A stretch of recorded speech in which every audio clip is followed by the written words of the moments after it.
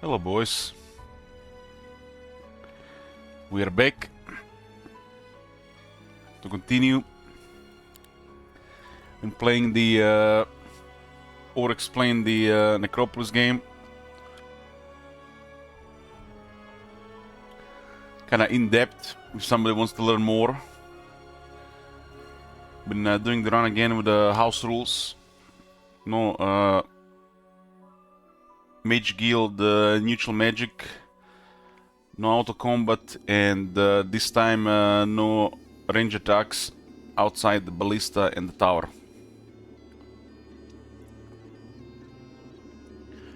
It's first month, week 4, day 3. We got blue the border here. It's their desert down here, but I'm not sure who they're playing, but could be Necropolis. And we still have to get our own desert town to the north. I assume that because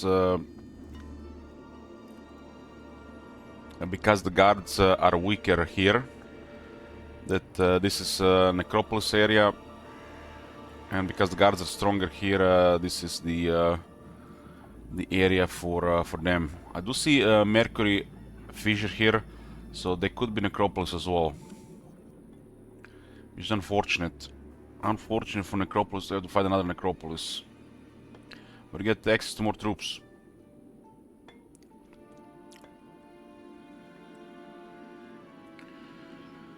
When playing with the economy hero as the starting hero, she produces a lot of gold.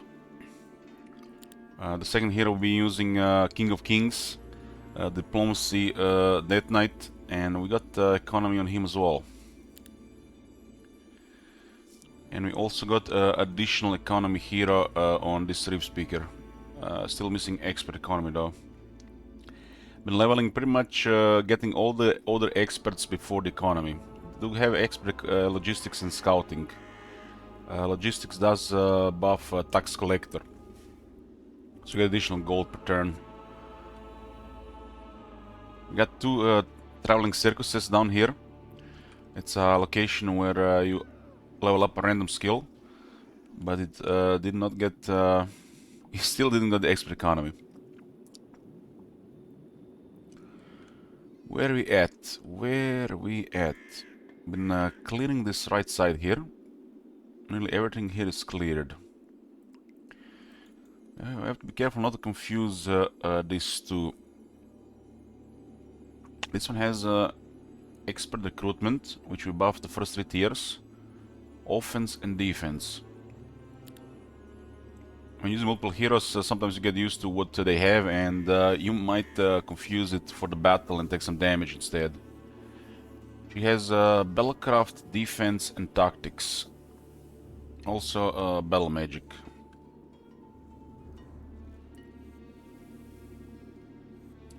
So basically, her army is a little bit tougher. With the Battlecraft, does do have additional attack, but it can really be as strong as offense in dealing damage.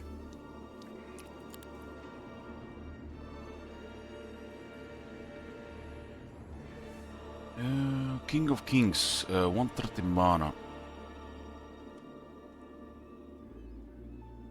This is a nice to have this tier of truth in between, so you can restore movement.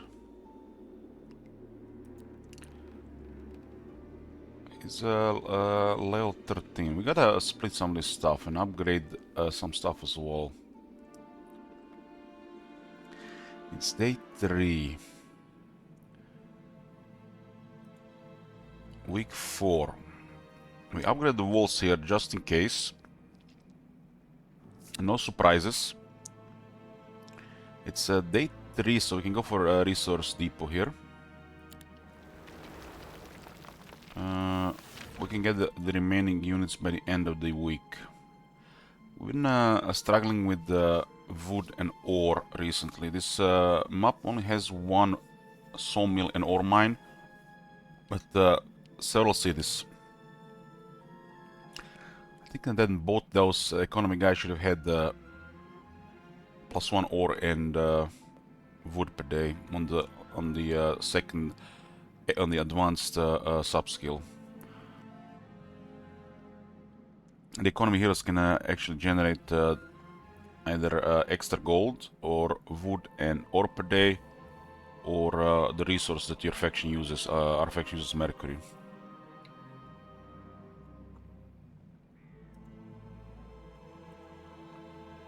The second city also needs to build leeches and the other two.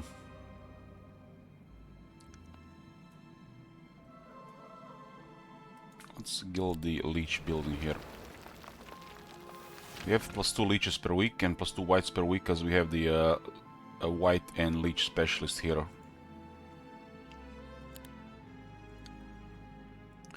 Those are nice to have with the multiple cities. Like down here grants more whites, and Etric grants more leeches per week. We also unlocked economy on him, so we could get wood and ore on him. So 3 economy heroes.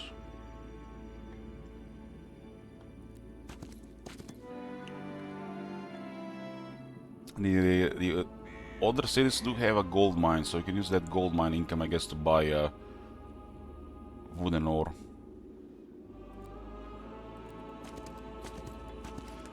And sometimes it's nice to have, these secondary heroes to, if it's in the way, get their stats increased by the Stinging Sword for attack, or the Summit Automaton for defense, the Magic Wheel for spell power, or the Knowledge Garden for knowledge. This increase wants to visiting hero their stat permanently. Then you have the Pauper Knight Order, which you can pay 1000 to get +2 attack or defense. There's also the spell power and knowledge version.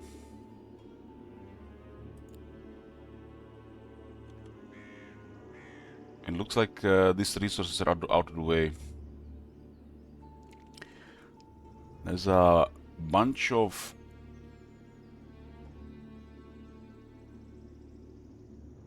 nasty stuff guarding the Sword of Judgment and the Pandora box. This seems to be a issue with random map generator, but clearly it has a little bit tuning when you see stuff like this. An entire area of learning stones. Work in progress, I guess. This is the first time I've seen things that is out of the auto. It's not really reachable.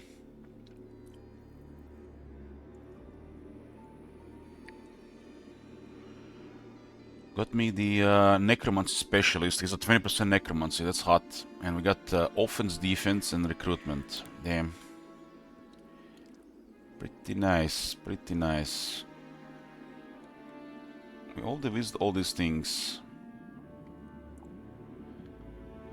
I do hope they, in the future, give us a way so we know visually that these places have been visited. Like a small green check mark on the thingy when you select a hero, that they actually been there. Easier to read them up. So lacking ore, but they have a lot of gold, I want to upgrade a natural calm.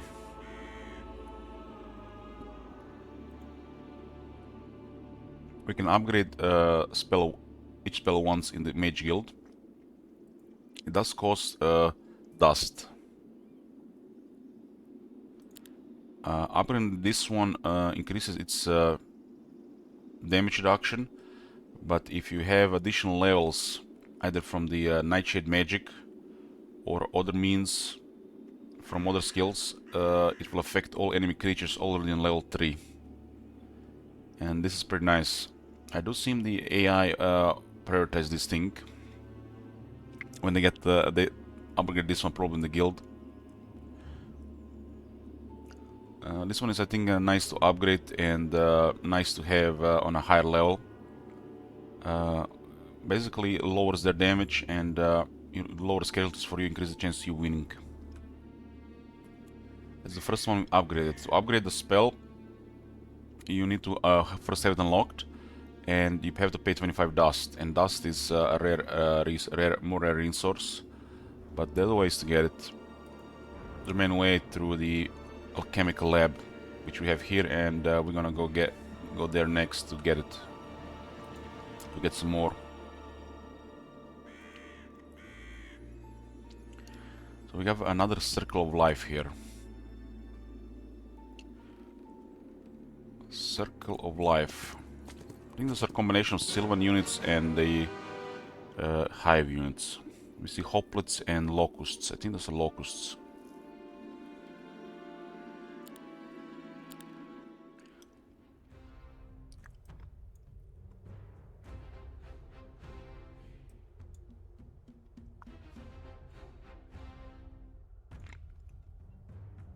Locusts do have 6 initiative, but this is our native terrain, so the skeleton warriors have more initiative.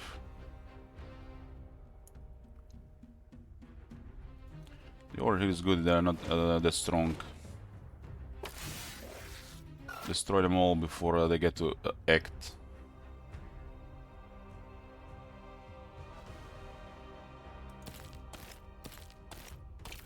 Managed to lose one of the vampires. Would have had 10 otherwise.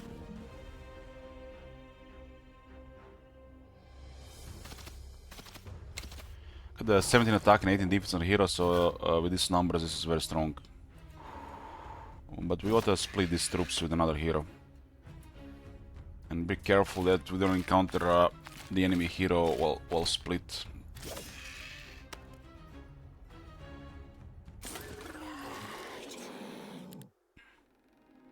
King is a level 13, that's pretty good level.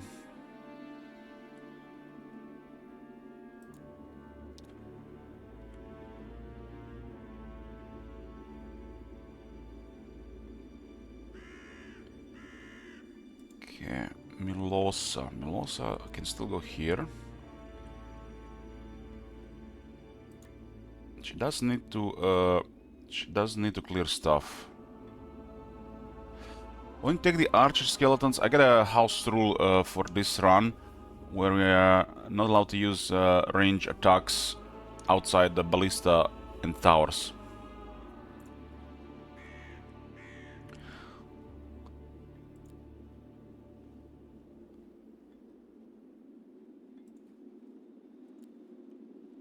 This is good to do in this order.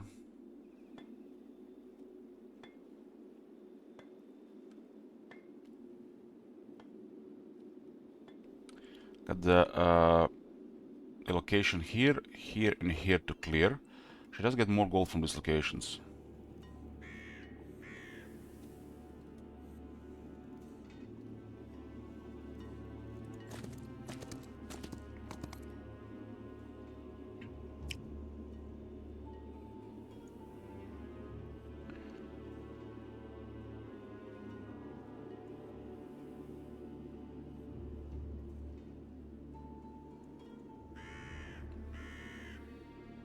We have solid items here, solid items. The best one we got is the second shade for knowledge. He did roll more attack instead of spell power. It's a Death Knight, she's a necromancer. Death Knight is a might hero, so they have a higher chance to roll attack and defense, while the necromancer magic hero has a higher chance to roll spell power and knowledge when they level up.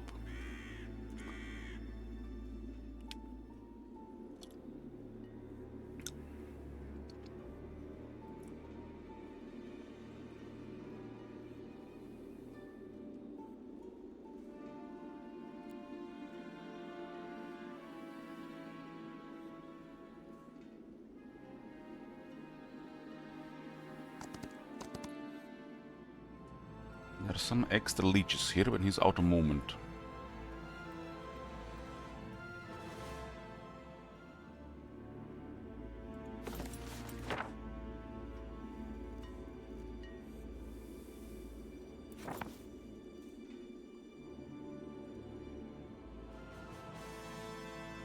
Yeah, should use relocation.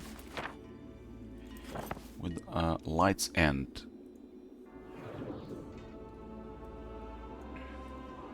I'm putting the grave robbers there.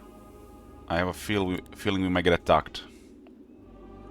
I get a feeling we might get attacked here. This is close to blue, and already during the week 3 this is easy to clear, but week 4 likely. But this big map for them to still explore. Around this time on this map, you can meet the enemy here, and this many grave robbers plus the walls 3 should be enough to cripple them, unless they got the fresh troops from the week on top of what they already had from before.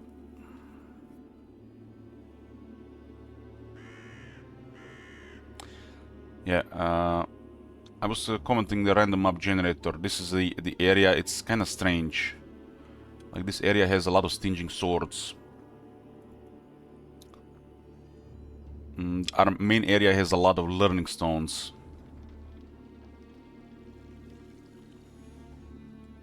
And for the first time we also seen this. There's an obstacle in the way here for these things. So a random map generator does need a little bit more work. What map is this? Shamrock. Shamrock is pretty nice. It's large, you get access to cities around. It's a 3-player map. Been enjoying it.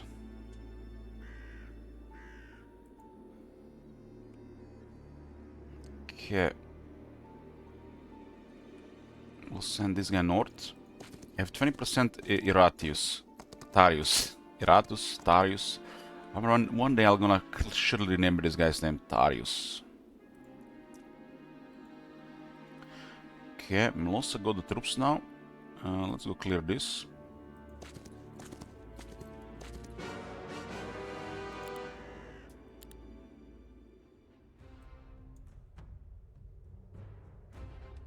This is a good position for this type of thing. Eventually you're going to learn what they're about. This type of places you just want to kill them all before they get to act. So in the right order. Vampire will destroy the cultists. Phantasm will destroy the leeches.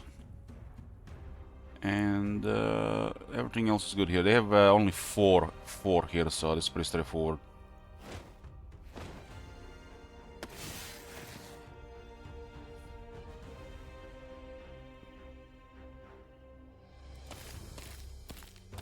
We can get Vampire Lords.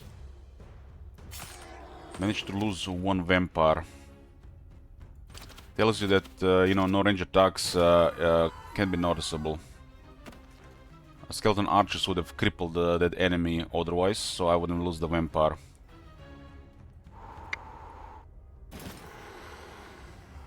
The horde of tier high-end lots of tier 4s is still problematic until you get a little bit more numbers to avoid losses without range.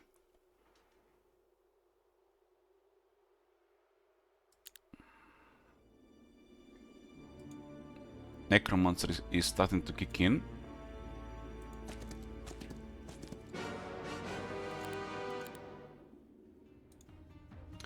This is quite a weak dwelling. Yeah, I'll get the house rules to make things more interesting. Every run, for most runs, will have house rules going on forward.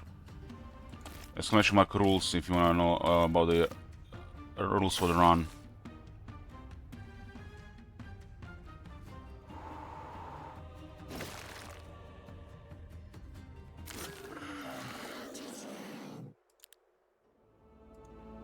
I was commenting finally on it that there might be the one of the only people who started using skeleton warriors, right?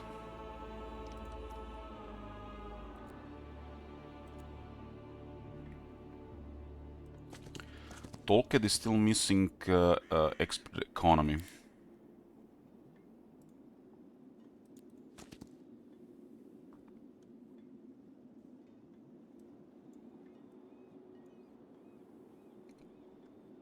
place the units and give him the gear.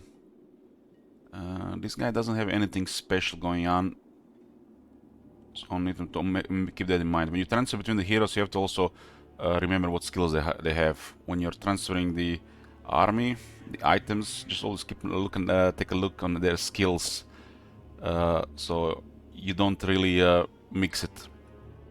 Because some of the heroes are built for defense, some for offense, some have better spells.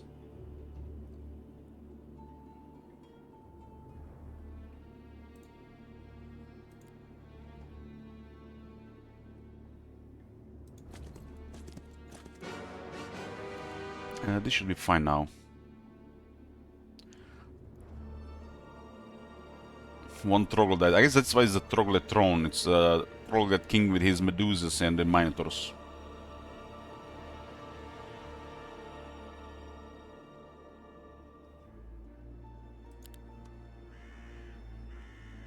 It's very nice to split the Dread Knights for this case situation.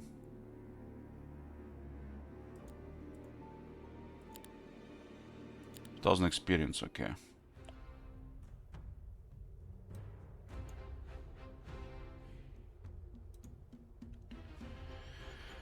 So their highest initiative is a Minotaur, so this is pretty straightforward.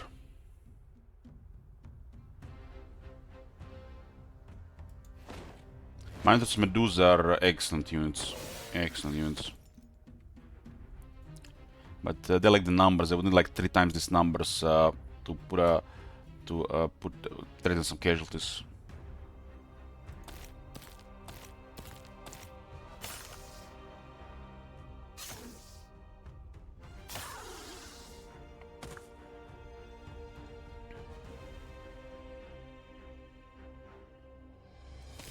These also are native terrain, so we have higher initiative.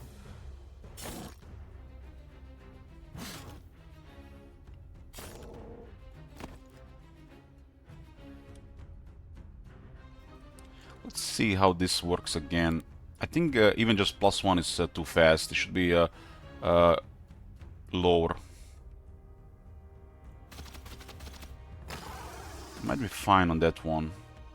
I do like the animation though.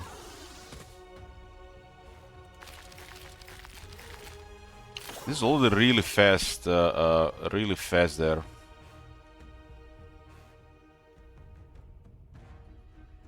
I like to see the animations in battle. It's like, it's cool stuff, you know. I know not everybody has the patience for it, but I'm a very patient person. I think some of these animations are really nice.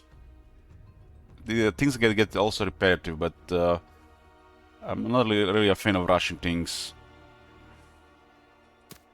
I think 1 increase is okay though. We'll see. I think 1 increase is okay. I honestly think the increase that happens here should be half. Should be half on the first one. I think it's too fast with just 1. It should be just half what it is right now.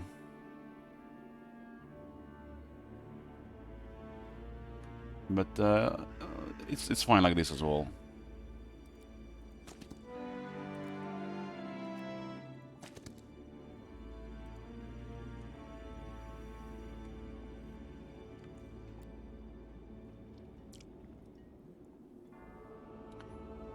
Okay, we have to still clear the side there. I didn't go to the desert early this time. I went through the native area first.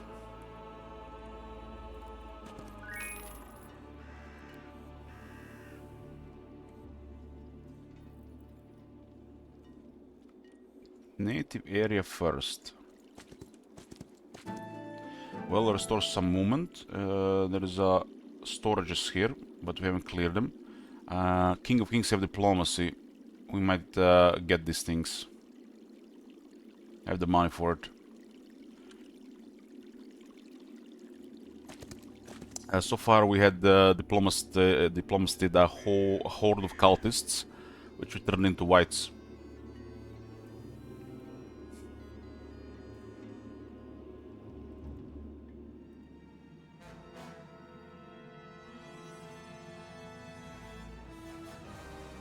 Interesting, this one doesn't need the extra Olden wood, but the Mage Guild 3 needs Olden wood.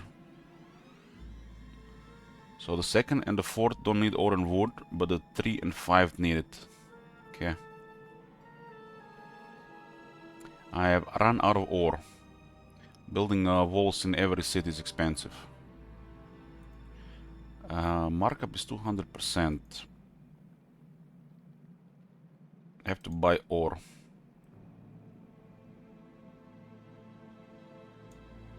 Let's go with 30.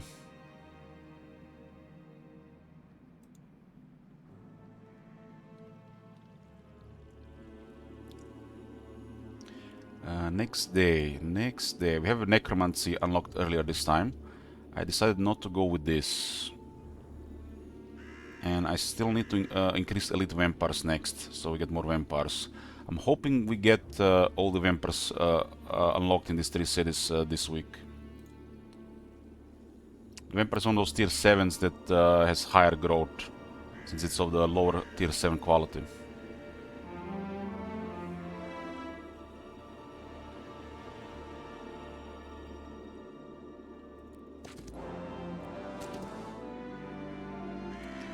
I like always the Soul Reaper on this one, but the Eternal Service is also okay.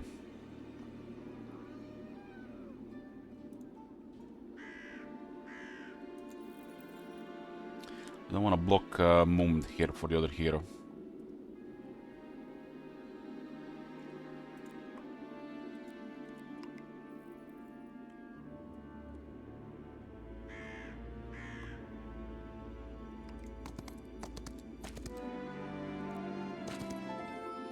This is nice to have in between the cities. It restores all your movement every day.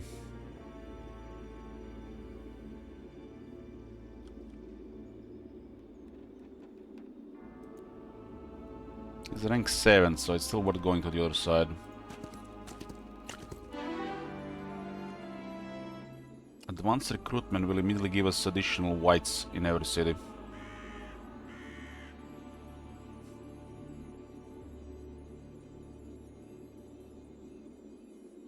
Like that. And elite guards. I like elite guards on the vampires. I think this one is a little underwhelming, and this one is currently bugged. Apparently it's bugged, but the warning makes sense, but the outcome is too much. In the temple game, this one was permanently increasing growth every week. But I think it should just be when the hero is present there, right? That everybody would think, right? I don't think they would have made that one that strong. So using this one currently, maybe it was just a rare case there, but there are weird bugs. Like resource depot on this map gave us +3, second one gave +3. They're supposed to get 2 each. And I capture McCrory Fissions, and it fixed itself. It stopped giving less. If I changed since the patch, no. I guess we could try it, Signori. Although this one is really strong on this guy, especially for the necromancers. So on this guy, the elite guards is the way. Additional attack and defense on the first 3 tiers. And the first 3 tiers of the Necropolis are more special, since of necromancy. And they're all 3 good.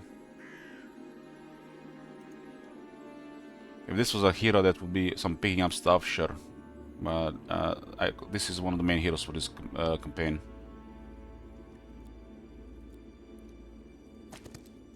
But they haven't patched the necromancy bug, so I doubt they patched this one.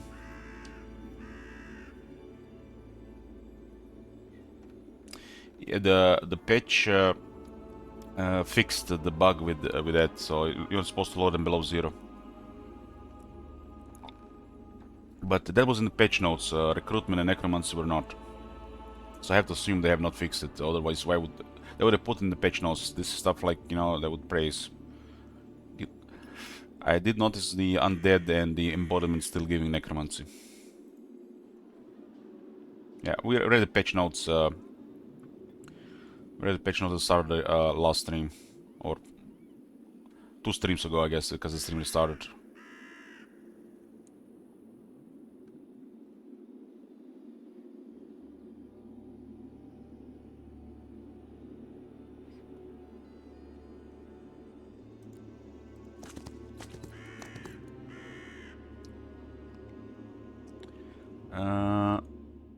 If you want to access the patch notes on Steam, you go to the store page.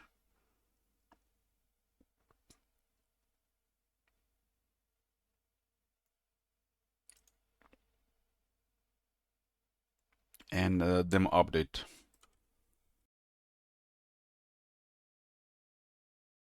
And you can see this 20 things. Key changes and other changes. I already mentioned the necromancy and the recruitment here.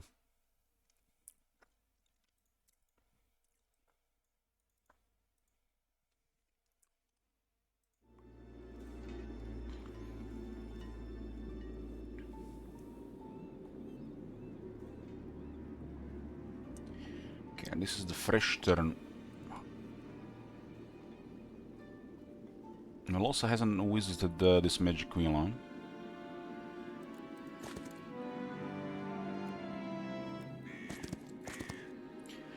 Hasn't visited the magic wheel.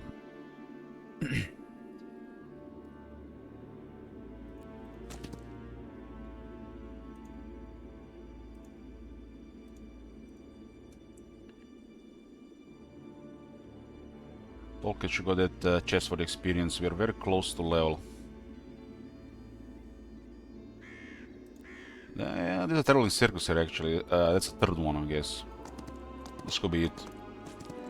Oh, finally, expert economy. We want to have a couple of these experimenters. It's one of the ways to get alchemical dust. Merchant is nice already if you start for resources and there's not enough cities.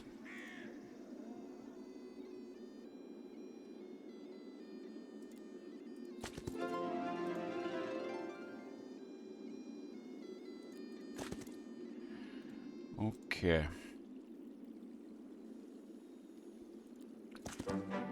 Wood storage. I guess I lacked ore because I haven't cleared this ore storage. In hindsight, this would have been even more gold and resources.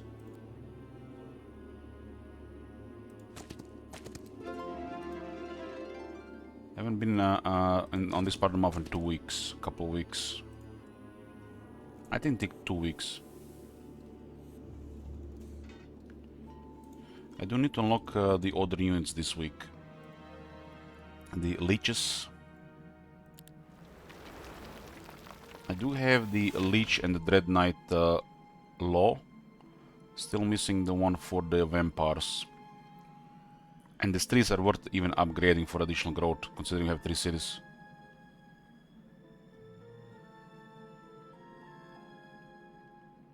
We're also about to leave this area into other area. I have a feeling the blue is also Necropolis.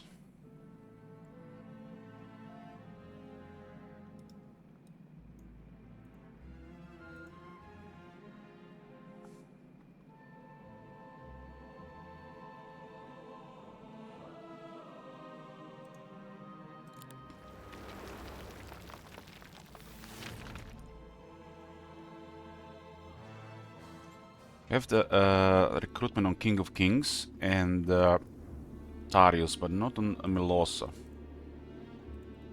Melosa could still get it.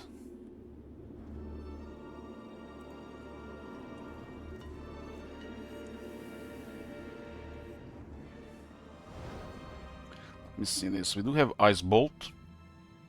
We have all the Nightshade magic in tier 1 and tier 2. There is no external dwellings on this map. Blink is useful and we don't have it. Let's unlock Blink. Tier 2s do require 4 gems, crystals and mercury. It does add up. Especially trying to get more dust. On Milosa, we have more spellcasting stuff. She has the Archmage in the Thaumaturgy, which immediately grants her all magic school spells of 1 level.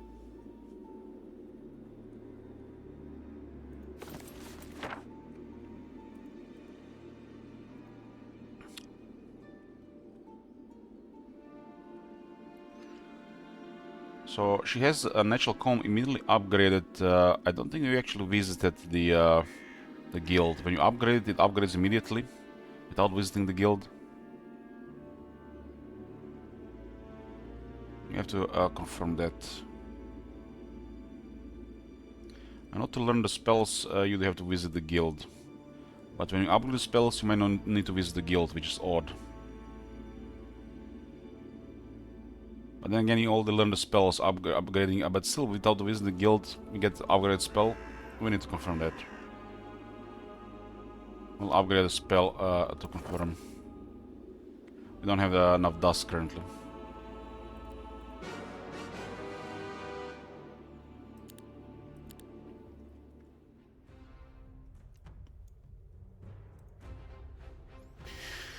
Three mothers, and they will survive the vampire attack. Damn. Survive this! Man, I don't like how that looks like. I think it's too fast already on first one. It should be slightly faster, not already like twice as fast.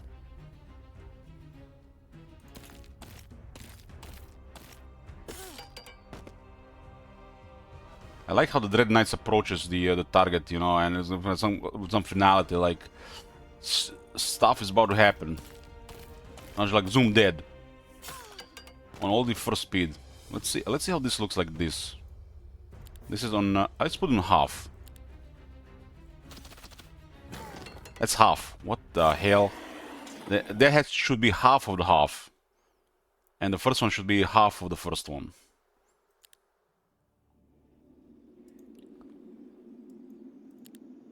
Not a fan. Not a fan of this.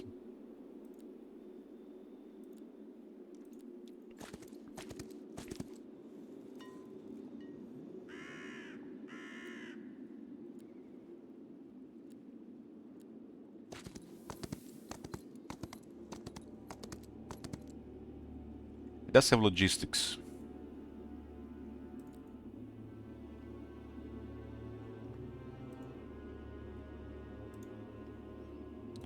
More Dread Knights and more leeches.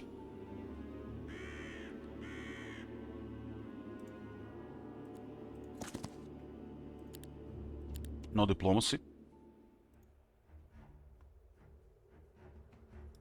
Harvester locks have 7 initiative, 7 speed. They do have double strike. They're tier 2 hive spawn unit. We give them -2 morale and -1 luck.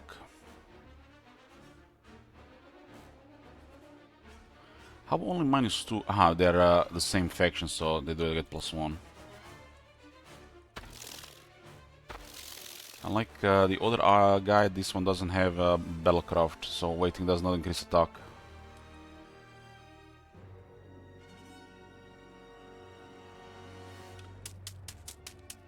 "82 locusts.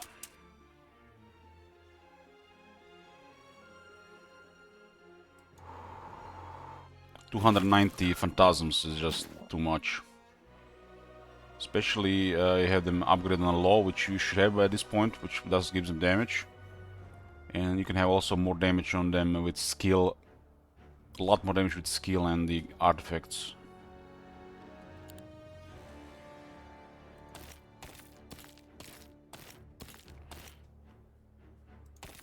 Yeah, new factions. Yeah, it's gonna be a blast. Like I feel like any new con for this game is gonna be a blast. Squash bugs. Hopefully they have squash bugs too.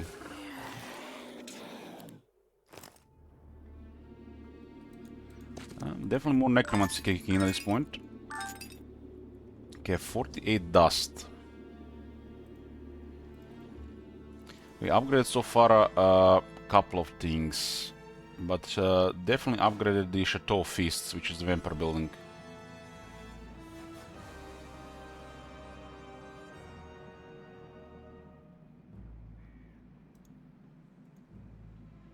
This is 20, 30, 40, 50, 75. Hello there. Hello there. We should definitely get some dust since we are here.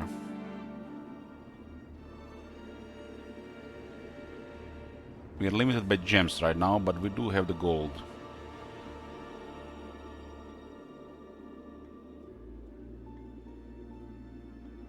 And it's day 4.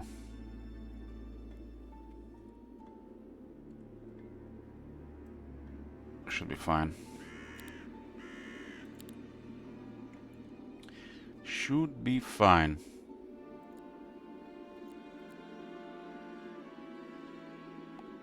Clear the main locations here.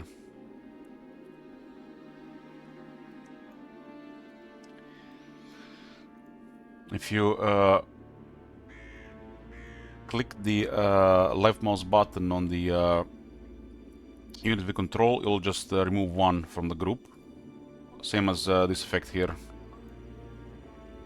If you click the control shift and right click, it will split them. Make them fill the slots.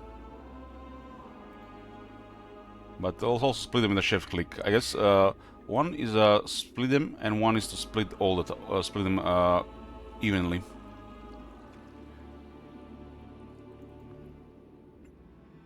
So yeah, with the shift left mouse button it splits them, but with a control shift right mouse button it will split them across the open spaces.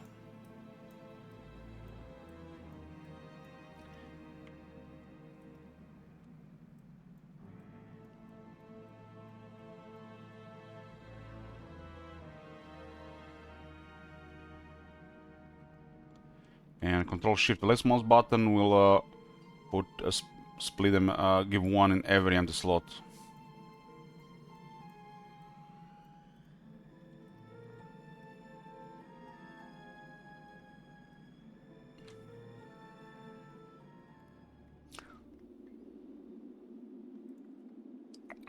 Still need one law for Lint Vampires. We're only getting law from the cities currently.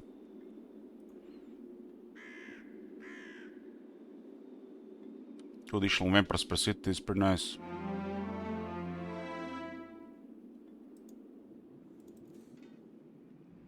Okay, to confirm, does the spell get upgraded without visiting the Mage Guild? That is my question. I upgraded in Unnatural Calm, and I have not visited city, I believe, with Melosa, and she had the upgraded spell. You can only upgrade this spell only once.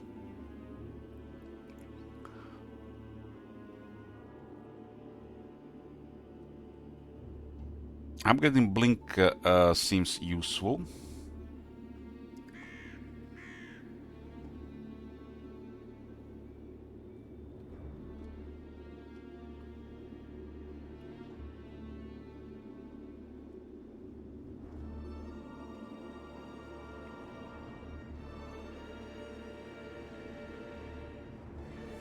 Optical Illusion is pretty nice as well.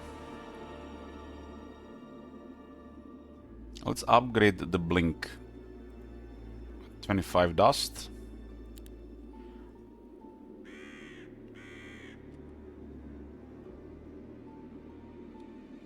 It's more range, it's very nice for Necropolis. Does this mean the Blink is automatically upgraded here?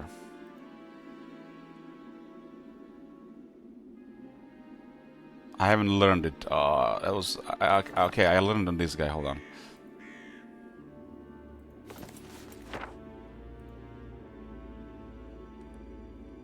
It's automatically upgraded. You don't have to visit the Mage Guild.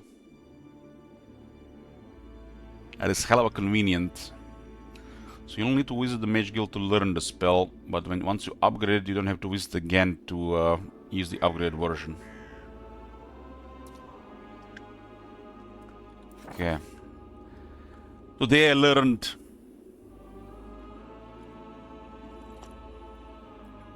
Okay.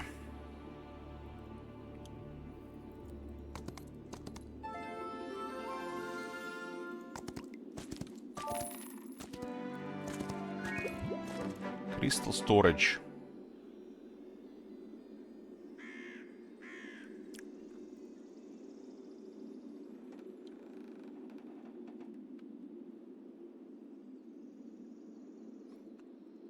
I can still upgrade skills, okay.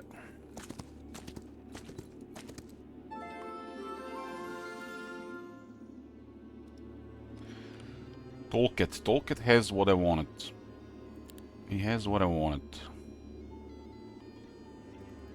He has logistics, expert economy, and expert scouting. To the front. To the front. I guess we move this first.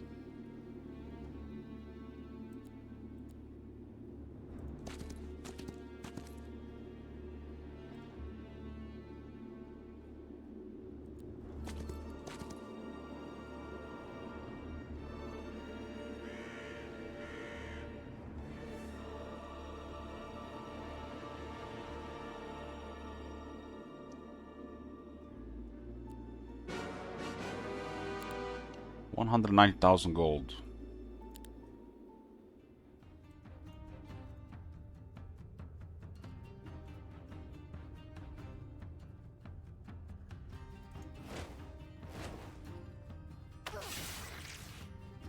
Pets on the light weavers. Dogs on the Sun's Herald. And the phantasms on the light weavers.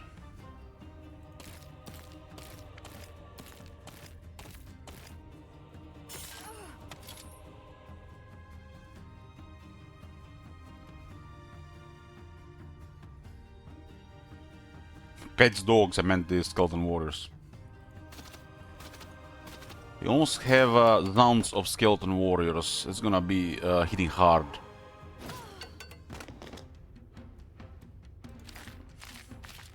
Zones is 500 plus.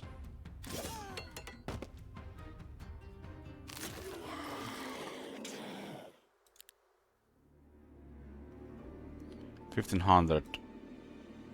Oh no, this place is just 50. It's 50% more, so Ishida gets more.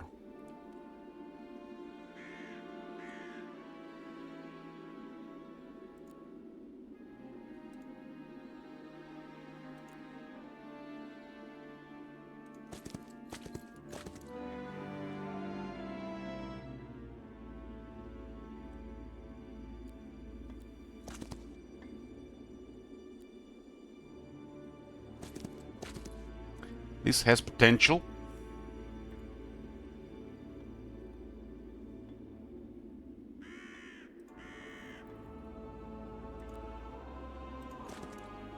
Potential.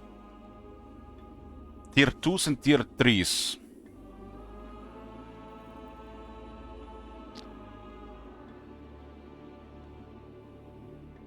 So why the 6k price gap, huh?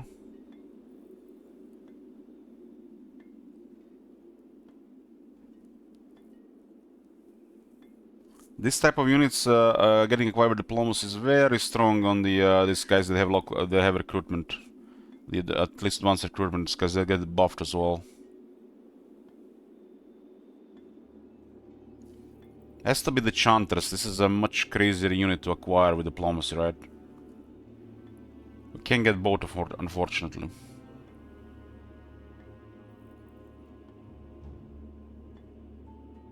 I guess we purchase both, then we get the option to remove one.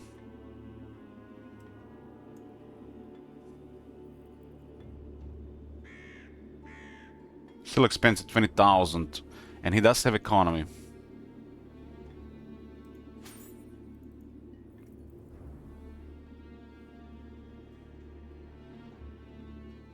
So it would have been 15% more expensive without economy.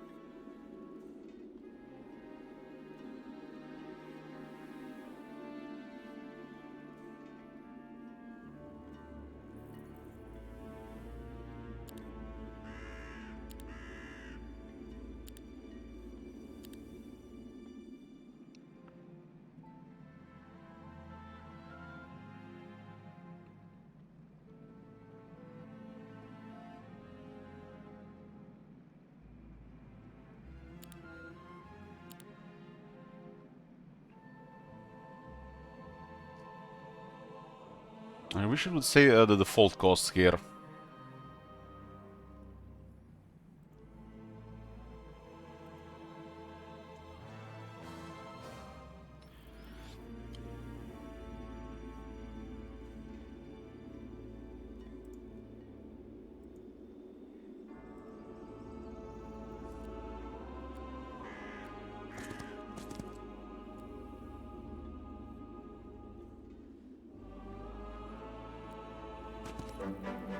Ah, this is the daily thing, yeah. Okay, I thought it was the one with the halflings.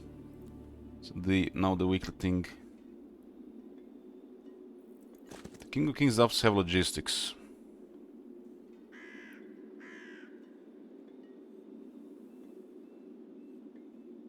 We got liquid silence from that, I think.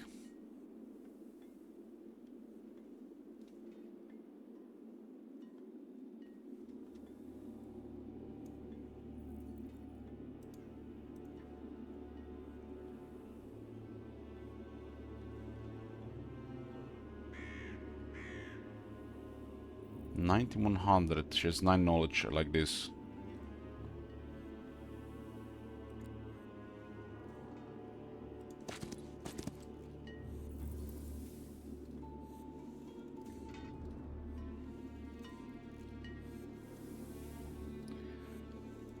Diplomacy again.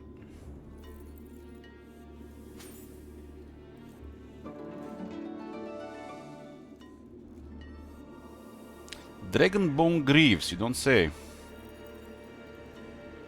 We have already 2 pieces. So this is a third piece, we'll get +2 attributes from set bonus. This attributes are looking pretty nice now.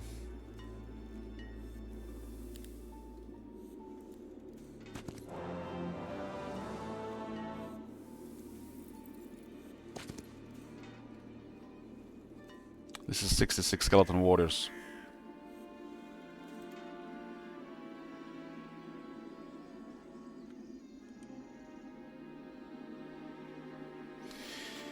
Someone is sorted on this side of things. Send him. I think it's a him.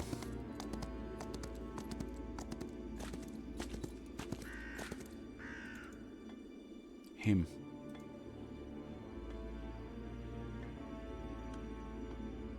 Heroic Strike dispels positive effects, huh? Hero, I think we should try the Heroic Strike hero next.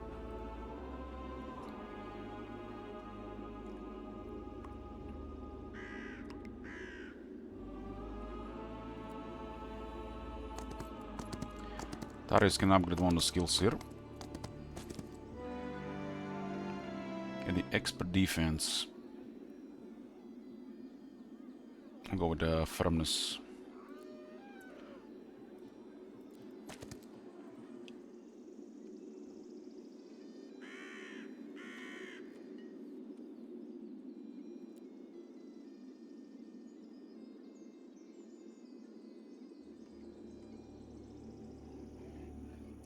What should you even have? Advanced insight.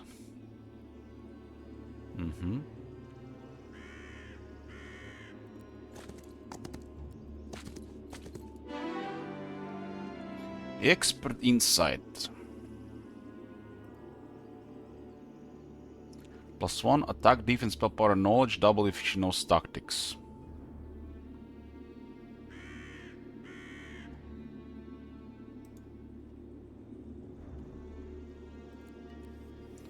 Okay.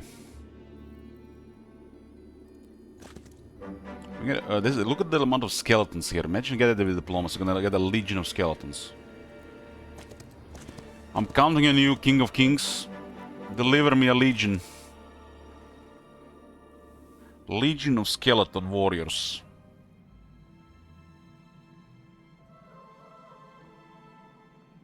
Get the vampires.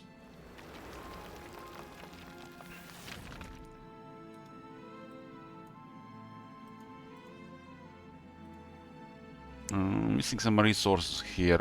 It's 15 now. 15 ore, 30 ore, huh? Well, have to buy it. I think the second economy hero should have also had +1 wood and ore instead of 500 gold. Would have been way better. Even with logistics.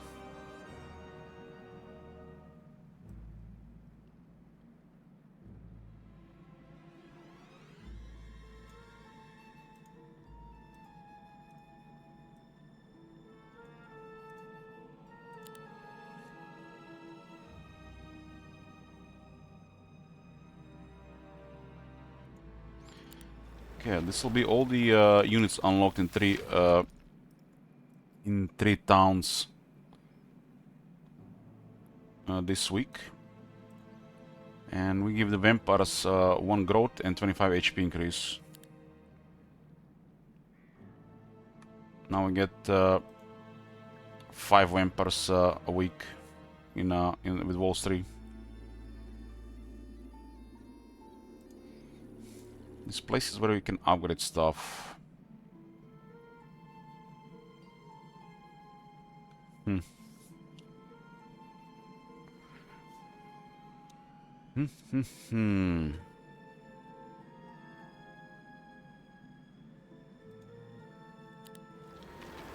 Quality Pavilion.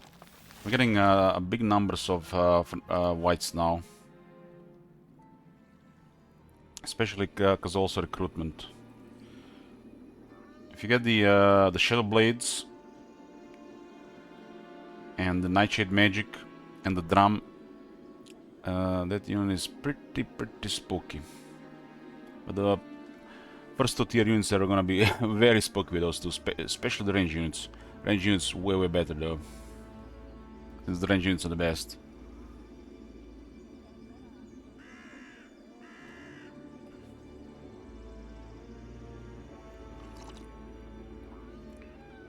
Wasn't even available at the tavern. Lodos and Valka. We did get the units from them, from the other ones. I think Tarius visited all these locations. It would be nice if you click on a hero and you can see the visual if this place has been visited or not with a small X or a check mark.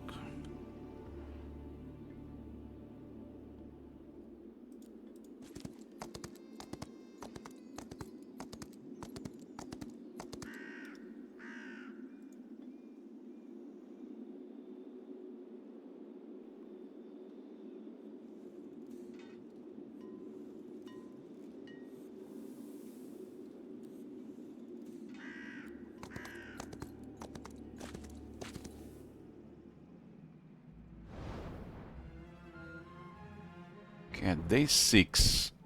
Get the vampires unlocked.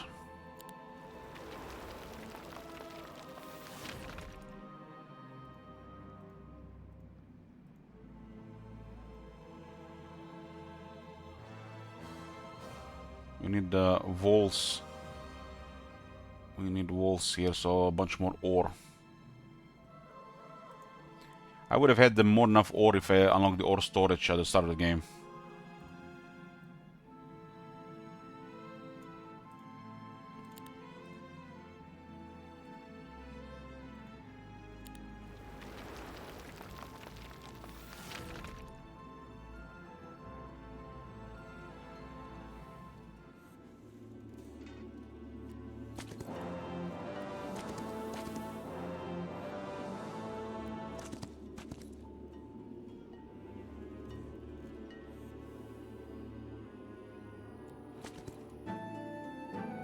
This guy is at basic economy. Telling circus, huh?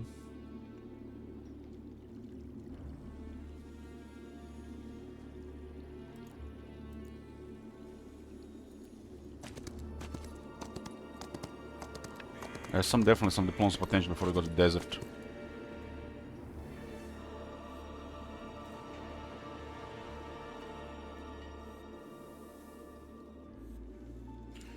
Toolkit.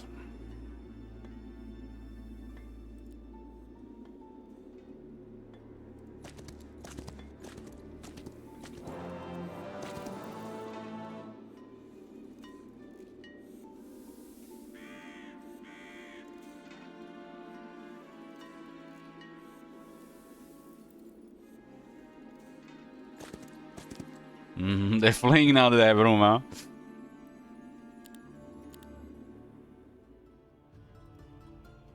Gnat. Gnat and a Warden Nut. Warden is the tanker one.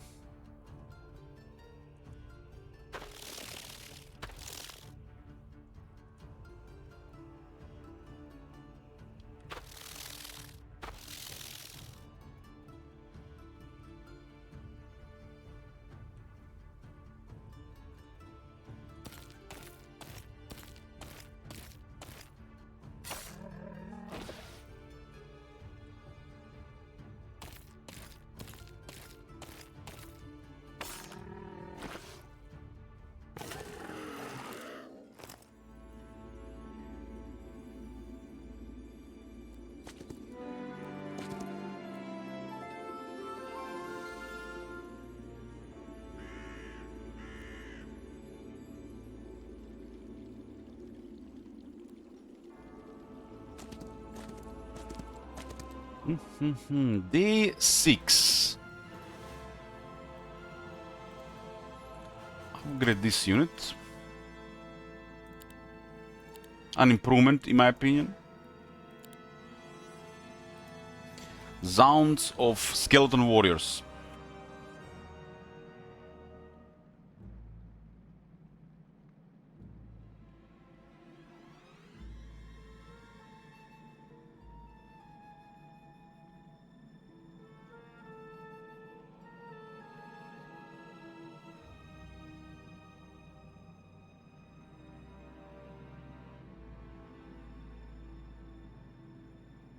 Yes, sorry for interruption. Cat. Cat is all alone and just meowing at my door. Thinks he's gonna get a massage here. You got sleep here, it's all he can get.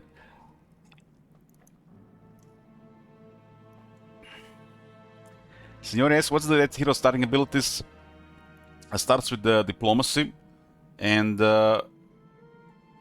keeps its armament fleeing from battle with neutral squads, and increases the persuasion power when used diplomacy by 5% and more every 4 levels.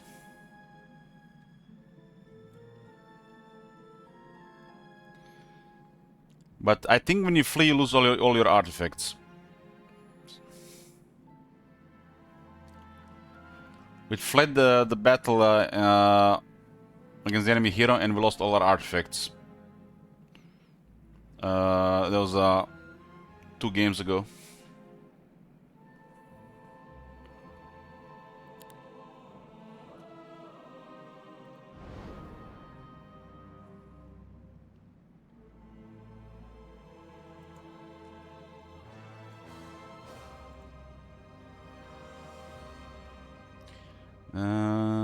Level. We can actually use this one, huh? If surrender, you pay, but you keep artifacts. I don't know if you keep your artifacts if you surrender, but I assume you keep artifacts and the armor if you surrender. I assume.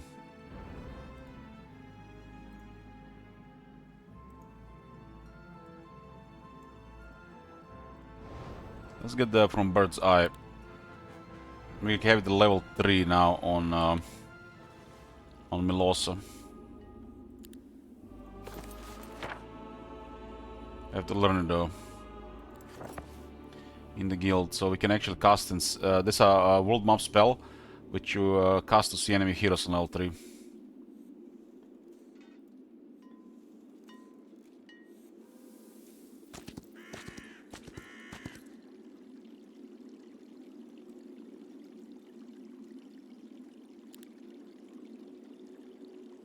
Now he's meowing to get out of the room. What a punk. I'm gonna leave him meowing for an hour next time.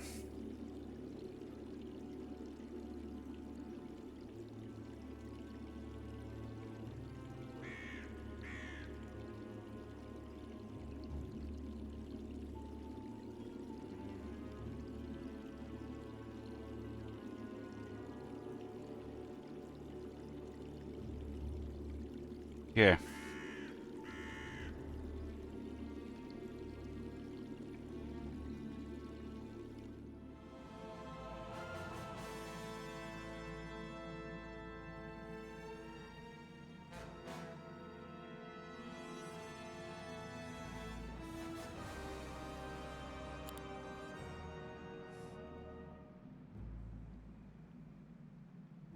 can upgrade the kennel.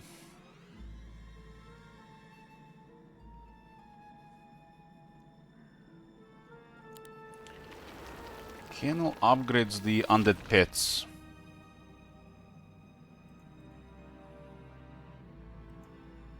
There's one with higher initiative and speed, and there is the one with that's tougher. The Barghest does break enemy defense, which is hitting strength himself. They're both good. They're both good.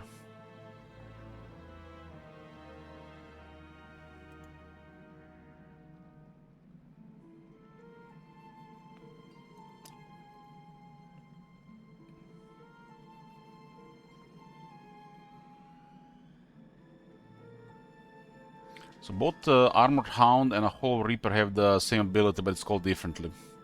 A bit confusion with that. That's actually 3 attack, 3 defense, never mind. Hungry Hollow is attack, this one is defense. Protect the Fallen, Hungry Hollow. When a friendly creature dies, this creature gains +3 defense until end of battle.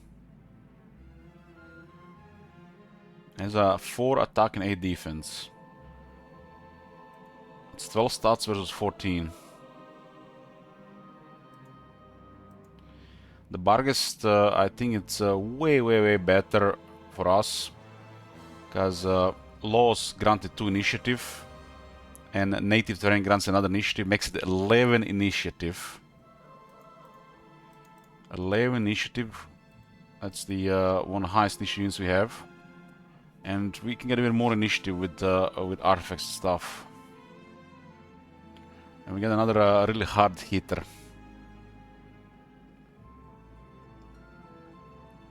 He still has the melee defense 1 trait. And there's another good thing about the Barghest. Necromancy gets more Barghests than Armored Hounds. Due to how the Necromancy works.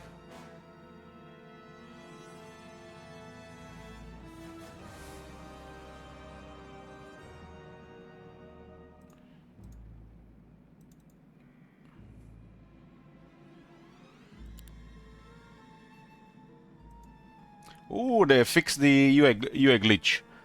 It's the red doggo. Necrons based OHP, yes.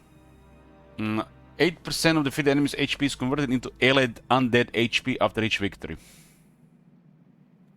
This is why there is a downside and an upside to the low tier units.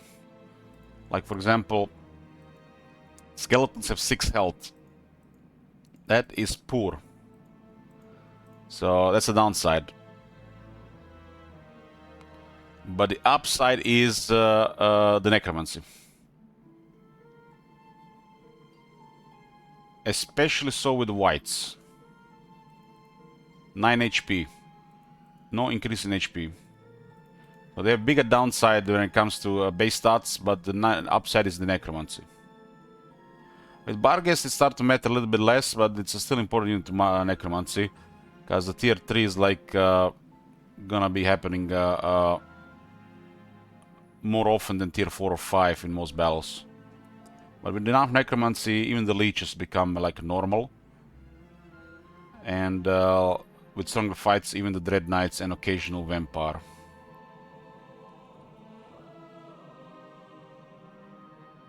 If you don't have any skeletons, then the health is converted into the next closest unit. If the next closest unit does not match the Necromancy outcome, you don't get anything. It's good to have at least one of the tier 3, first tier 3 units in the army.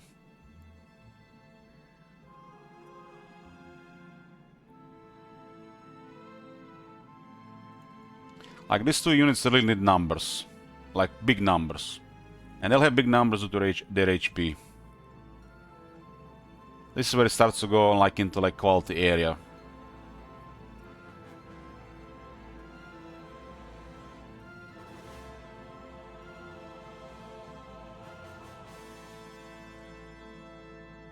If you're playing with Tarius or Funerella, they can have 20% necromancy, 21 and higher. They can have over 20% basically. Tier 5 and higher will be more common.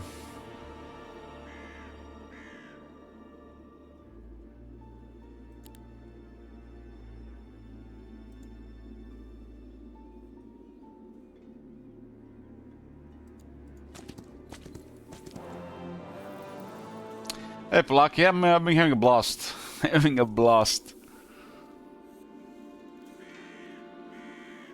It's even more fun to play since, you know, almost as many people are watching as Total War. So that's a big plus.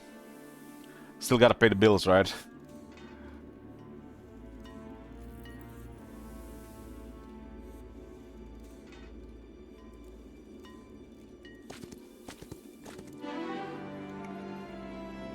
But one more skill here. Offense is great. Offense is great.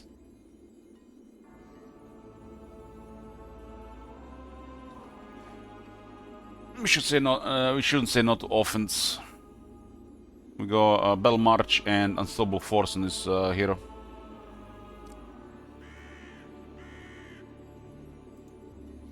And we got all the skills. There's a nice synergy between this stuff. I have enough, really enough protection and enough offense with some spellcasting capabilities. It's pretty good stuff. Like the synergy between Thaumaturgy and the battle magic. And good synergy between the Battlecraft and Tactics. And they do good things on their own for our faction. We just need to get better at arcane magic.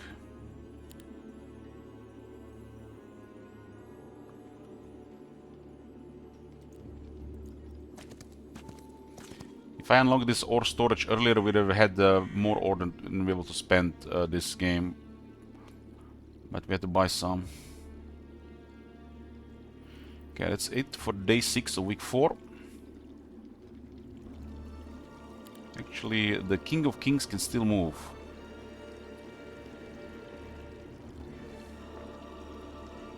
I forgot to upgrade the vampires.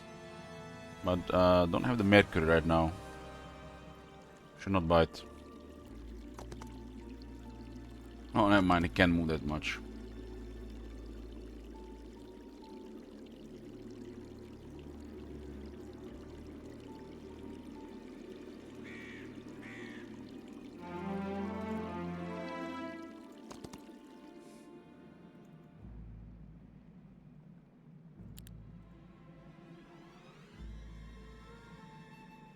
Everything's unlocked here. Just need the walls. Okay, that's done. And this is done for the moment.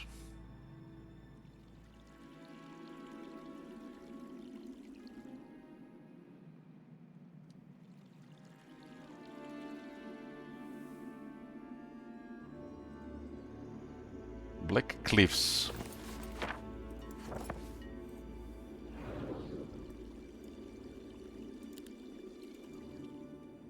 What I would detect on the walls? The stack of tier 1 creatures. It is kind of overpowered with the temple, by the way. Upgrade the towers and double shot on the main tower.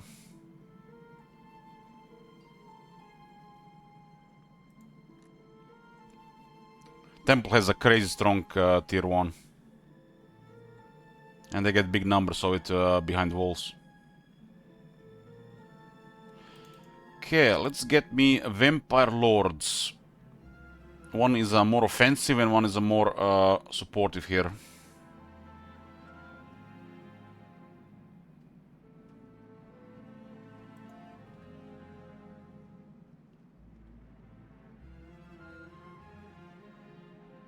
Well, we've been getting over 300 towards the end of the first month, and that's beginning of the second month. We had in that game we had quite a bit of siege fighting. The siege fighting actually helped us huge against the orange player.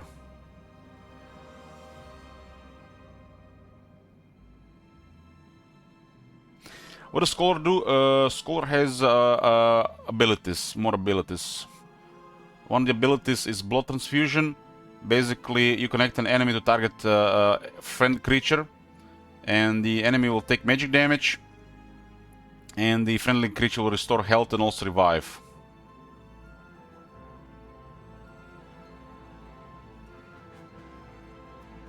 And you have a corpse explosion.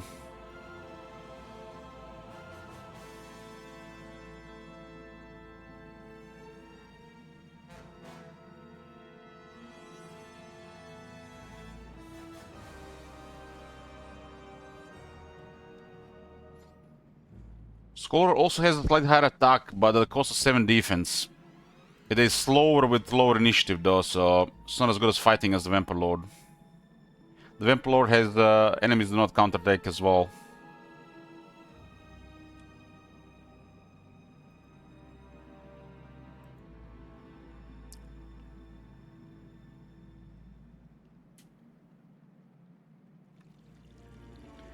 The end of the week, Elite Vampires. Now we get even more vampires per week. 6 vampires, 6 vampires, 6 vampires. 18 vampires at the start of next week. And no Mercury. Nice.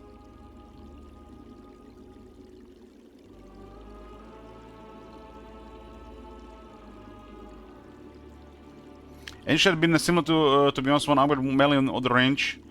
Well, the Apotheosis is kind of like a melee angel. You don't have to shoot. Shooting is optional. You can choose melee attack instead. You have the range units do have an alternative attack, which is melee, and the duelists are basically melee units with a range attack.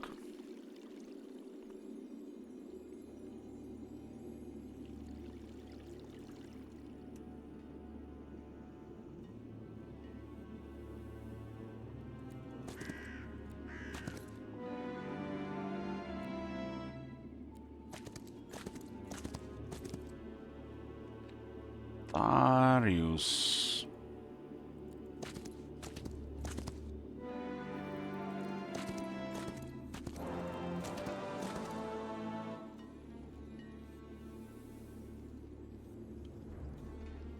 If the enemy, there was a fight where I lost 12 Archangels. They did okay initially, but the moment they got pinned, that unit was lacking. So in that case, Apotheosis would have been better. I would have caused way more damage to the enemy. Way more damage. Especially because I had the region set.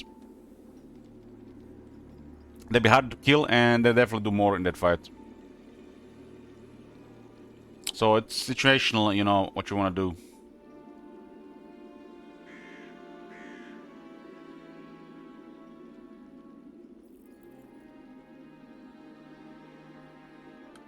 King of Kings, do not fail me in this one.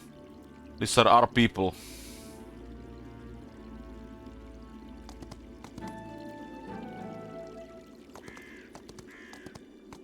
Come on, man. Come on, man. Where's the diplomacy? This is why we have you. Diplomacy is more than balance.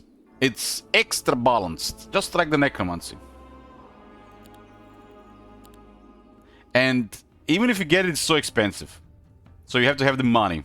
And you think you're gonna have the money, money is just so easy to spend. So you have to do really well to have the money.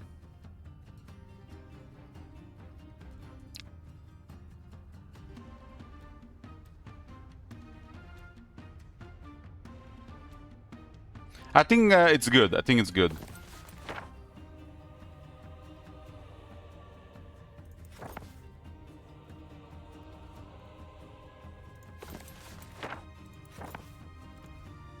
The RNG element makes it, I think, more fun.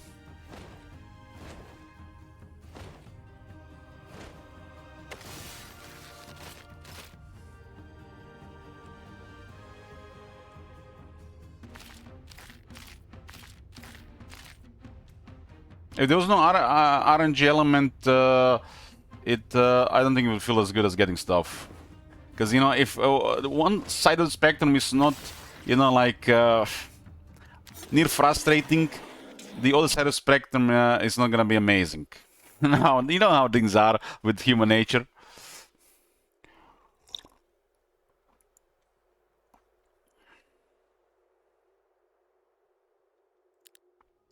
Yeah, but we need this. We don't have the ore. You can cast read minds.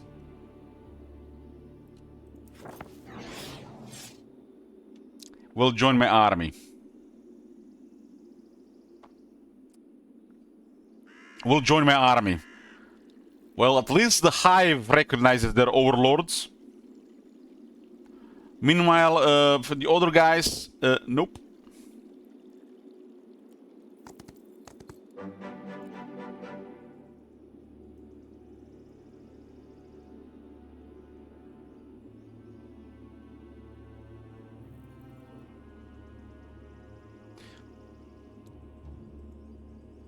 Will flee.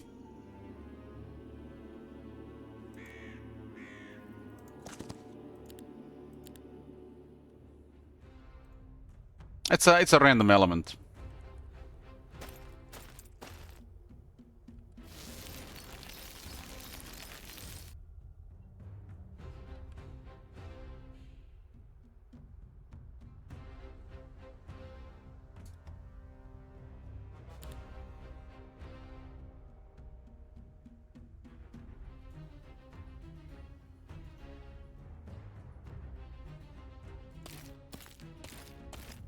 First move should be Vampire Lord for most times because he has no they have no interaction against it. But this one is really hits hard. That's almost a swarm of Barghest. That's nasty. Yeah, the undead are neutral on the morale, which is a great thing. But if your enemy are undead, your undead qualities, you know, are lacking. So undead don't want to see other undead as the enemy. For starters, Memory Devour doesn't work. Vampirism doesn't work. I mean, it says it should work, right? I don't think it works actually. Maybe it works. And all our morale penalties for the enemy don't work either.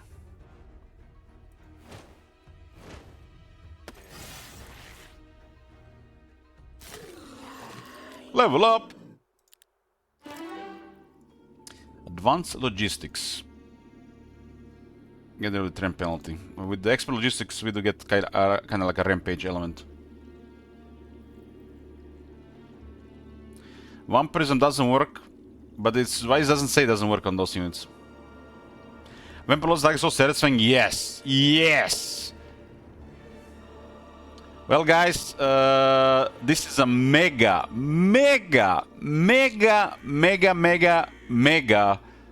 diplomacy. And if you think you have a lot of money, 100,000, and I have nothing to spend it on. I have nothing to spend it on. 20k poof.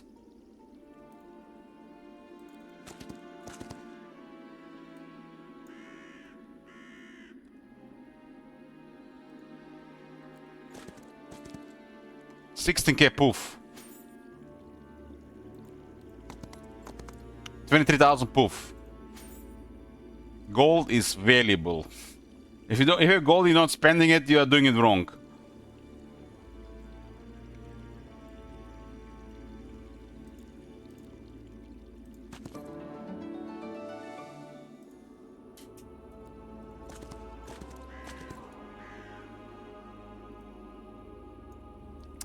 That's 23,000 for a throng of skeleton warriors, and that's about to be a legion of skeleton warriors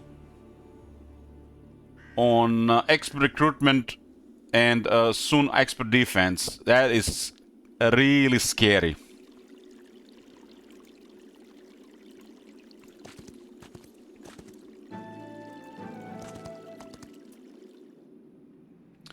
What we do with these bugs, we throw them into the transformer. 45 whites, 57 whites, 185 skeletons, 90 skeletons.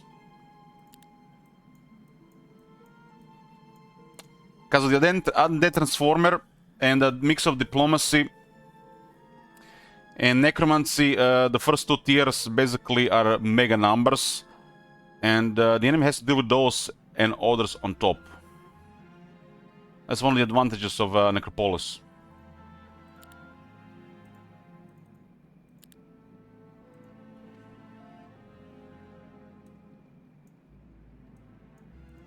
This is spooky. On its own, we can clear neutrals, really. And we just got it on top of everything else that we're getting. This is why I like to have one diplomat guy, and the King of Kings is perfect for this. To get those extra troops.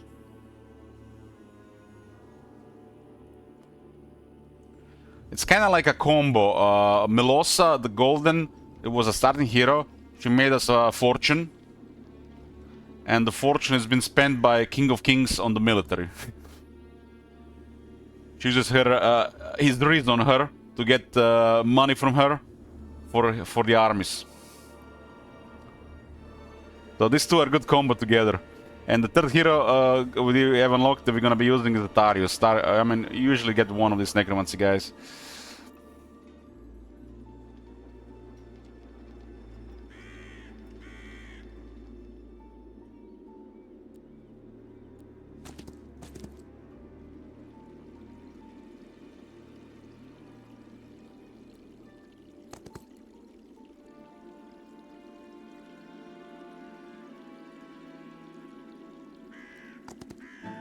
This guy is logistics, scouting, so no terrain penalty, and economy. So it's a nice piece, nice link in the chain between the heroes.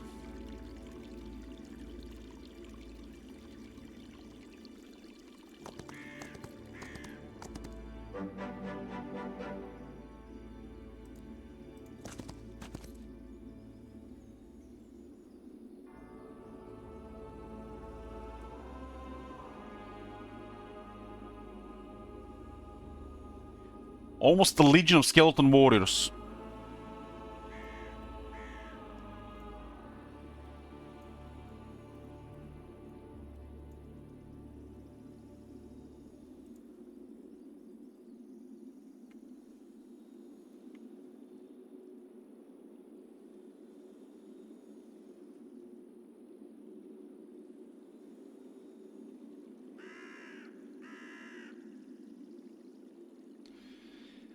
Well, look at it that way. Necropolis uses its might, economical might, to get others to fight for them. And even if they survive, they still might end up becoming undead. It's an evil thing to do for an evil faction, right?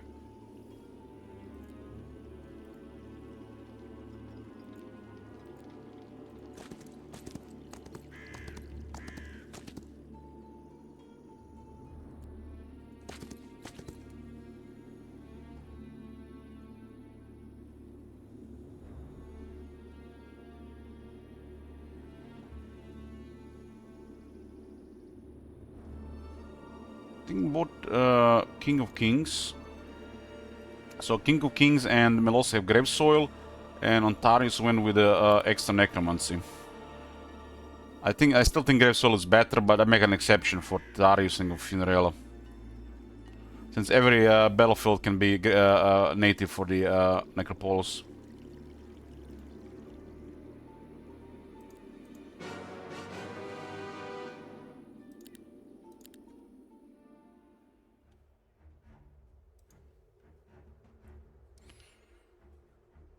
These things have more initiative than the Phantasms.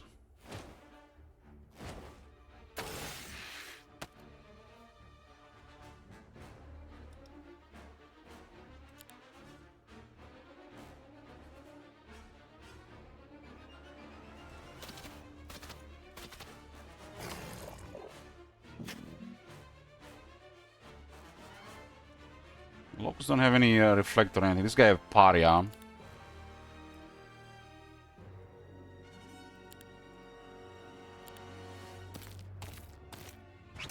Should not forget about Perry.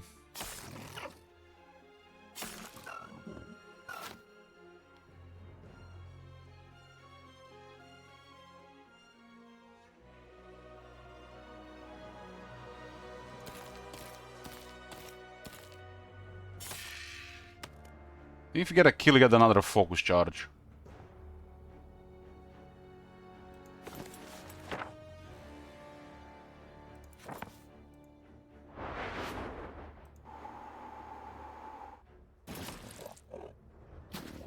Dread Knight has a double strike. It's pretty much its main thing. You get luck on it, and it's great. 2 Barghests, 3 Phantasms, and 7 Skeleton Warriors. She gets 50% more on gold on the map.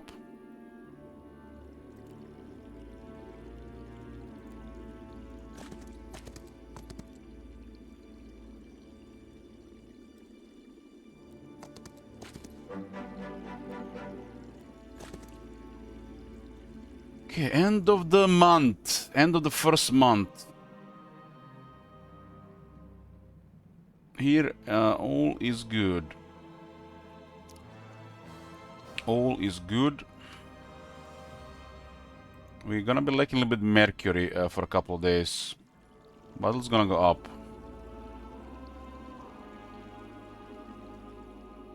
6, 8. Bugged again, huh?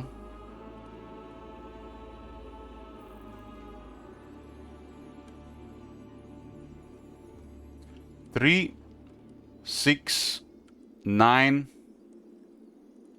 10, 11. Sometimes it's +3, sometimes it's +2. Side game, decide. There's a bug going on with resource depots. Sometimes they give 3, sometimes they give 2. We have 9. We have 8 mercury per day when we're getting 11.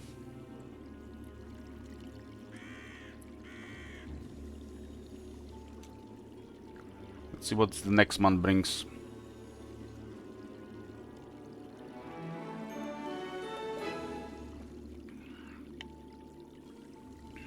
As you see, we received 11, and it's 8 per turn. So it bugged again. I reported this bug, sent 2 bug reports. It works weird. Maybe all the resource depots are bugged like this.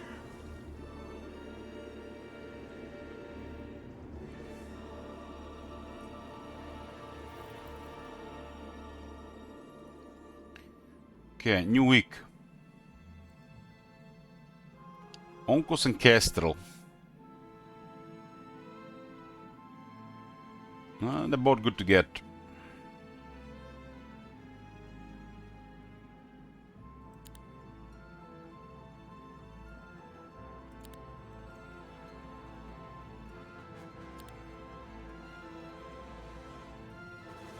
I would like to try Onkos in a single hero game.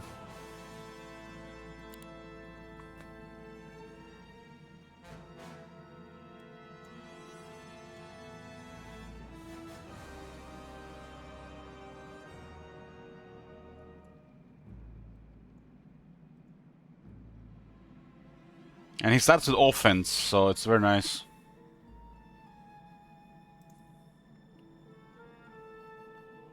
He's a Dead Knight, and the offense is not part of Harbinger of Doom or the Walking Rod.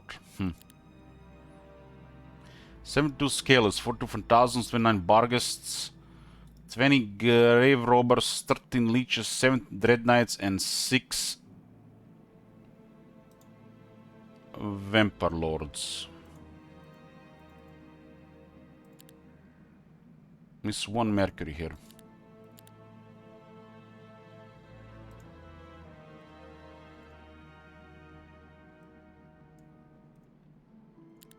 And we upgraded 2 vampire buildings. We built 2 vampire buildings last week, so we're a little bit low on mercury, but it's not gonna last.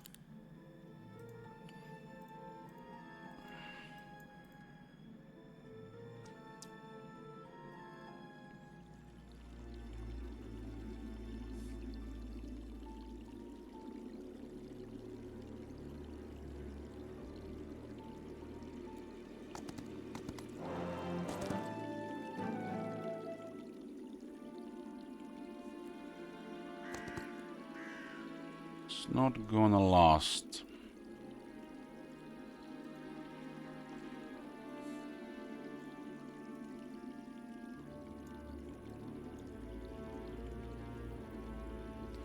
That's a legion of skeleton warriors. The start of Man 2.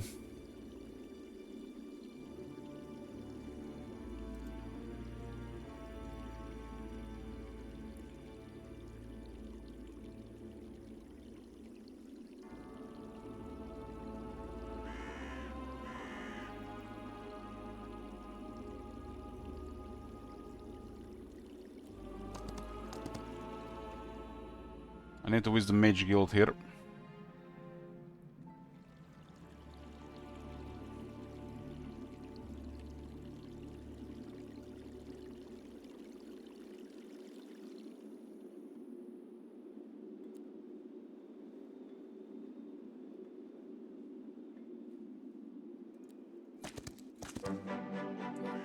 Oh, more mercury was here. We're gonna need a lot more. No logistics, no economy.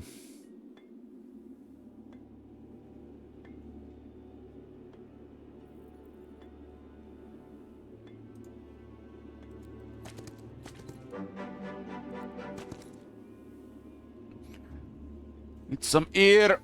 Need some air. Damn, the sky is gray, purple gray.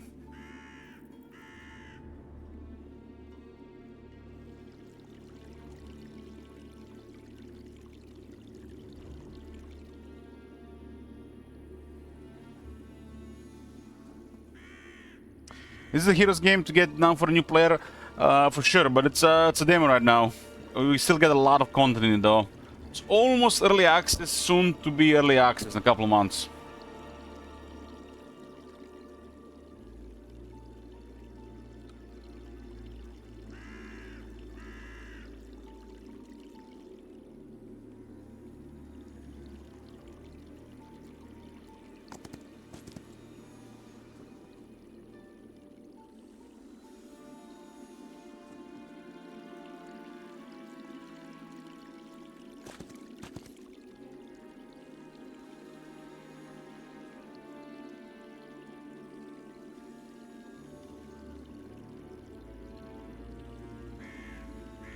It's a cave dragon there.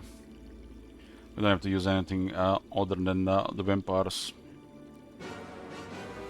Ashen dragon. I don't think I've seen an ashen dragon in this before. I think I've only seen cave dragons and the occasional black dragon. Maybe that's a cave dragon, just different unit card. I guess they changed the unit card.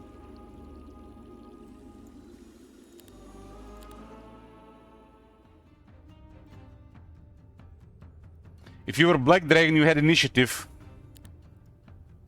We have more just because of our terrain. It's an Ashen Dragon, damn.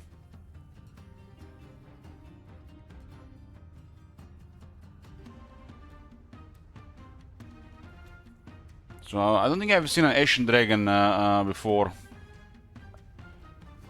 In this one.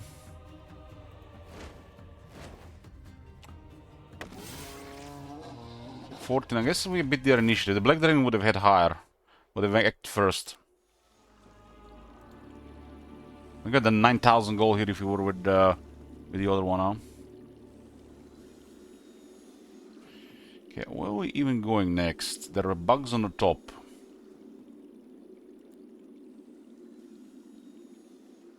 And there's another black tower here.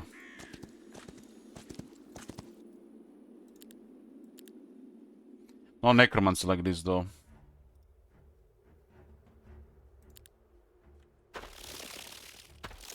We're not gonna get any vampires from this.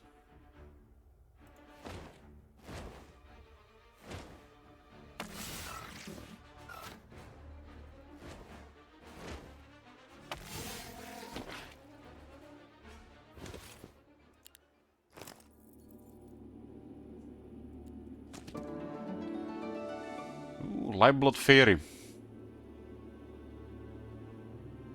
Although without the swamp boots, our main hero will not be able to move at all in that second area.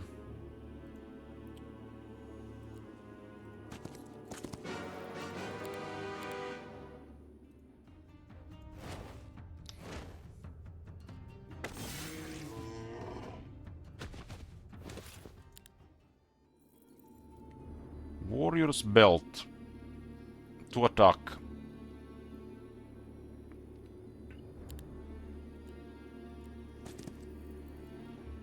It's Onkus there. Should have move here.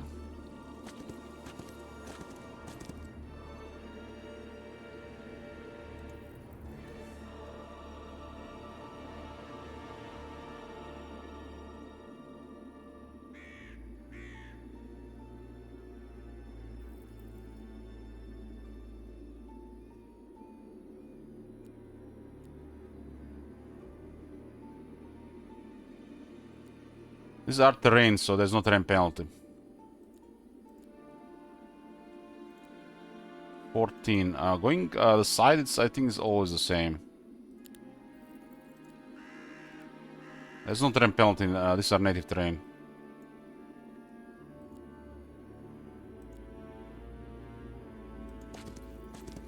What does this guy say again? The wearer keeps their army whenever they flee from battle.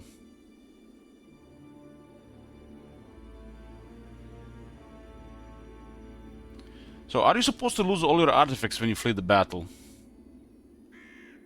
Because I guess you lose the flag of truce then as well. I fled once and all the items were gone. I'm not sure if that's intended or what. We ought to try this. We ought to try this.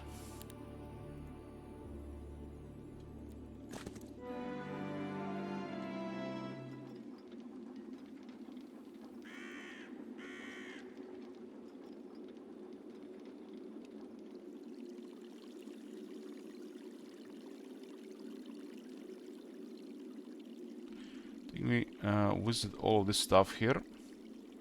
We're going to the desert area now.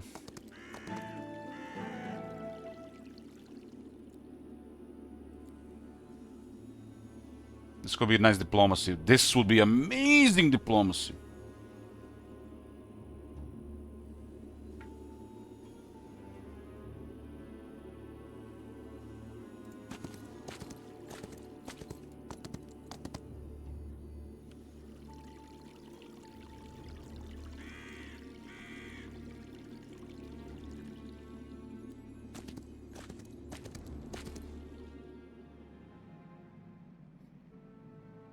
Okay.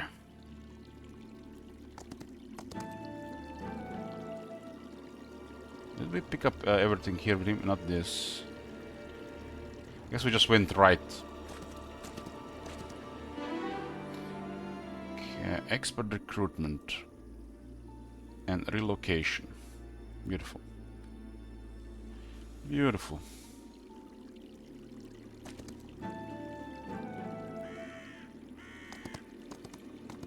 We got a ore storage, gem storage, and crystal storage. So we got everything here. And we got mercury from a resource depot and the other buildings.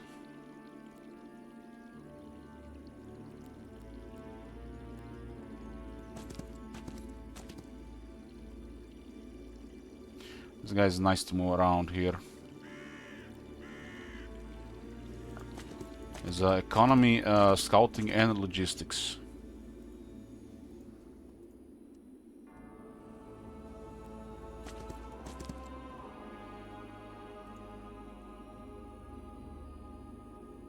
She actually had extra items. So I want to try the flag of truce. I'm gonna go in the fight against neutrals and I'm going to flee. If we don't come back with Flag of Truce, meaning you lose all your items when you flee. But I guess I can do it with Toolkit. It's gonna cost 5,000 for this test.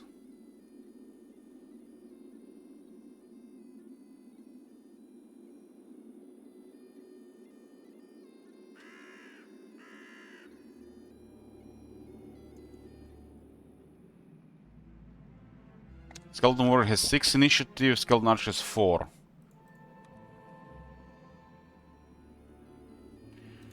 He has... hold on. He has the flag. The Warrior keeps their army whenever they flee from battle.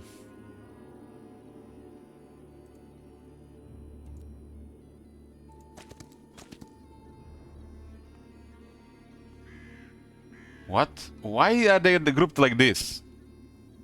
I have not seen that before, guys. What's up with that?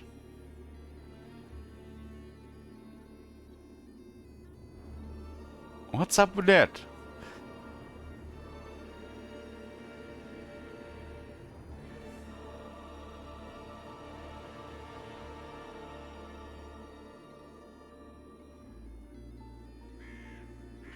Okay. Flee. It says your army will be lost, but not mention of the artifacts.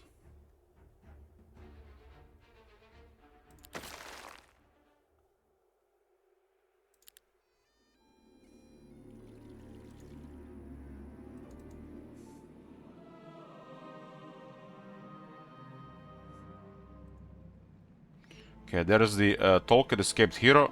His army is here.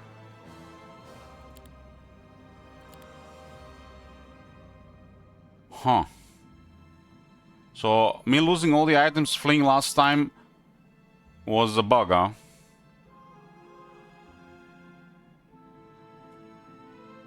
Because you're not supposed to lose your items when you flee, right? Lord Edgar lost all his items when I fled from the blue hero. Must have been a bug. Has anybody experienced that? Maybe if you flee from the hero, you lose all your items to hero, but not to the neutrals.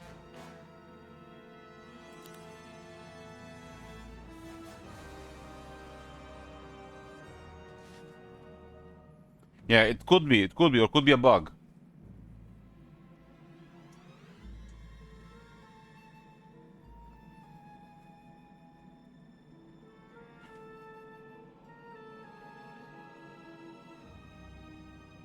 No, I mean, forget about the flag. We should have lost the flag as well.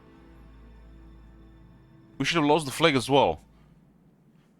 Because Lord Edgar was defeated by the blue hero in a big fight, and when I got him back, he had no artifacts. All was gone.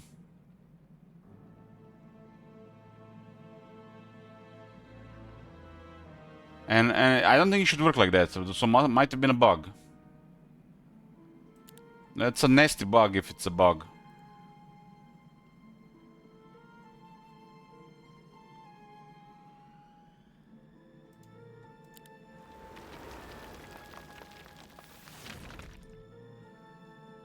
So if we have an opportunity to test it against the player, we'll test the Flag of Truce.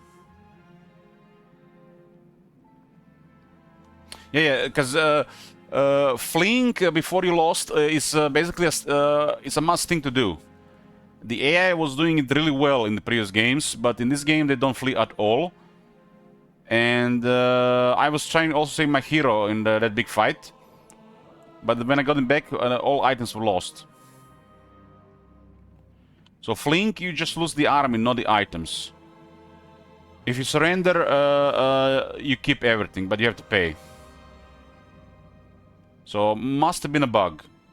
And if it's a bug, that's a nasty one.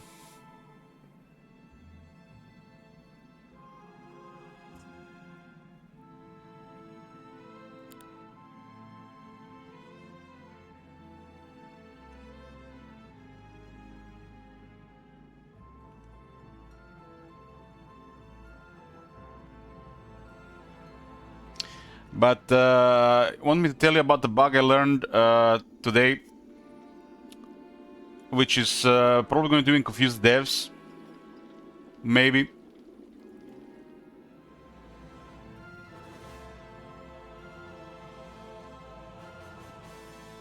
I got the hero immediately back for 5,000. It was the same like this one, same like this one. So you build the resource depot, you get 3 mercury per day.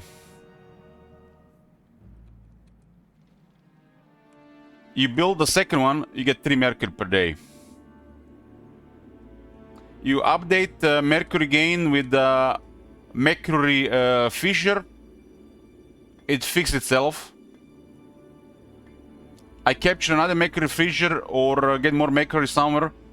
It unfixed itself.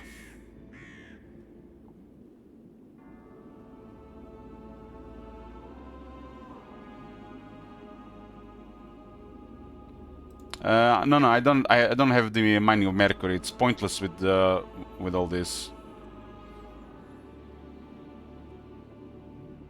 So you see how the bugs can be, and you report to the devs that you get 3 mercury from the depot. They check it's 2, but you go to your game, you get 3. You update mercury, it's fixed. You update mercury again, it's unfixed. So the bugs can be annoying like this. I did report this twice. First the basic version and then more advanced report. Because right now we are supposed to be getting 8 mercury, but every city is producing 1 extra because the bug. And when we get more mercury somewhere, it's gonna fix itself again. And we get more mercury somewhere else again, it's going to unfix it again, probably. I wonder if I have to send a third report about this. But like I said, we shouldn't really get worked up about a lot of these things until the early access. When early access gets released and if a lot of these things are still not fixed and we see issues, bugs, and especially in-depth feedback, it'll be a thing that I'm going to send them during the early access.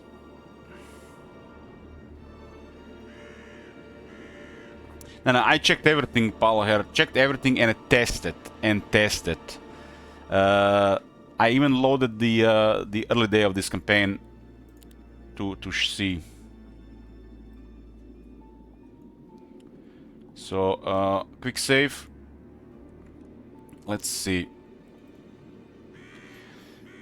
Town hall, bank, walls, treasury, unit, town hall, marketplace, resource depot.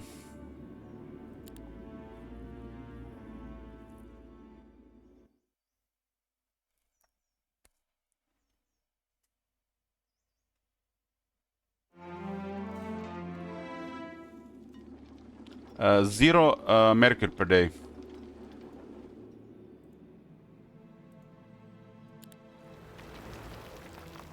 Produces 2 mercury per day. Plus 3. 13. 16. See, it's bugged. I build it in the second city, it goes to 6. Then I captured the mercury fissure and it fixed itself. And then somewhere along the path later gets unfixed. It might be bugged with all the resource depots, not just with Necropolis one. So I guess it's not relevant. But if it's only with Necropolis one, Necropolis has advantage with mercury right now.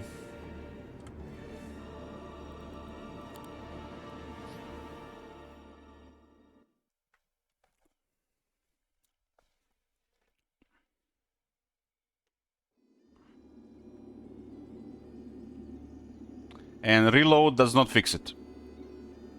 I'm supposed to getting 8 here.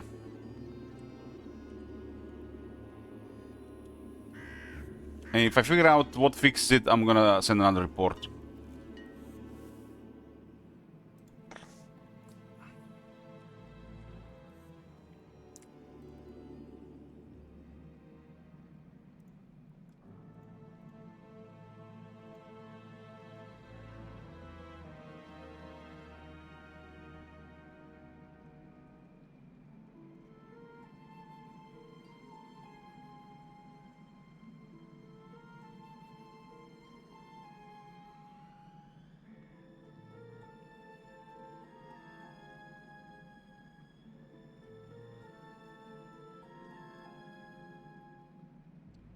Okay. It does. I build a second one, you still get +3. I tested.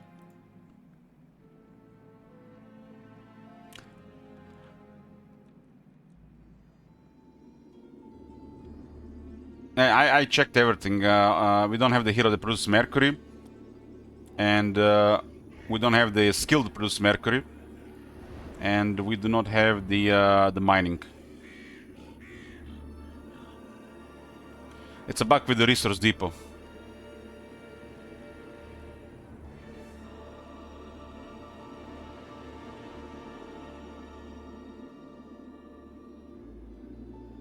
But it's strange. Why would you give +3, then +3 again, then you capture the fissures and it fixed itself to +2. So something is some bad interaction somewhere, some bugged interaction.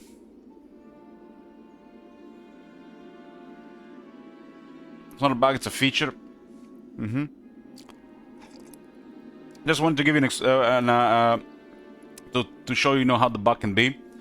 So the bug with the retreating and losing items, that need to fix that immediately. If that's not a feature, that's a terrible bug. Because I was, like one thing is losing 12 archangels and losing my entire army, but another thing is when you lose all your artifacts as well.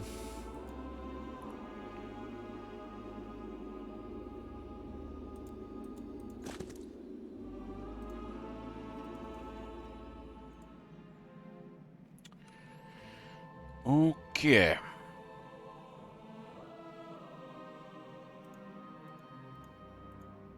It's interesting, the city is supposed to remember what I recruited, and you see I switched to Skeleton Warriors and then it remembered. But the wrong unit. It switched to the Wraith. When you reload the game, the city does not remember what your setup of recruitment. And for some reason when I switched to the Warriors, it switched to the Wraiths. I don't use Wraiths. And look at the gold. What gold? What gold? There's never enough gold. If there's enough gold, you're not doing it right. There's never enough gold.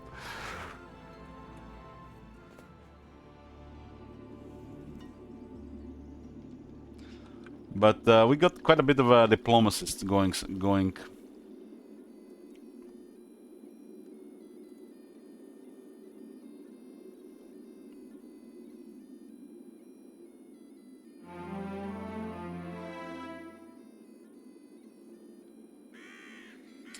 What are their intentions?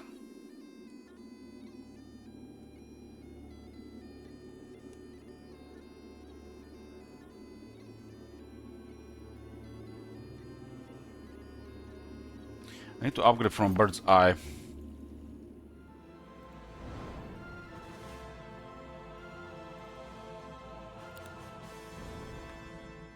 So this is one of the global map spells. B to open the spellbook. It's from Daylight Magic. On a level 3, it will reveal the location of all enemy heroes.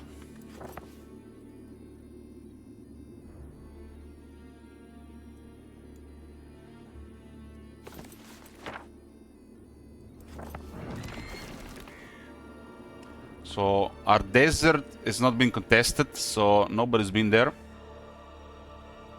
But the opponent desert, nobody here currently.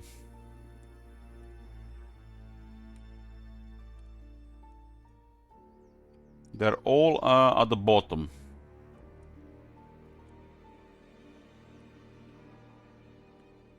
It doesn't look like there's any conflict between them either. But they're at the border of the desert. This is our desert, this is their desert. Pretty sure. Yeah, both might be Necropolis though. When you see this means there's the enemy hero here. This type of spells are powerful to get you information, so you don't just go in blind.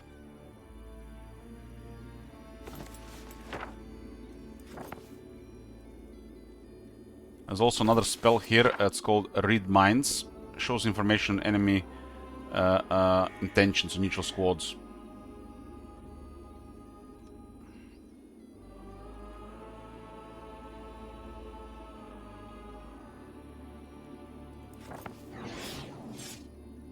We'll fight. These guys always fight. Because they're the guards.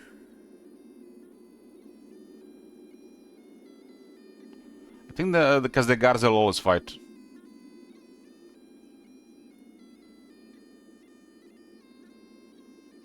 They're guarding the passage to the desert.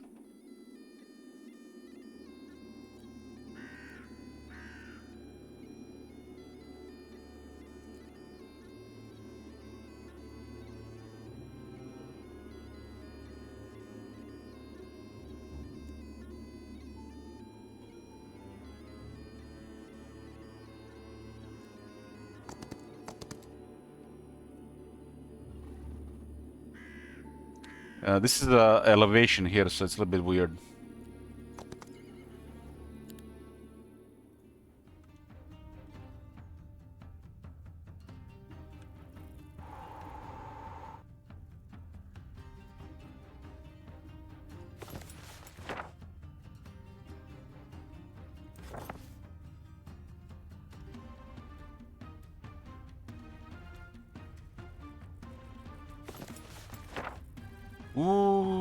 Okay. I have upgraded natural calm, so we can lower their damage by 25%. Why does she have another level in it though?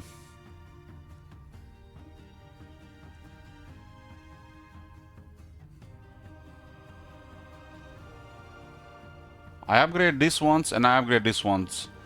Why is it level 4?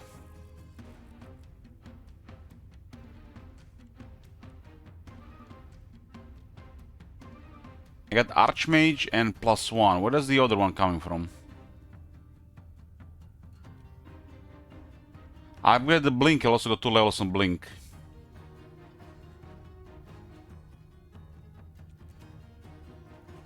So unusual with the Blink and the Unnatural Calm. Nightshade Magic max level, why?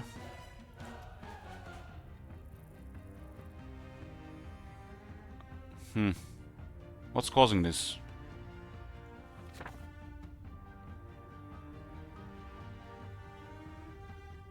This one should be level 3. Level 3.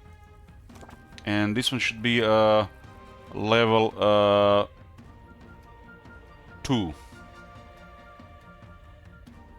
Very strange.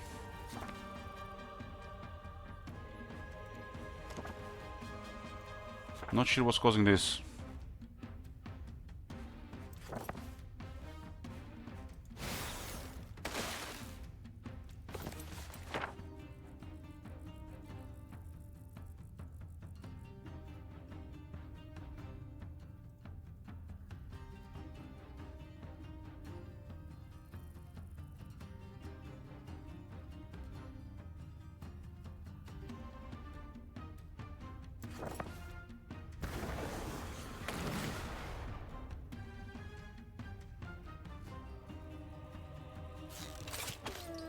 One doggo.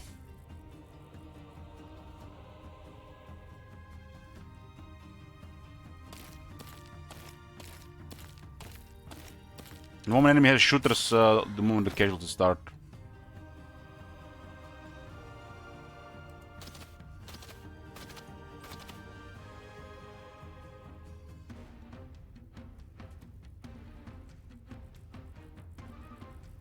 This thing has 9 initiative, this thing has 4. This is not our terrain either, so grave soil and initiative don't work here.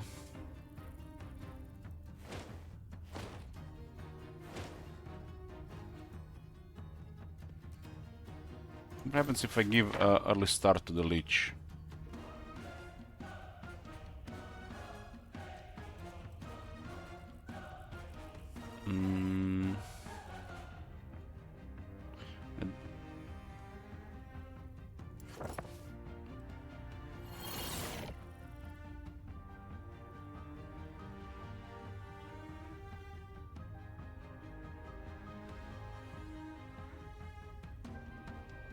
I don't think we can get that dog back. It's gonna shoot something else here. Maybe it shoots dog again. So just one dog on.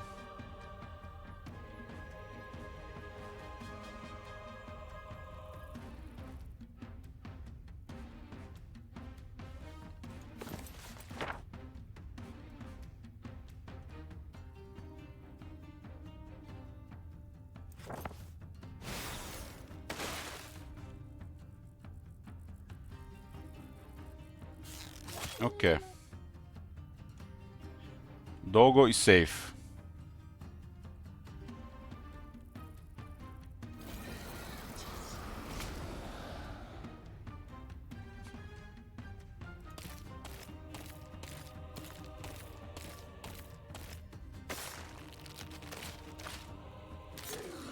Penny at defense, nice. Look at that necromancer, got Doggo back.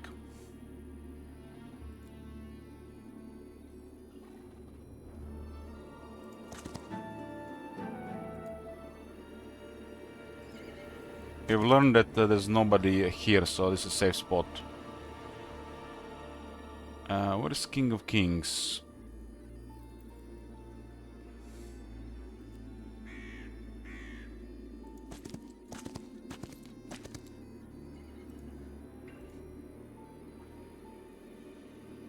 It's not rough terrain, but we're entering rough terrain. We had magic slippers on at least. They both flee here, huh?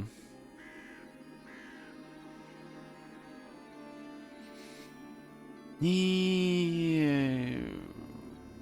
They both flee. It's a weekly thing, huh? This actually can actually give an artifact every week.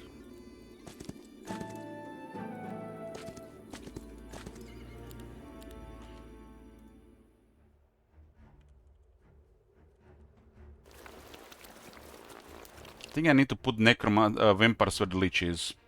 This is not a good spot for the vampire.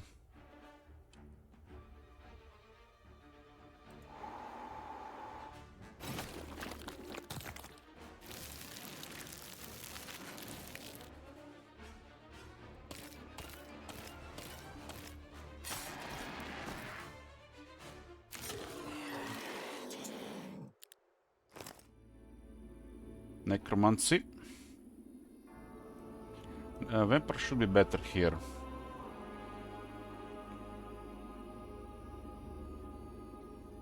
We'll see how this looks like now.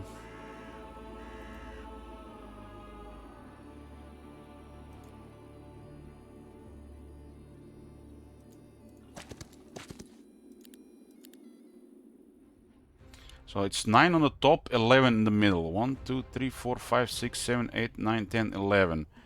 1, 2, 3, 4, 5, 6, 7, 8, 9.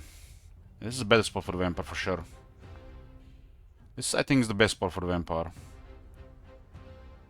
I need to replace Doggo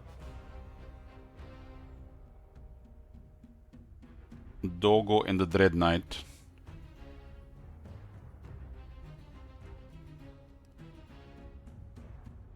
I think as well. Although Dread Knight could also be in the middle. 6 speed. Dog has 6 speed as well. They're both good in the same spot here.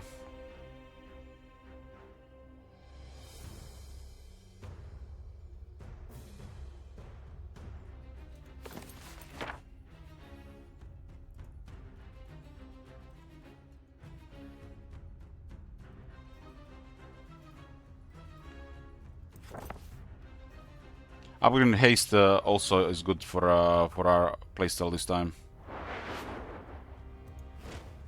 I think upgrading haste should be a thing as well.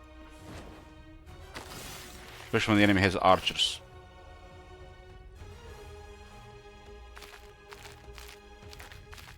He knows better. But what was that thing with the blink and the other spell?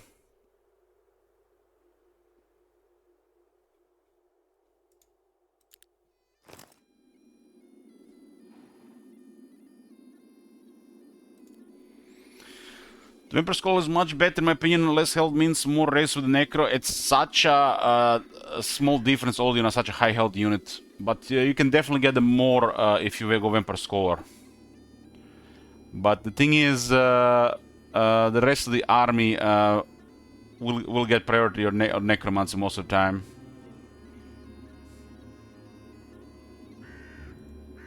There's a health buff here on the Vampires. Sneaky devs.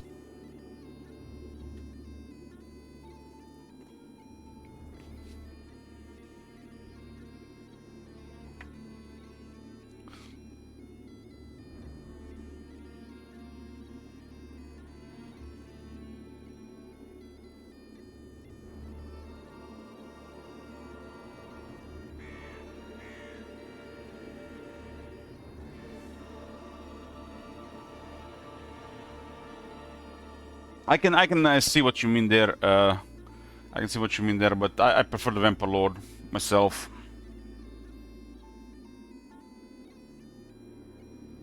I think at this point we get the luck up. Are we entering the different land? I guess it's not critical. Fish to the face, no set bonus with this one though.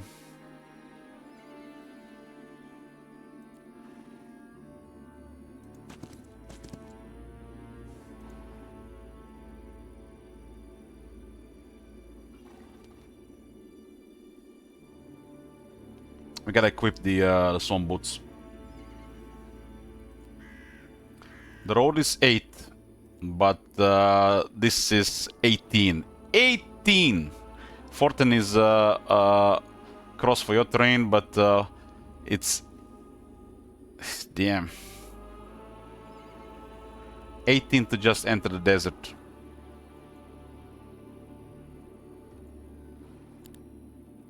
With this, there is no penalty.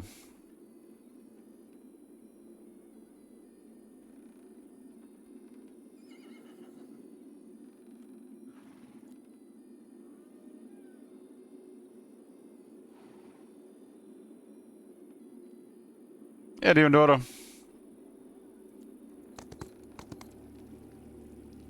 Okay, beer fountain here. Cool, cool. Traveling circus. Cool, cool.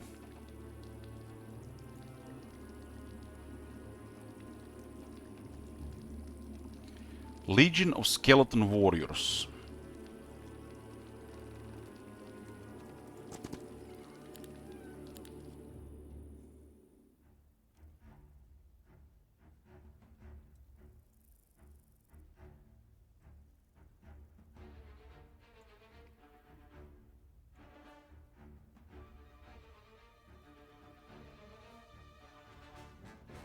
Look at this. 66 defense on the leeches. 60 on the doggos.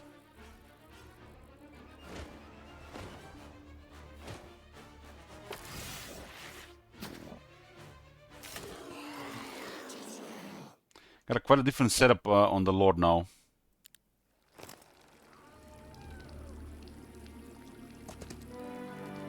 Advanced Arcane Magic, finally! Finally! All life is endless. Or unlife.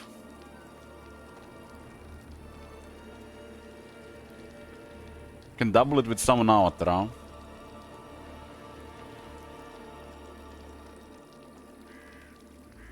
This buffs the leech and this buffs the rewind life.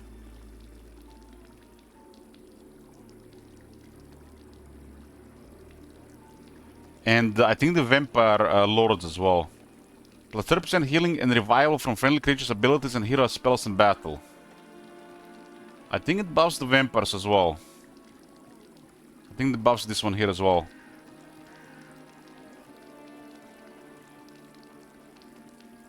So vampirism gets buffed. Rewind death gets buffed. And rewind life gets buffed.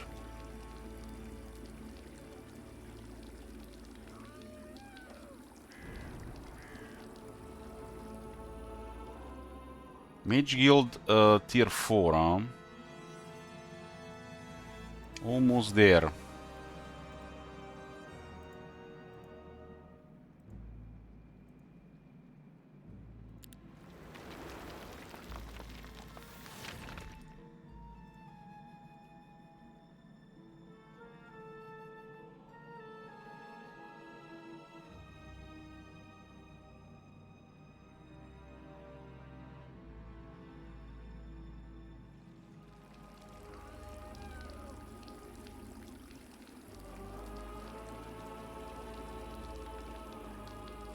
You don't need the avatar.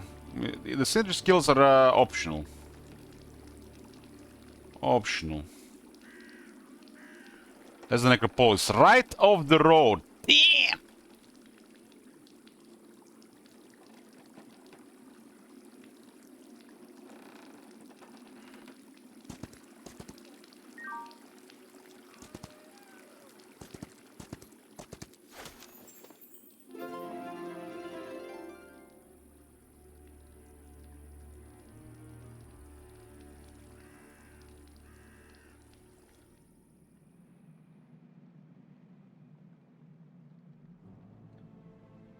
No wood. No wood. We do have a marketplace here immediately. Okay.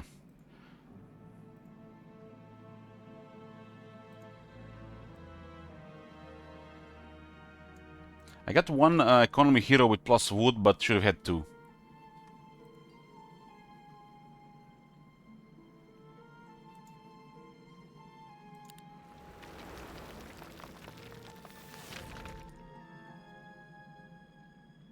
We should go Terra Mortis next. And the Return to Soil.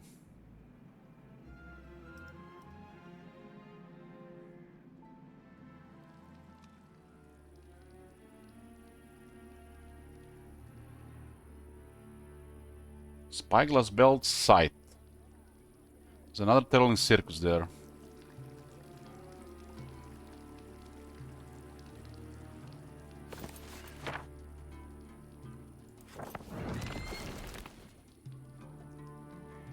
Nobody's here. 4 Necropolises. This one is Shadow Whale. So what's the problem with this? We might have encountered it another bug.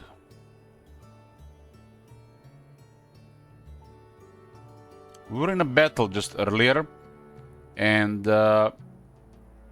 something gave additional level to Arcane Spell and a Nightshade and a Nightshade spell.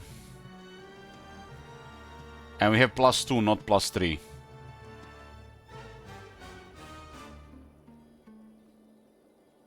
On everybody I take Grave Soil, but on Funerella and Tarius I take Lord of the Dead, or Undead, what it's called.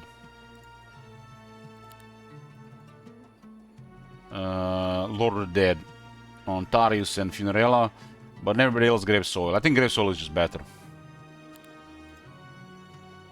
But I just make an exception for Tarius and Funerella.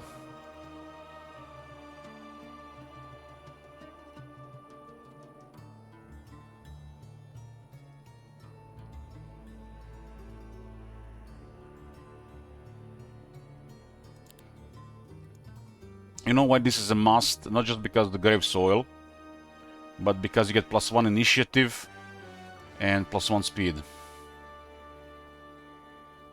On your native terrain you get +1 initiative.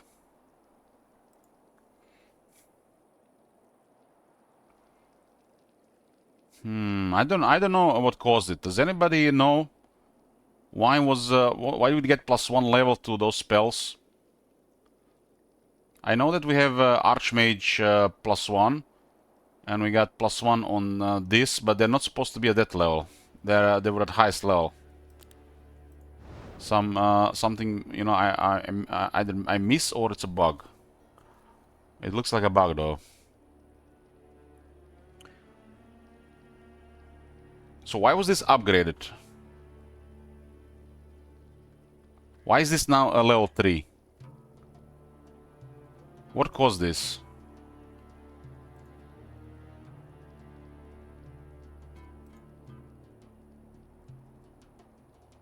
Is this a bug? Why is it upgraded again?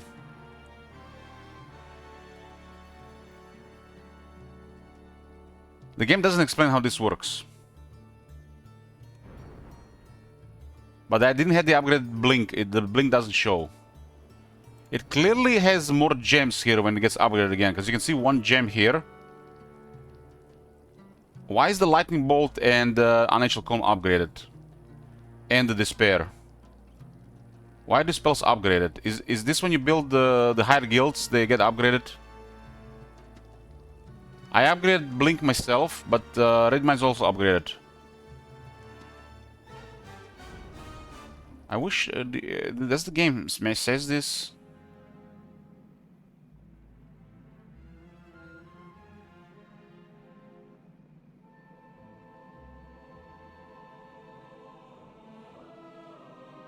I build more guilds, yes, but the game doesn't say you get upgrades. So it's very confusing.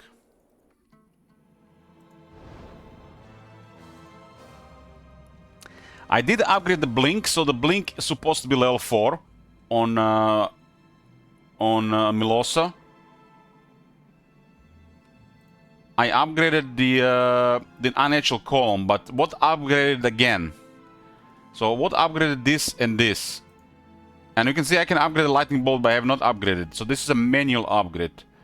So what causes the additional upgrade?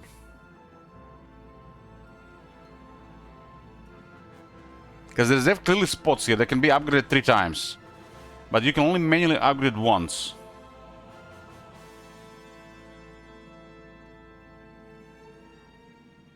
So something has upgraded the spells in the guild automatically, not manually. Because you can only have one manual upgrade. So for example, Despair right now is level 3.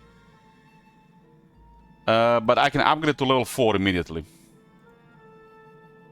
So something has given Despair 2 upgrades.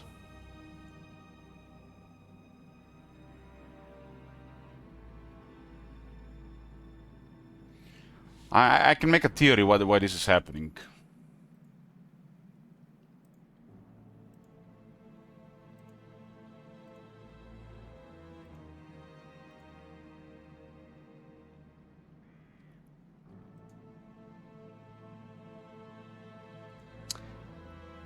Because when I built the second mage guild, we had 7 spells, which means there was a copy. So at that point it was not upgraded. But if you get a copy again, then it gets upgraded.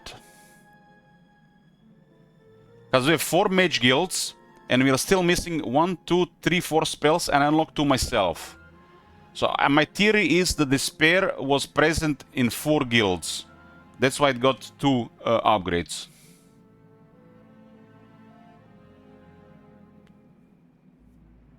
That's my theory. Because think about it, 7 did not upgrade, and we haven't unlocked the rest. So third of the same level will upgrade. And we do have an upgraded Blink. I did it myself. And there's an upgraded Read Minds. How many guilds do we have on Mage 2? 1, 2. Only 2.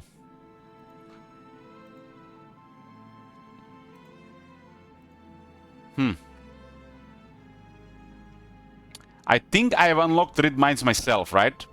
So they might have both unlocked the Read Minds. But the first copy might not upgrade it. It will be the second one.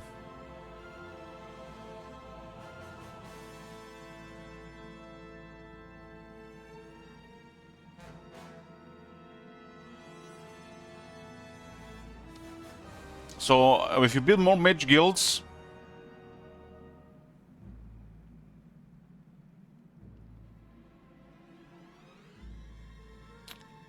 this is interesting. This is interesting. It does save you some dust. So you have a little bit extra gems, crystals, and mercury. This seems okay. But considering if you have an alchemical lab, that's 30 dust. Upgrading a spell is 25. I guess it's a alternative thing. Some RNG for upgrades. It has to do something with more guilds for sure.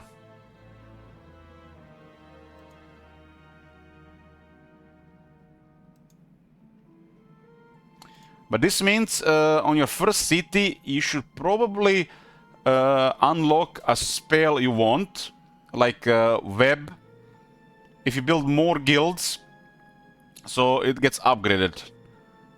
Because you can only manually upgrade once.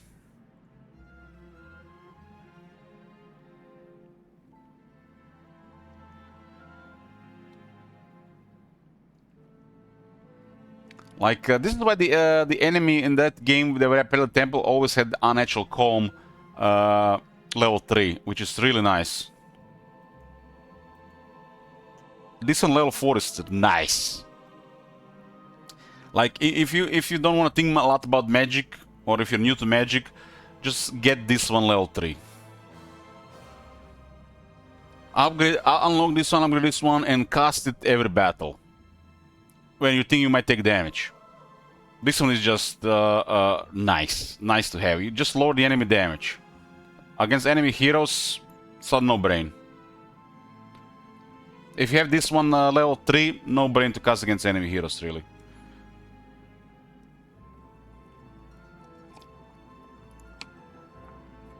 Natural Calm doesn't even get countered. Like, Web does get countered by Haste. And this is a single target. This one does not get countered.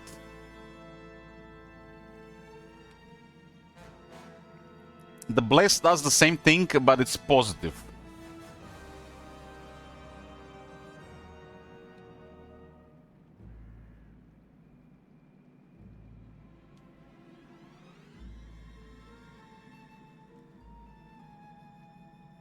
Does not affect undead.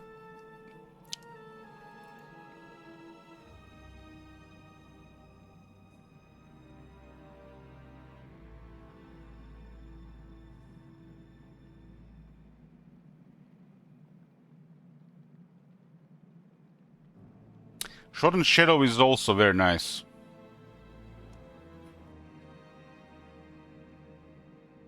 Feels nice casting magic, especially if you have it upgraded and you're skilled in it.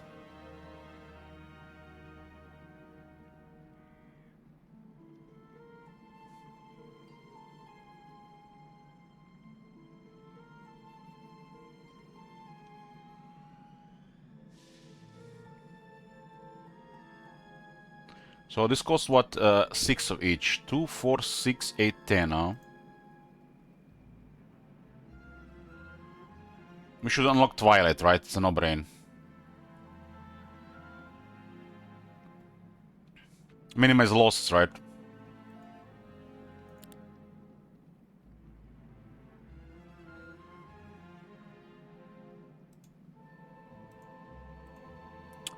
Shortened Shadow is -2 attack and 2 defense, and then it applies another effect on a level 2 that keeps increasing every turn while the spell lasts. So 3 turns later, it will be -8, -8.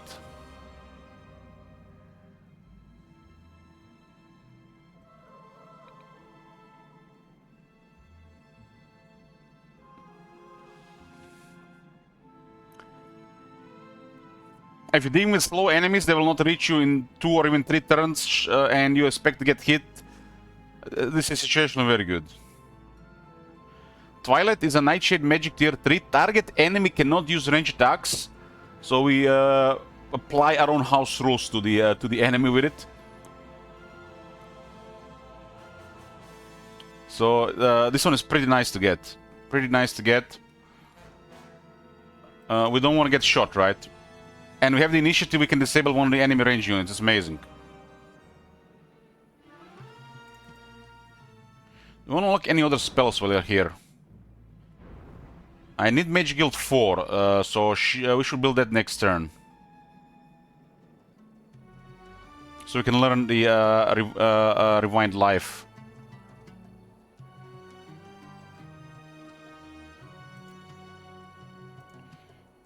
Okay.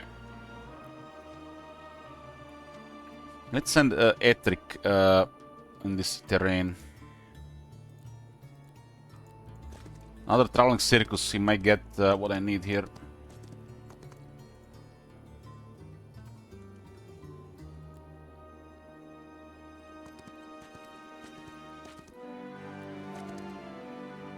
Desert basically on this map starts border gore with the enemy. I had it unlocked immediately as my second town in the map with the temple, and I was fighting Orange.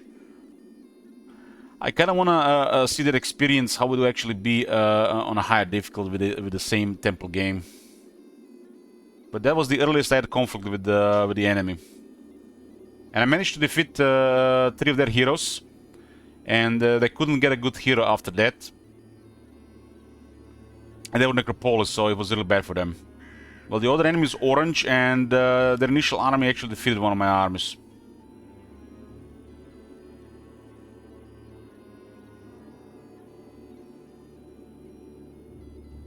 My favorite town so far, yeah. Yeah, Necropolis has always been my favorite. Both brother and me and we Necropolis fans. We both love Necropolis. I told him he hasn't played Heroes in over a decade, but I told him that the Vampire is a tier 7 Heroes, so I got his attention. The Vampire is tier 7 now in Necropolis, so I got his attention.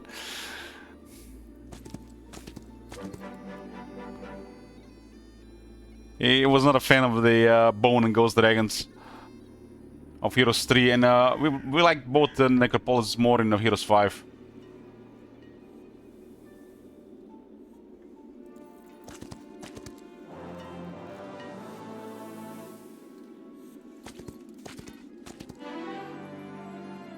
I don't think anyone's a fan of the Bone Dragons. I mean, I like how the armies play there, especially on bigger maps. It's always one of my favorite things. I like to play always the vampires separated, and they would mix the troops on the other ones.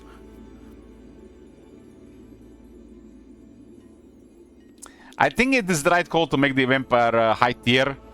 It's almost another, you know, it's kind of like on one side it's nice to have a strong vampire, but on another side, you know, we can't really get a legion of them, right? So another cheeky on the nose balancing with the necromancy.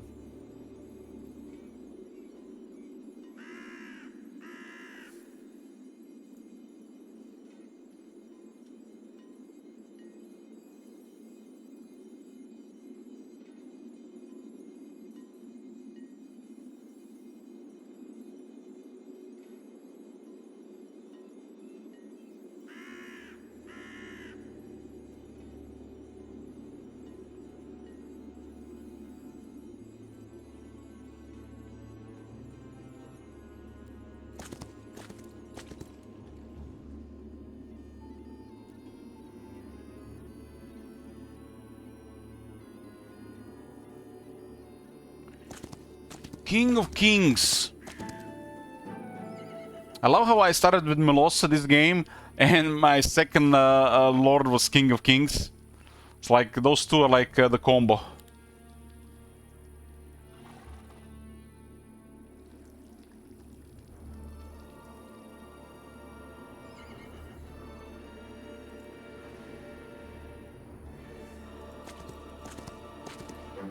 Six crystals.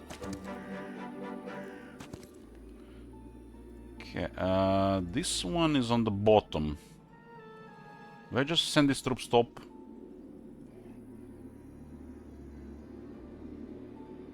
I picked Melosa because I wanted to experience how it feels to have an economy hero from the start.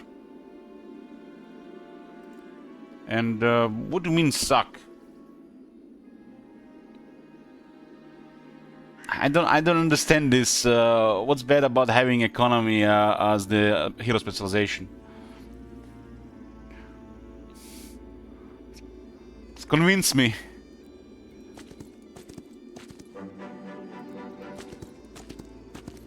I don't think any of the heroes suck. You can definitely use all of them.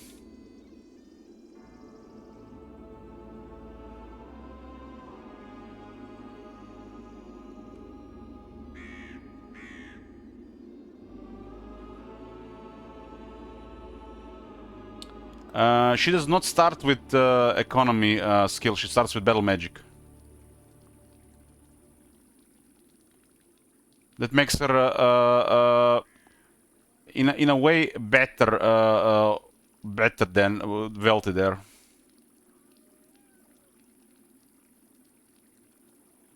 But I wouldn't mind if she started with the economy either.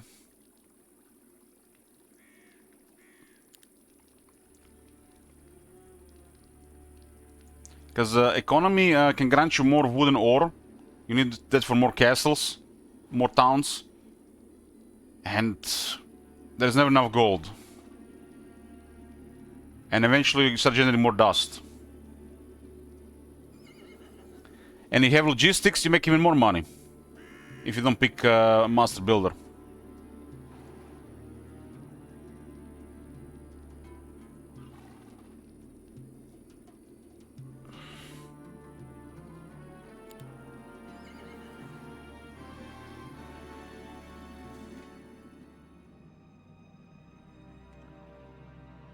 Okay, we should send all those vampires north. We have the relocation though, so it's not critical, but that guy will be moving here.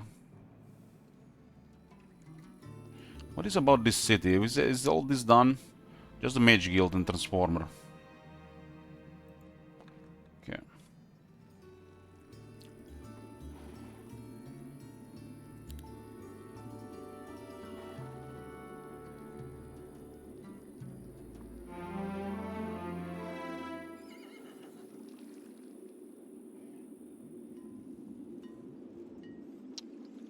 Mage Guild level 4, that's what I want.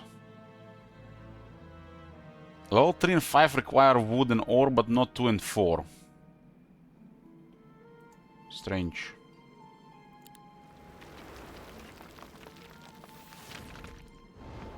Bless RNG? No Bless RNG.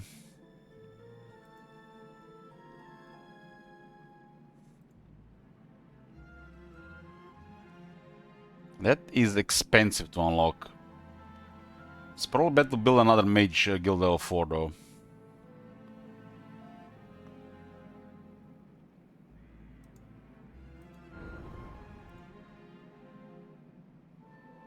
It's pretty much the same cost and we have a chance to get again.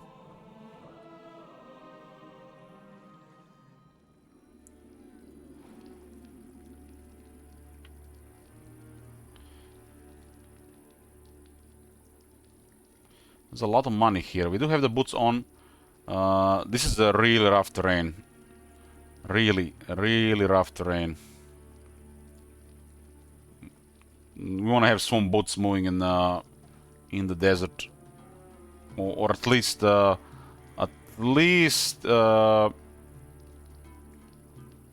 either secret passages or spade finding or boat. For some reason, desert is the roughest terrain. There's no natives to this, and they made it even higher penalty.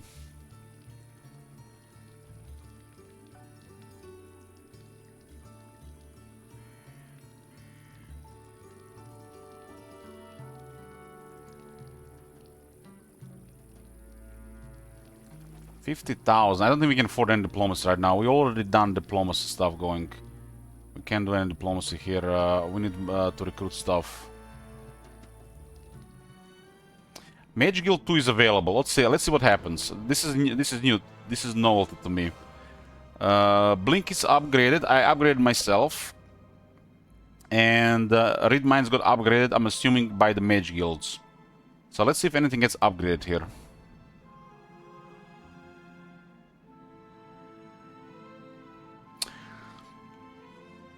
I'm loving this. I'm loving this. How should I call it? DMV Twitch.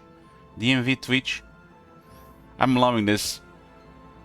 I have from time to time played Heroes 5 until I think 2015, but after that the game started feeling feeling aged, and I didn't feel like playing Heroes 3 anymore.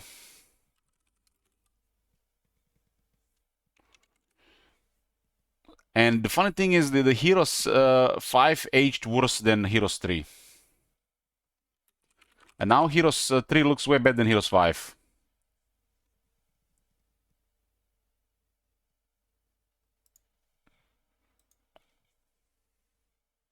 This is 20 years old almost. Damn.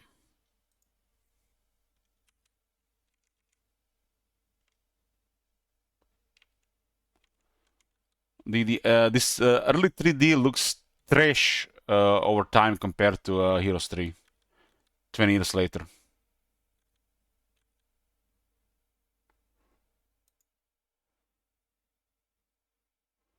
Yeah, this game looks so good at the time that my PC was lagging when I was playing it.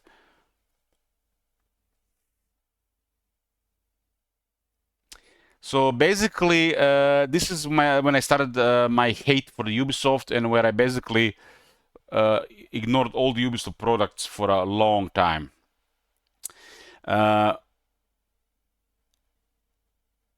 My friend bought Heroes 5, and so we can play together.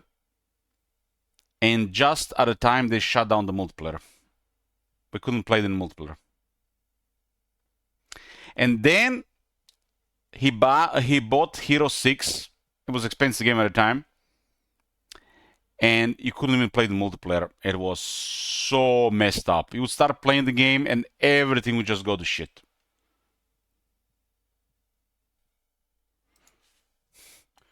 I'm not sure what was going on with Hero 6, but they introduced Uplay and stuff, and it was literally unplayable for a month.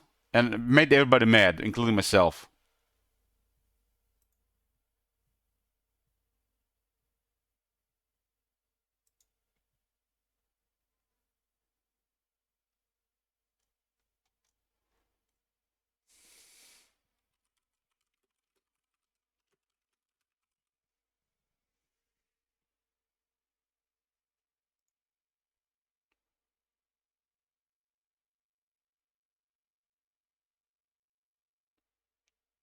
This is a separate expansion, Tribes of the East. But 5 was great. 5 was great. After 6, I didn't even bother playing the 7. Was the 7 the last one?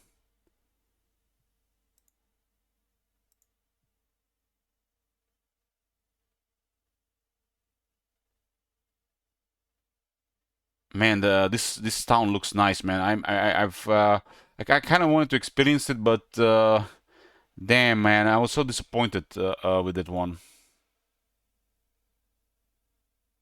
I owned Heroes on GOG and HDs on the Steam.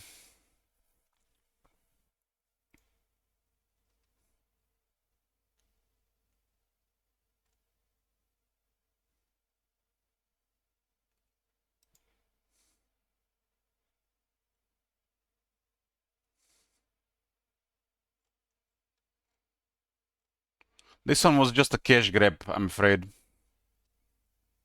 This one was just a cash grab. But I had fun with it because it was still Heroes.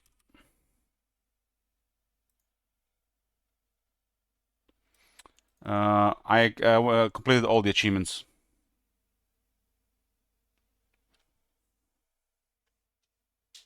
And you know what was messed up with this one? They lost apparently the expansions, so they could only remaster the Restoration of Eratia, so there was no expansions here. Can you believe that? Can you believe that?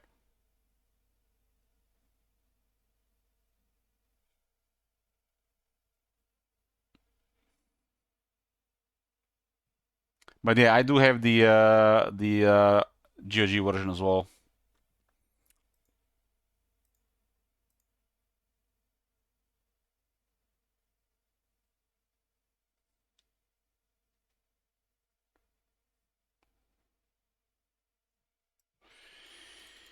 Okay.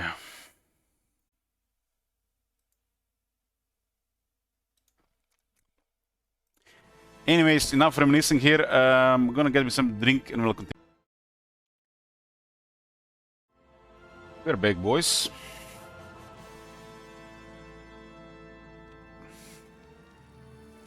Fresh turn. Mount 2, week 1, day 3. What I really like about starting as Melosa the Golden is you get an edge, economical edge from start. And there is still 17 Necropolis heroes available. In the first 2 weeks, you got unlocked 2 native heroes, and even more if you keep recruiting. So you could get, 2 more that can act as the main hero as well. Like I like to have a diplomacy option, so King of Kings is amazing. And look who we have here, Tarius. You don't really play one hero, right? Or you only play one hero in a single hero. So what's the trouble with starting as the economical here? I don't just get this fuss.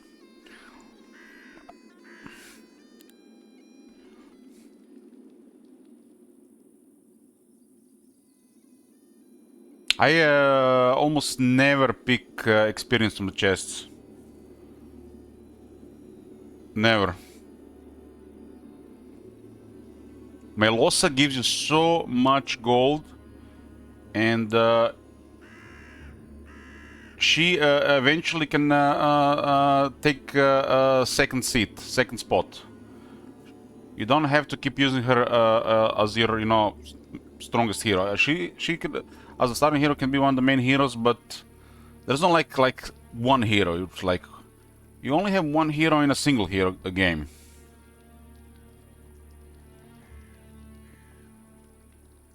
I think Melosa is a very strong starting hero. Might even be the best.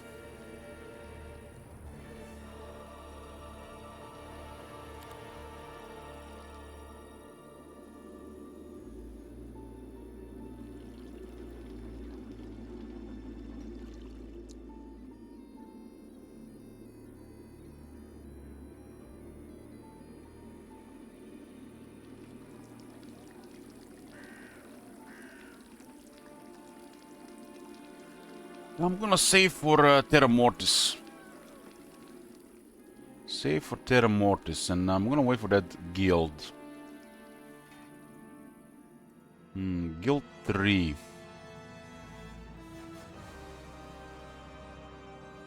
Another guild 2. 3 does require wood and ore. Today we learned that upgrading the mage guilds upgrades the spells. Not exactly sure how this works still, but we'll figure this one out. Let's build another mage guild too. Got the Rid Mines and the Blink here. That are level 2.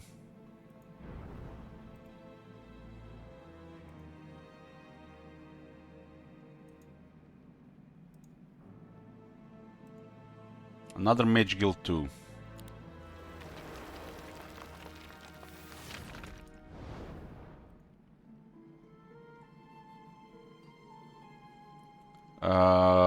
Fatal Decay got upgraded.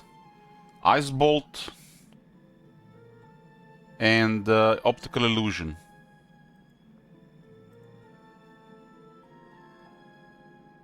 And we unlocked another spell. So that's how it works. That's how it works. More mage guilds will upgrade the existing spells if you unlock the same spell.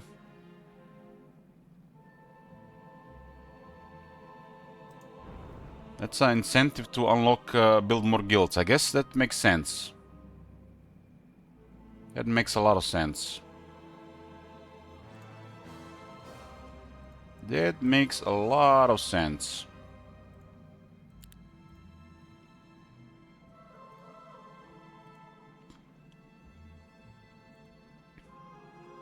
I mean, the game doesn't say this anywhere, top manager, so how are you supposed to learn this?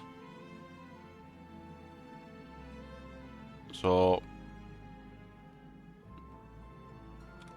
until yesterday, I haven't even noticed these gems on the spells.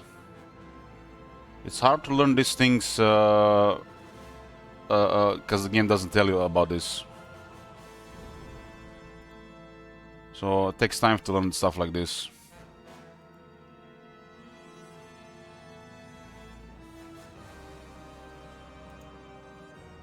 But stuff like this, it's like in Total War, so many features are locked, you just have to pay attention.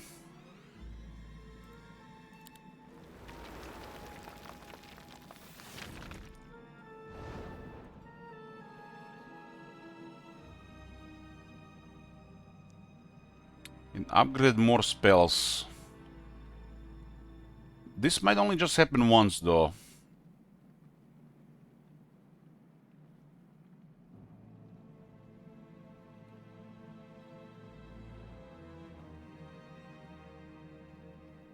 I like how this works with the observatory. This is a pretty good system. How the spells are unlocked, how they are learned, how they're upgraded. This is very good. Very good.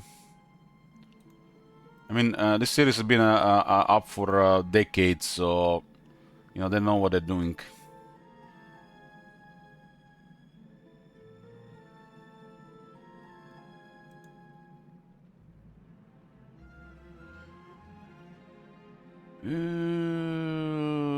Level 3 Mage Guild require timber and gems. This makes the building of the Mage Guilds even more precious. Even more precious.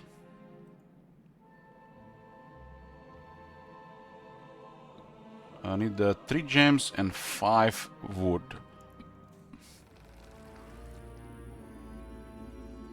Visited day 3. Go for the weekly pickups. Maybe we get something here.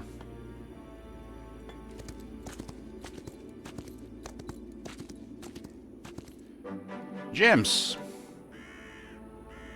From the gingerbread house.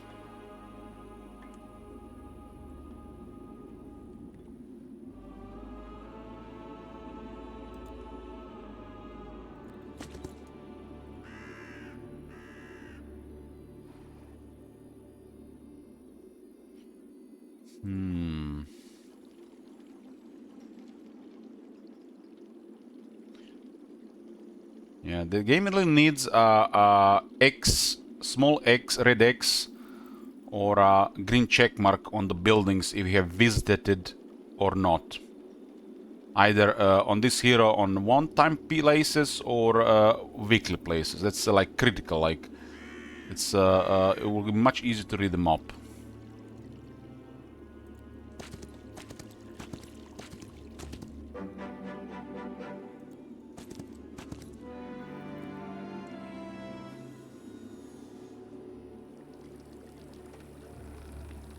You can look at this, the last skill economy. Okay, I'm currently lacking wood and ore. And later I can just sell it.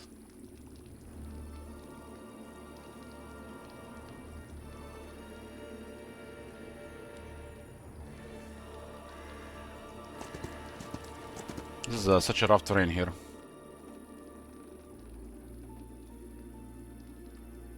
Costs 18 to make just one move here. That's 80% more than your native terrain. 80% more. Let's double the rough terrain penalty if it's not your native terrain. Double.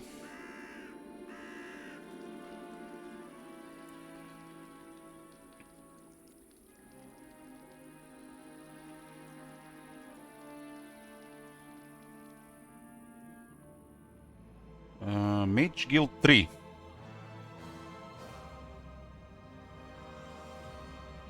So 4 and 5 do cost the same amount of gems, crystal, and mercury, but 5 does cost also timber and wood. 2, 3 timber wood, and then without timber wood 5, 5, 5.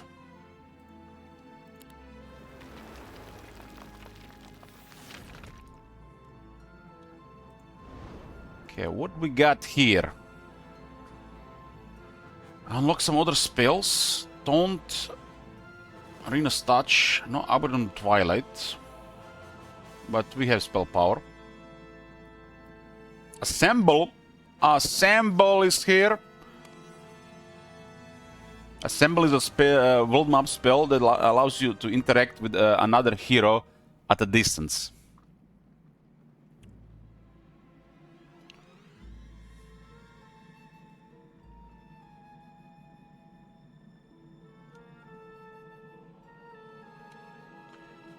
It's really good, really good to save movement, especially some this rough terrain. This is a lot of money here, and this is Milosa, so might as well get it.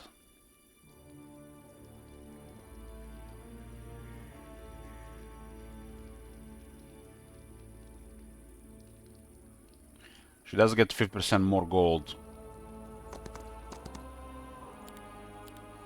Small guards here.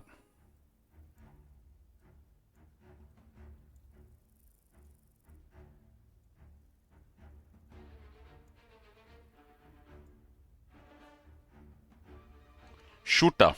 Tactics.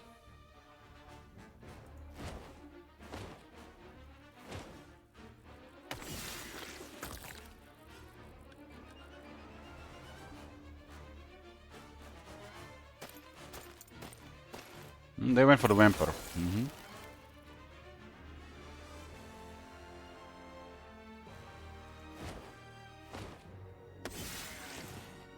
I actually lost one vampire in a fight top manager. Before I got upgraded to Vampire Lords. Lost to a tier 4 unit. And this was because I couldn't use the range.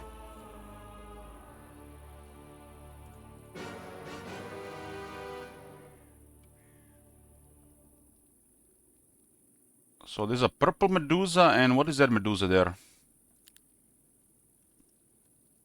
No, it's just general, really general tier 4s without the range can be dangerous when you don't have a big army.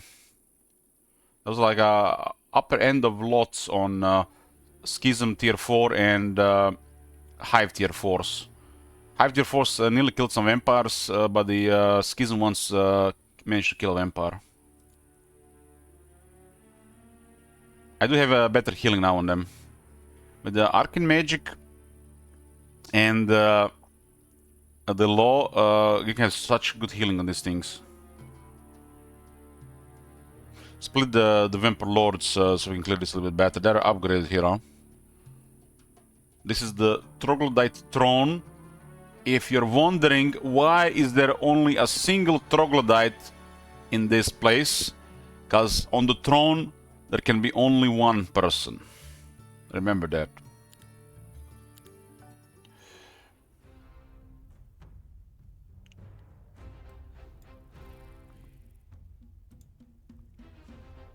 So this is the Infernal Hydra.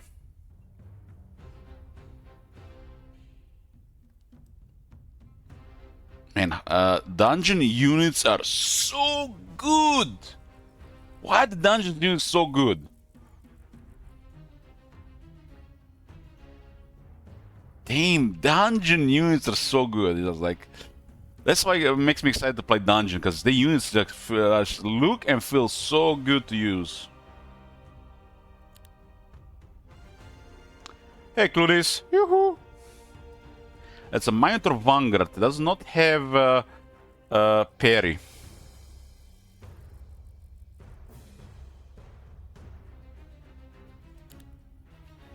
Yeah, I've totally missed it on the alternative fighting with the dungeon. And when I'm gonna play the dungeon, I'm gonna consider it a lot more. And even specialize a lot more on it with skills and items.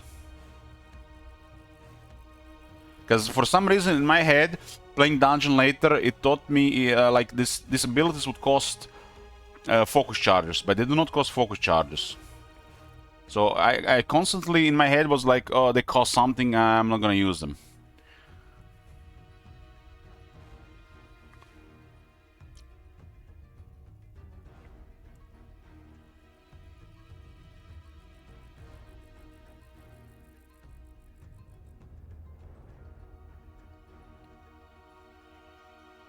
This is the Lord. Lord has the parry. But the vampire will get him. Parry this! There's no parry if they cannot counterattack. This is the Ketonic Hydra, the one with regeneration.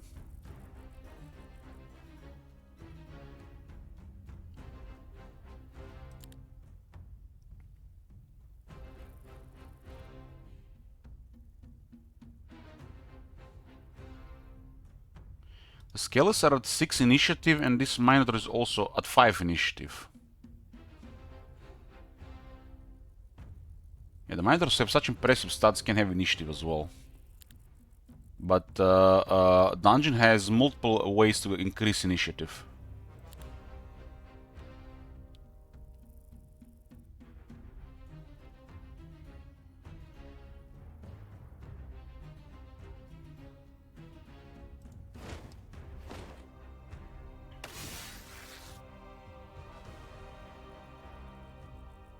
Damn, those Medusa sculptors survived.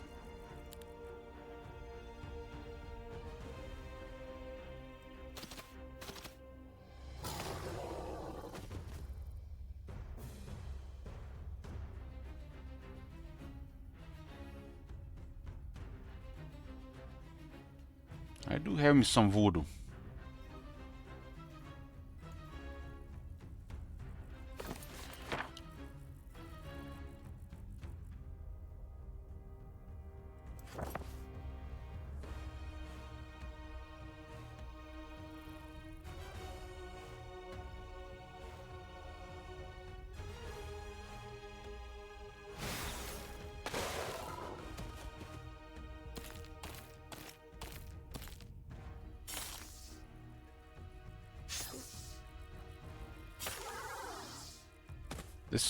This vampire model is incredible. I love how they drops the sword, and then there's like this sound.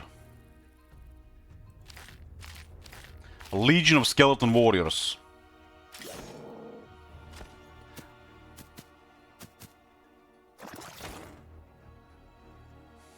This is the alternative attack. It's on the ability, leads down there, but doesn't cost you anything to use.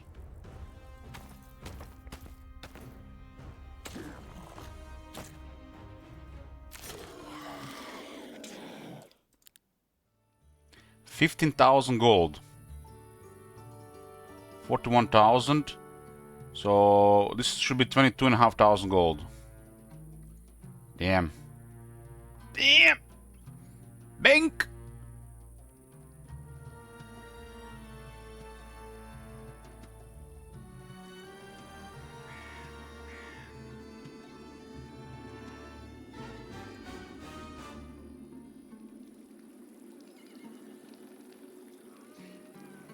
Yeah, it still has value to us. The Olden circus will get you faster to all the skills, so you can get more attributes earlier.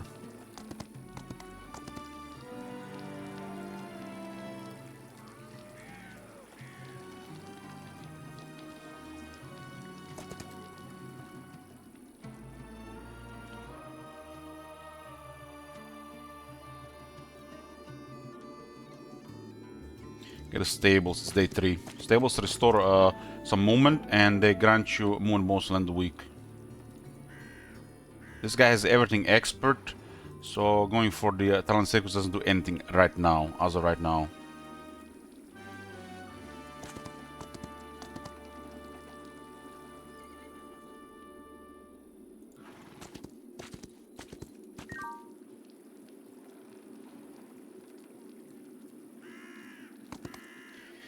As of right now, so Onko specializes in skeletons.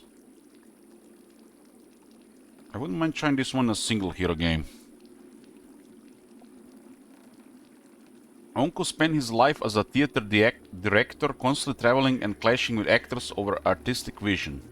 Oh, isn't that the worst? Frustrated, he turned to puppets. They lacked the grandeur of live performance. So why not use necromancy? The perfect actors were already waiting beneath the flesh. To Onkos, the world is a stage, he is its director, and his beloved skeletons are both puppets and performers at once. Man, heck, they could be even the audience.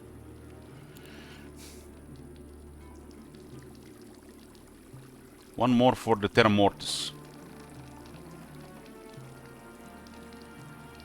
Yeah. I talked about this earlier. Why the skeleton wights have such weak stats. It's their health is both a upside and a downside, just because of necromancy.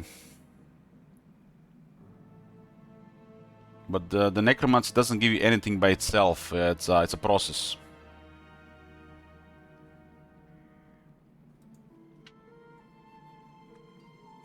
So basically, you build a mage guild. The mage guild adds spells to the observatory and upgrades the existing spells. And then you just need to visit the town to learn the spells. Any town. All towns have access to the observatory. When you upgrade the spell, the spell gets automatically upgraded, so you don't have to visit to learn the upgraded version.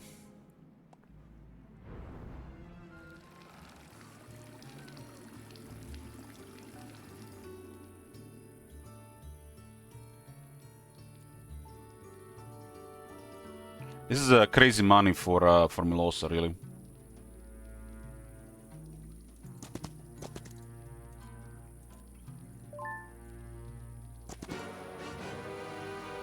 This one should be a little bit... I think this one should be lower money, because it's Medusas and not Hydras. But maybe it's the same, who knows.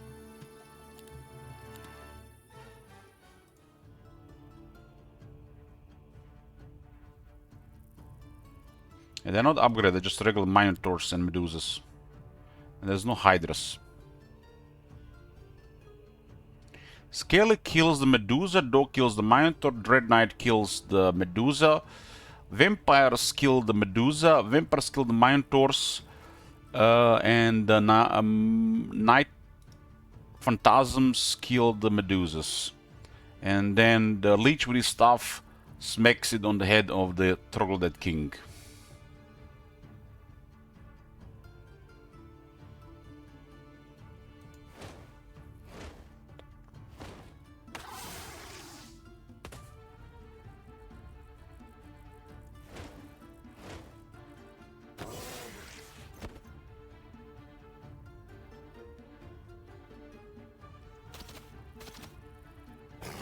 So what's the dog initiative? 10? 10. If it's native terrain, it'll be 11. The Red Knights are at 9.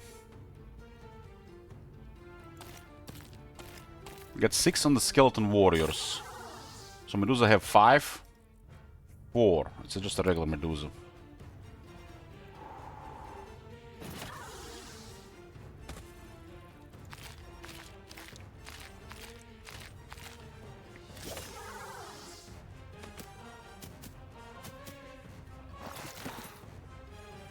Troglodyte is at 4 and the Leech is at 4.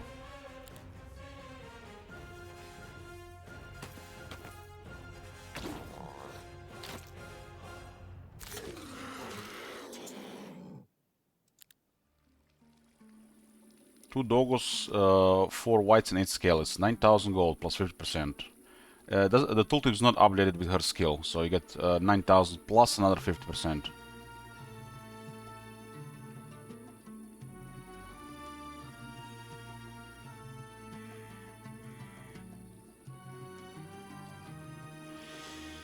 Milosa.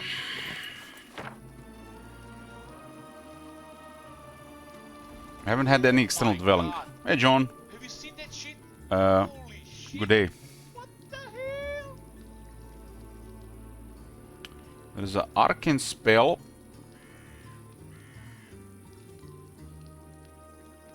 Which, where the fuck is it? Did I not have the assemble on? I thought I got it. Assemble? What? I was at the other city. Am I just blind? Assemble, assemble, assemble. I just came from the city, man. What the hell?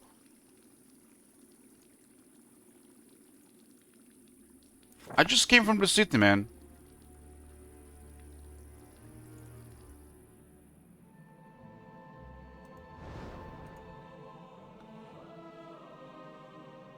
So I had to leave the city and enter it again. It's not automatic. Okay, that's another thing to learn.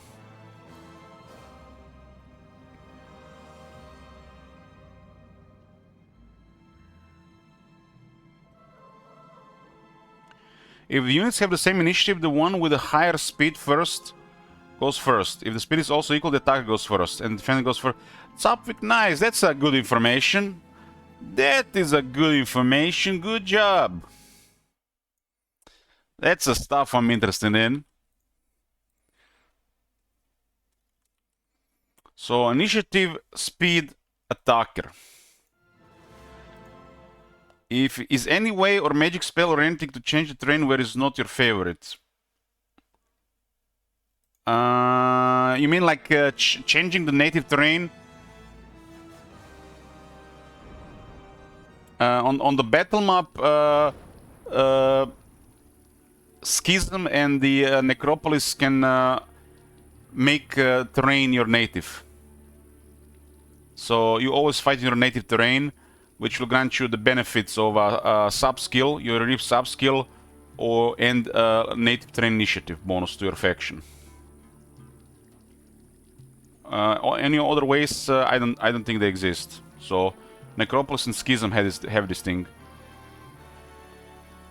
So guys, if you unlock spells and you're in the city, you will not learn them. You have to actually exit the city and enter it again. Because there is a symbol here, and I just left the city, I have no symbol. Rip half a turn. No symbol.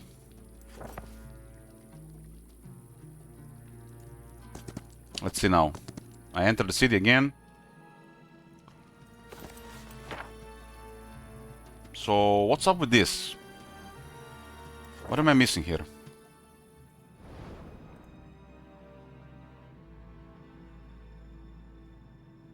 So, there's a symbol here. Where's my symbol?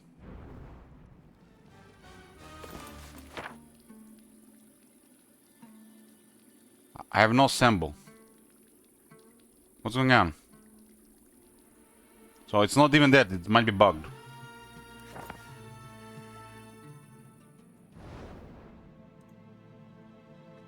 It's an Arcane Magic Tier 3.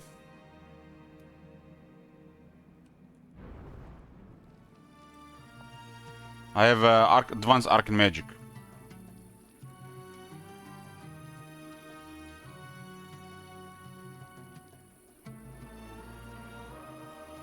I'm not getting a symbol.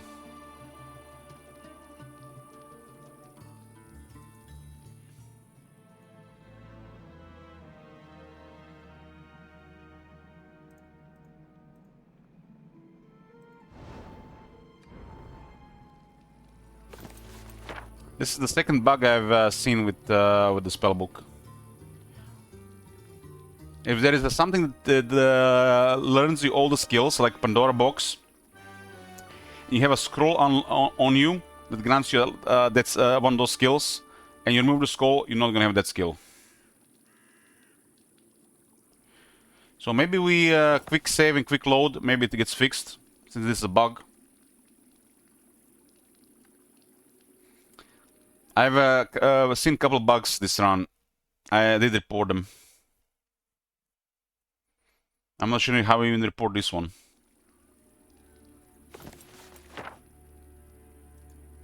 There's no symbol.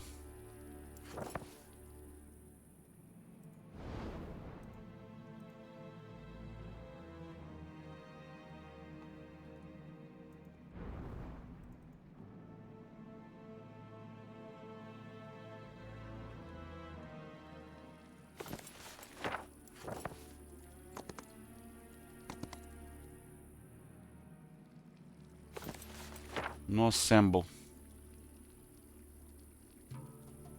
It's almost like the game doesn't see our arcane magic.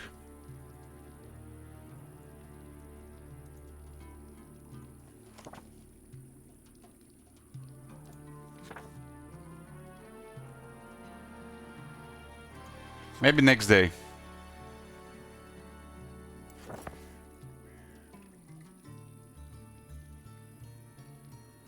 Read minds, sleep.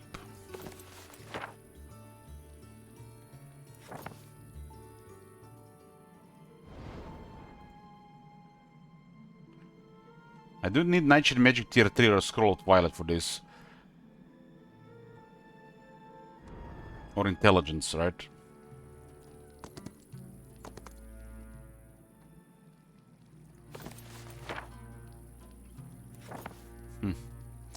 That bug is annoying because I want that spell.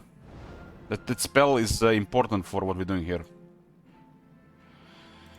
Let's see.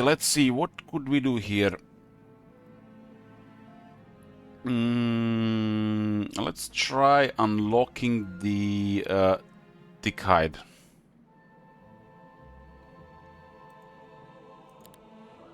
Will we get thick hide?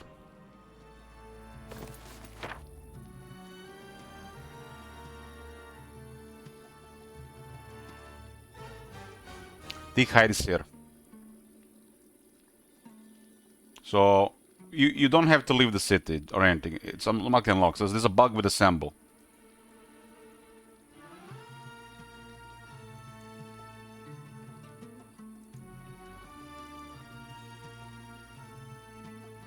No assemble.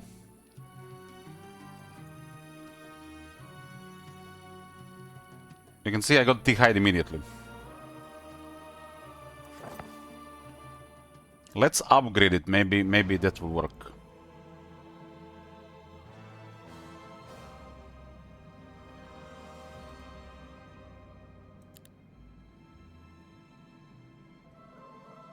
Radius increase is nice here. And we can now use level 4 with Melosa, but she needs to learn the spell. Doesn't work. That's a annoying bug.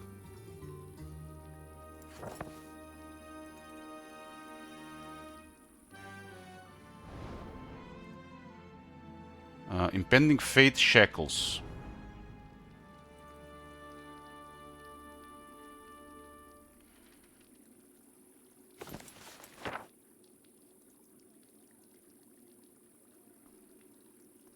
Wow, she doesn't have any tier 3 spells.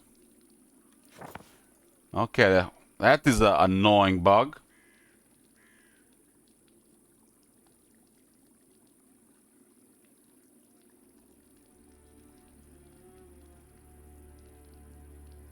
I tried, Zapvik, I tried.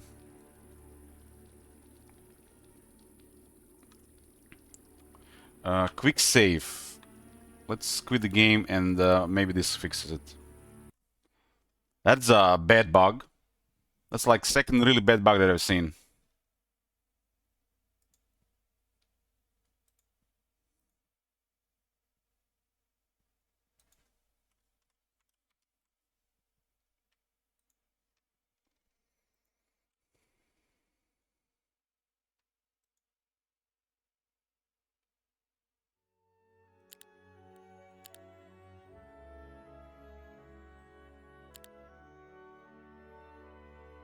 Guess today is the bug day. At least the first bug I encountered today was beneficial.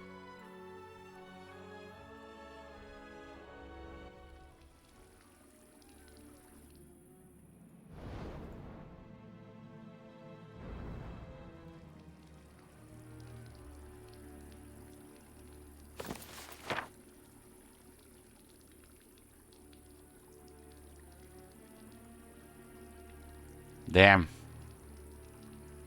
That's a bad bug.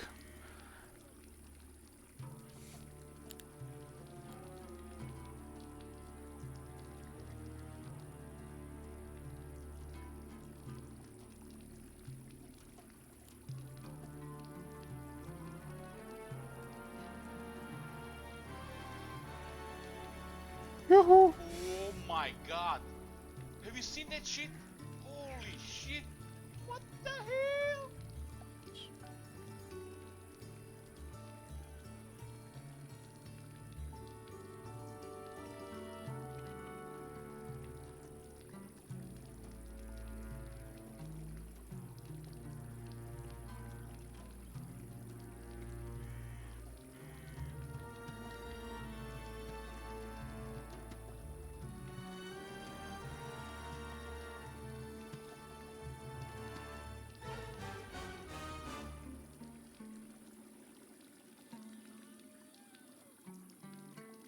Yeah, I'm playing Shamrock map as Necropolis with Melosa the Golden. She has advanced arcane magic, but she can't learn any tier 3 spells.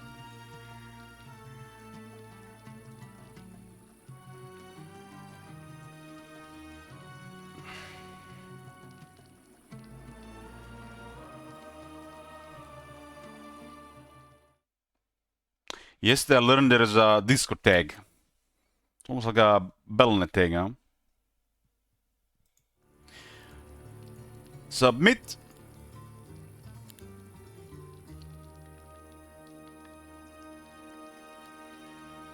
Reported. Well, if I had that spell here, I could have interacted with my guys in the desert and saved me so much time, since it's a small area. But without it, it's gonna take extra days to clear this.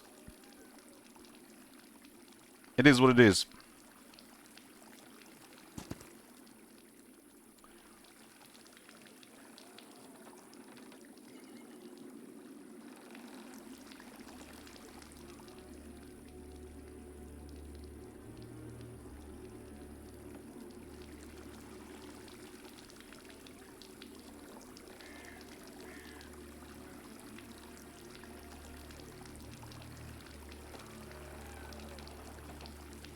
It is what it is.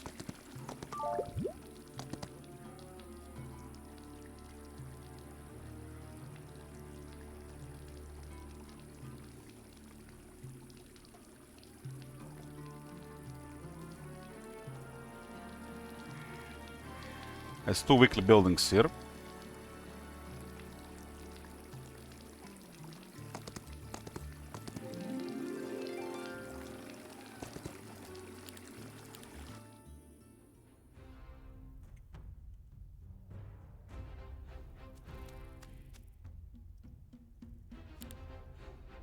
That initiative the vampires.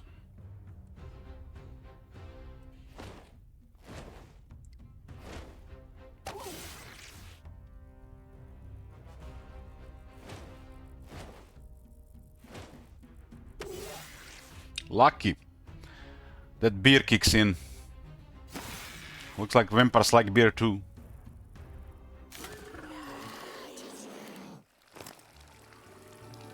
Two dogs. 4, 4, 6, huh?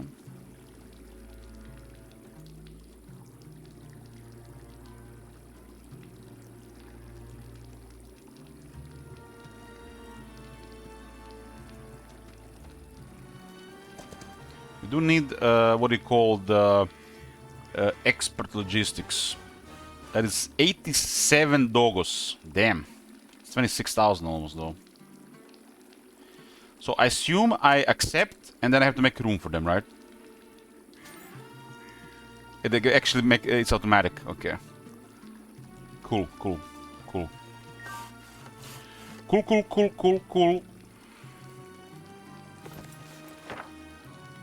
What are these units exactly? These are hornets. Tier 3s. That's a lot of dogos.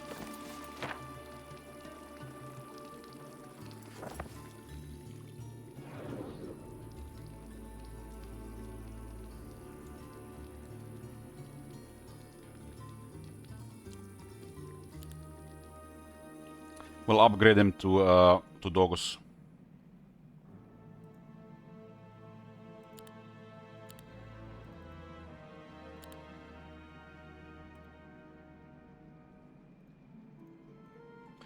Diplomacy strikes again.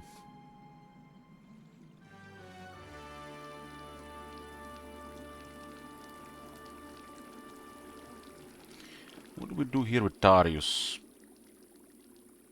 This is really rough terrain here. You only have 1 boots.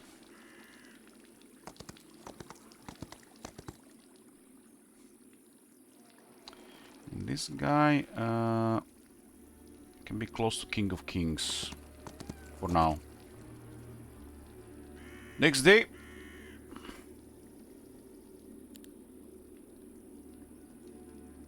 This middle of the first week of 2nd month. With 5 points in law, we can get Terra Mortis. Necropolis heroes always battle on their native terrain. On your native terrain, your units have +1 initiative. And if you have your faction skill, sub-skill, all factions have this one. Necropolis creatures deal +10% and take -10% damage on native terrain. And it'll be every terrain.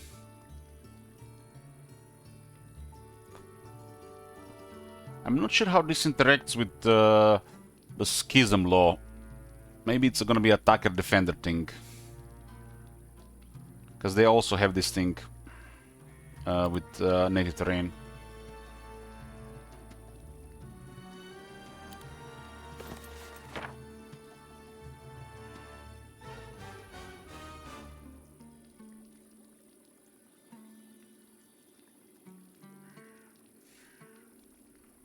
Maybe it's just bugged with the advanced arcane magic. Maybe the expert will work.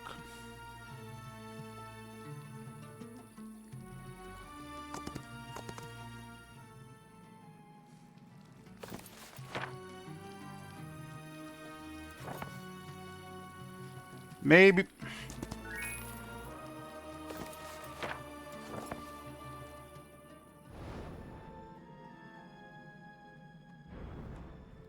Are anybody threatening us?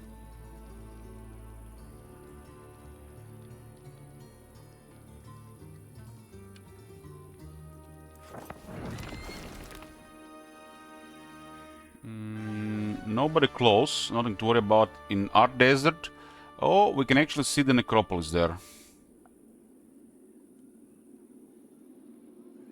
How? Expert scouting, huh? So our blue is Necropolis as well. That kind of sucks, you know. I'm don't really like seeing other enemies having the same faction, especially when you play Necropolis, because there's several things that doesn't work against the enemy Necropolis. Necromancy doesn't work, healing doesn't work on at least the whites and the vampires, and moral panels don't work. Don't really like fighting Necropolis with Necropolis.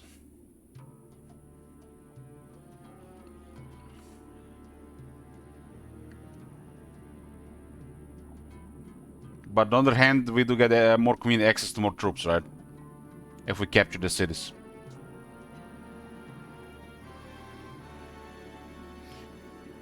Yoo-hoo! Howdy! Howdy. My name is Jed Masterson, and I'm a caravan boss for the Happy Trails Caravan Company. If you're hearing this, I have a job offer for you. Happy Trails is organizing an expedition north into Utah, off the Long 15, and we need people. Long 15, huh? We're looking for caravan guards, prospectors, couriers. If you're used to humping it across the waste, straight toward trouble, we want you. If you got a pit boy, we definitely want you. This guy being in the city will provide 9 attack, 6 defense to these If you're troops. a greenhorn or a city slicker spinning tales about your skills, you can kindly go hang. If we like your gumption, we'll pay you square and treat you fair. Find me, Jed Masterson, at the Northern Passage if you're interested. Luck to you.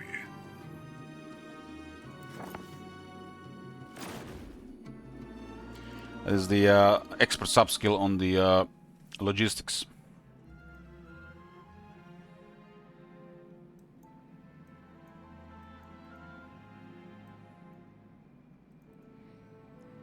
Nine attack, 6 defense is pretty nice.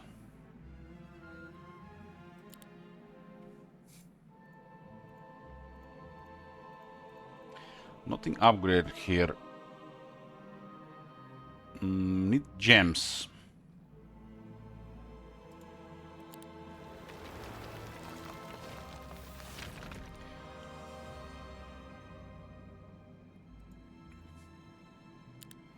Get the bank here.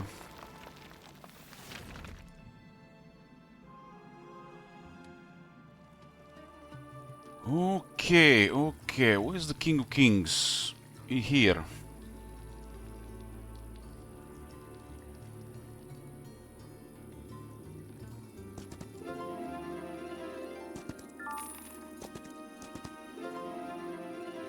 Ettrick is just picking up stuff, and he has a secondary role.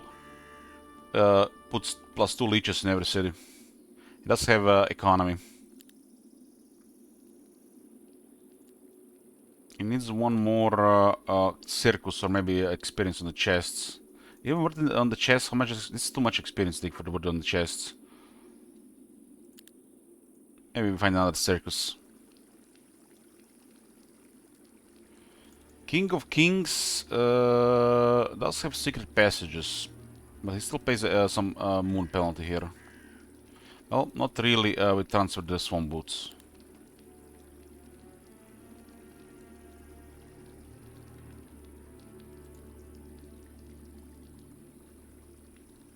That's a rare belt, one sight radius.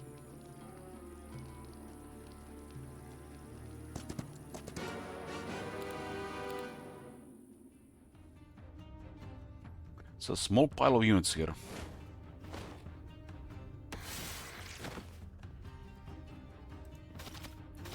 $300 dogos and more to come.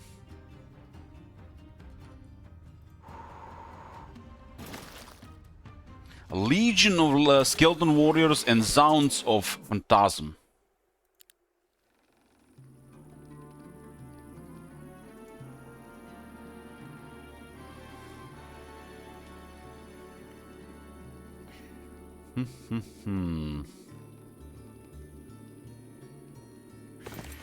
So that thing not working makes things inconvenient, especially because I wanted to use that spell so we stay close.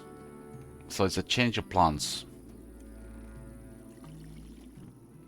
Just stay with the game, right? Change of plans.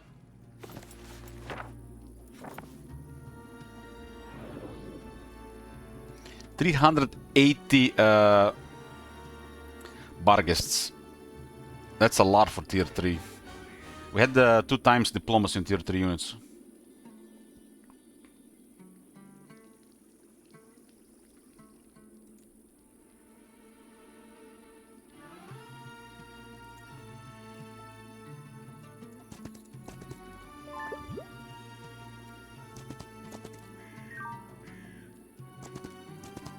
The items that are adjacent do not cost any movement.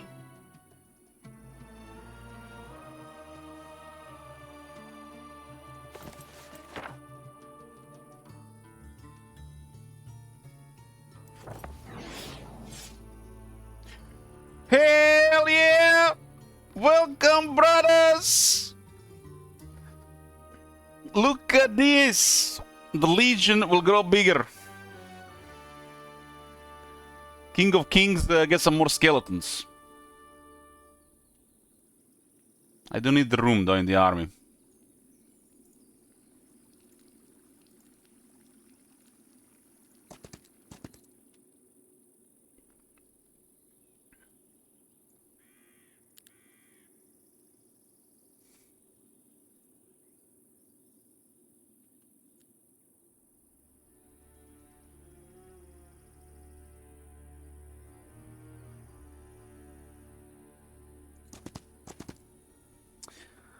For almost 14,000 gold, huh? Yeah, this is just regular skeleton. Ah, we have the Vampire Lord's split, okay. 14,000 gold for over 200 skeletons.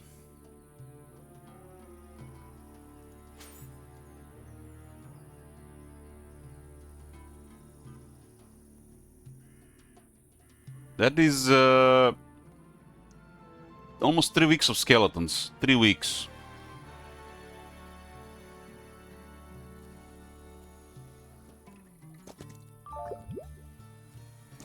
There's actually a sawmill here. So the desert place does have a sawmill and the other thing. Okay, interesting, interesting.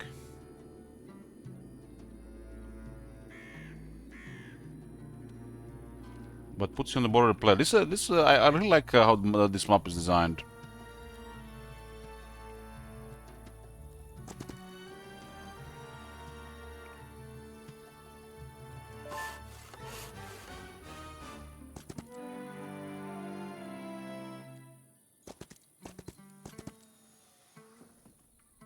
Bunch of troglodyte thrones in this area. It's a lot of money for Miloso.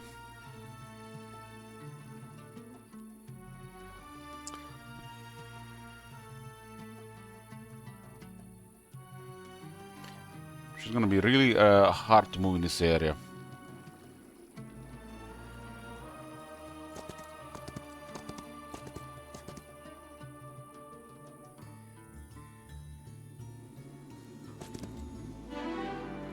Logistics.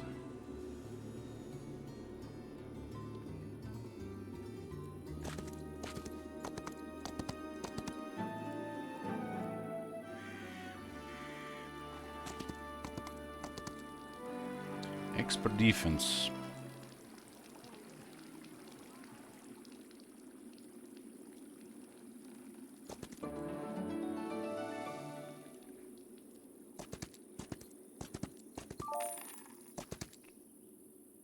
So the main city can still upgrade some things here. This requires 10 mercury and 50 dust for the leeches.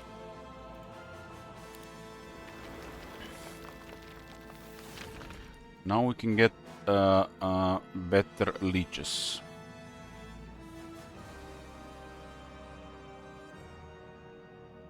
Well, the pestilent leech is not very useful for our stuff. We've got sanguine leech.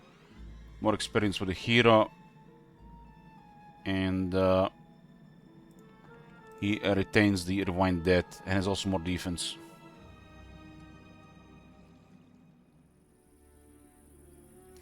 So what about recruitment in other cities here?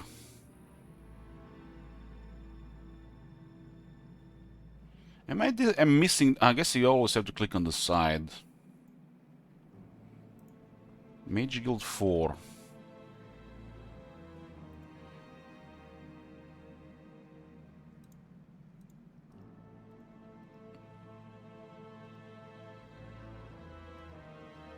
Six vampires per week in 3 cities is expensive.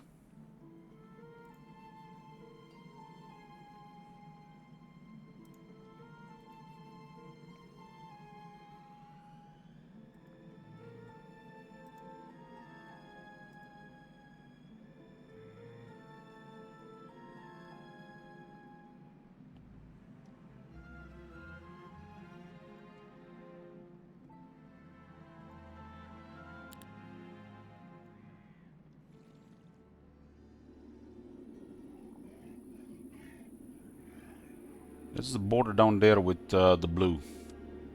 They got also Necropolis.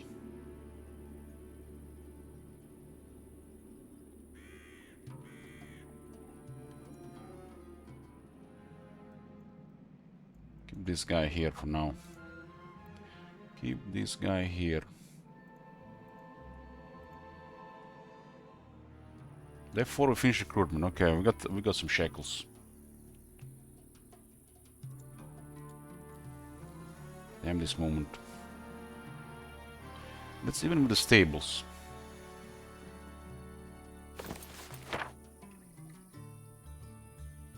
Assemble does not work, which makes this really inconvenient here. It's gonna be only convenient because she oh,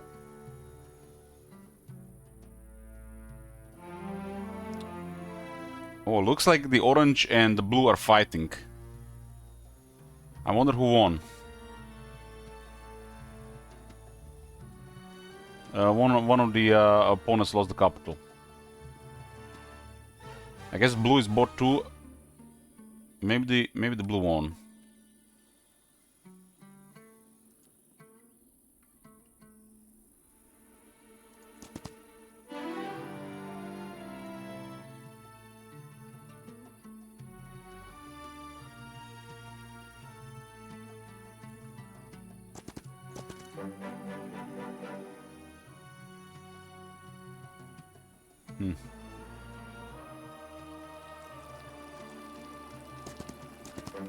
Gems and more gems. And let's go see what's on the other side.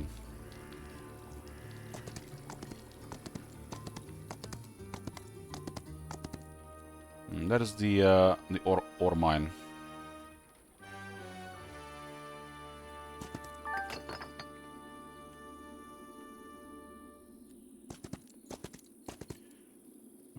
Okay. King of Kings. There's abandoned mansion here. We should interact with one of the cities. The main city can... I think they all can upgrade the skeletons. So interact with the Black Cliffs.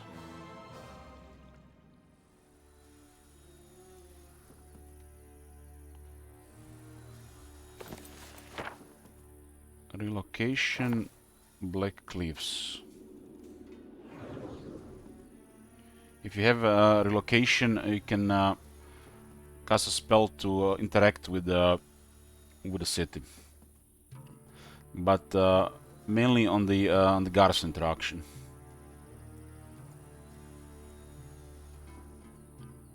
You can put the skeletons and the skeleton arch in the city, and then you can do this. You can upgrade them.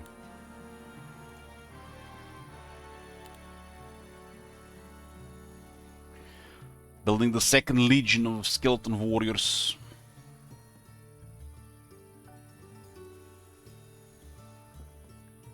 Next turn I can interact with another city and upgrade these vampires to vampire lords.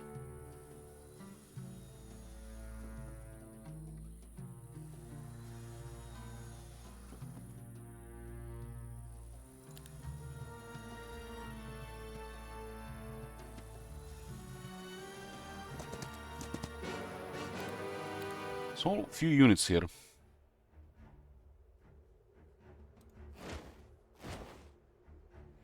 So if it's one of these undead places, this is the native terrain to the undead.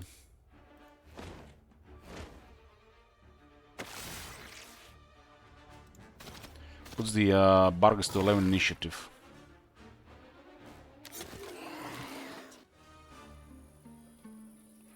Gold storage here.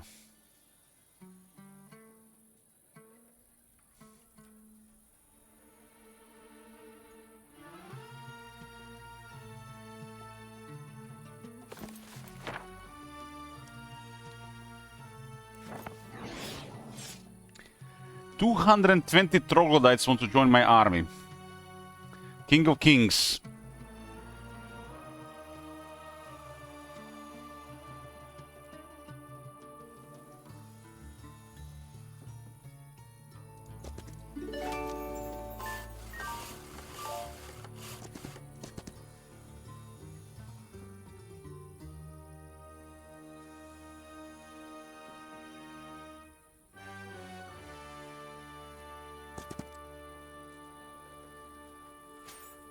We can afford it.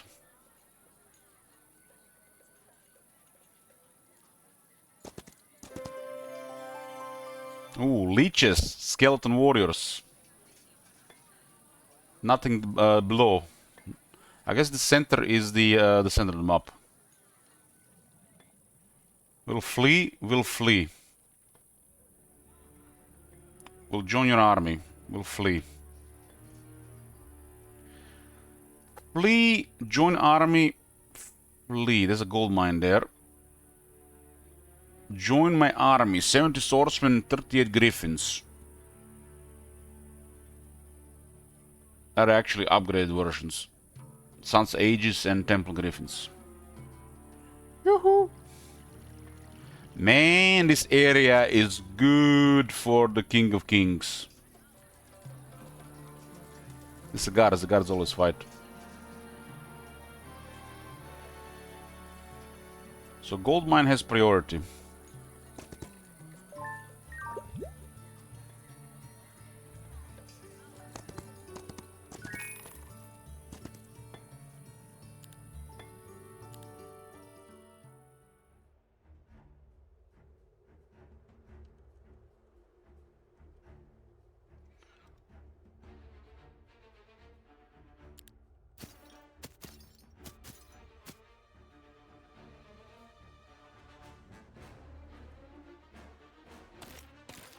"16 attack, 21 defense."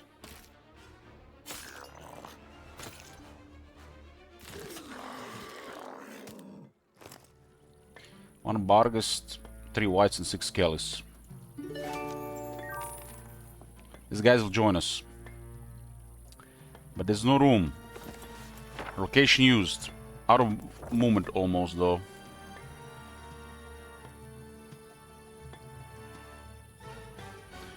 Can we store the movement? These guys will join as well. It's another 276 skeleton warriors.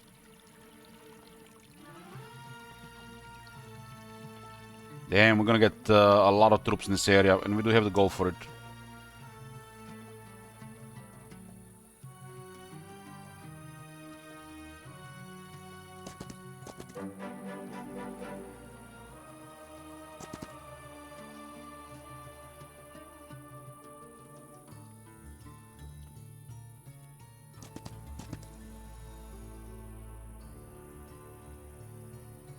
We had the range on that one. I didn't read their mind. We can also just leave these guys, let them grow. They don't hold anything important here, not much experience either. There's a Trolllet throne I want to get here.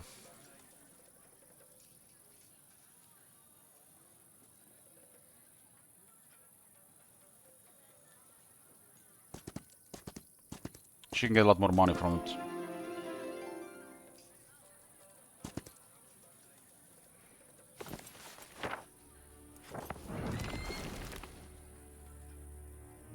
It does look like they're fighting each other here.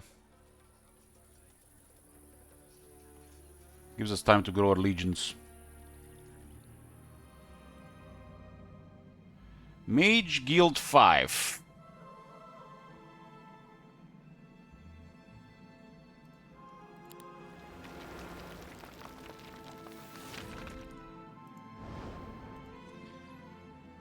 Summon Primal Remnant. Haven't used that spell. Judgment. Strikes target enemy 4 times, dealing total of magic damage.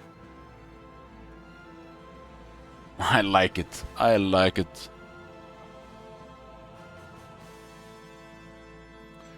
We got Reality Distortion and Doriath's Tide.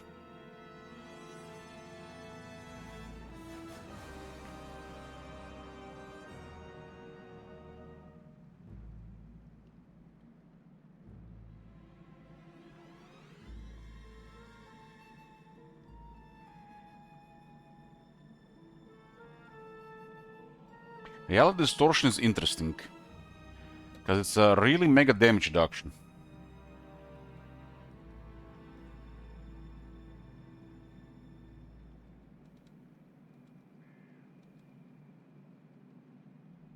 Huh.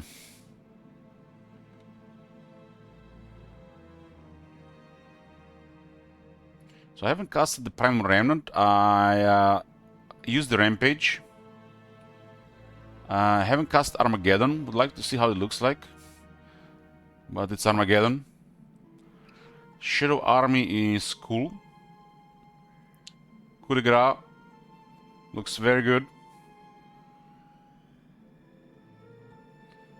Naira Kiss. I've seen that being...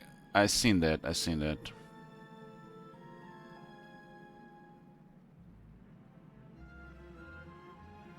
This Naira Kiss is nasty. I seen the Black Hole, casted myself. Arena's Chosen. Target friendly creature cannot have less than 10% of their current units. Taking damage reduces the duration of the effect by 1 round.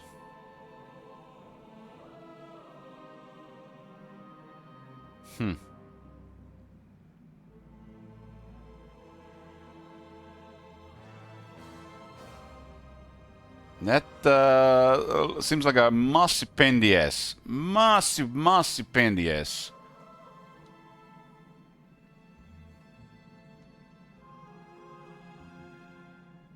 So it goes to 4 duration.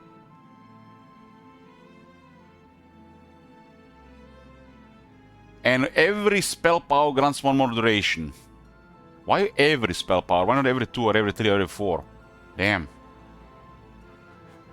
And minimum stake size on level 4 is 50%. That's a massive pain in the ass. Let's make sure the player takes damage. or make sure the enemy will lose their entire army dealing with this.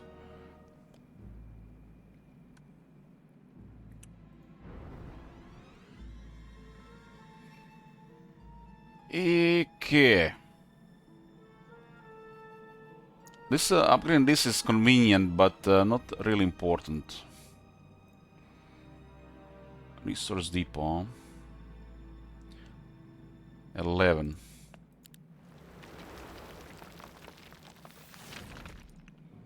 To 14. So research depots just keep stacking by 3. I think only the Mercury fissure fixes it.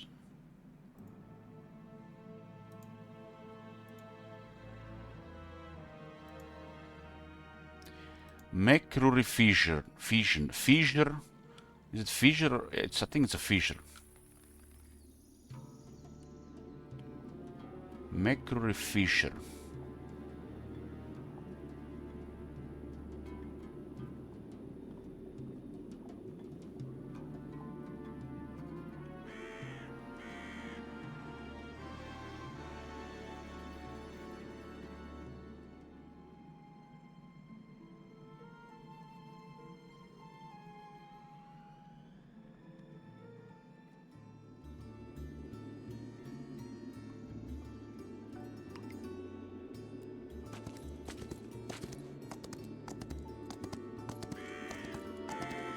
Local specials in Heroic Strike, and it starts with logistics. That's hot.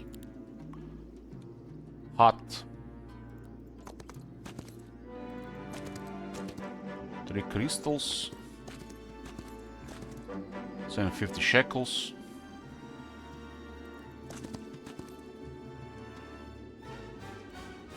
Okay, we wait here and we end the turn. Get some ore and gems.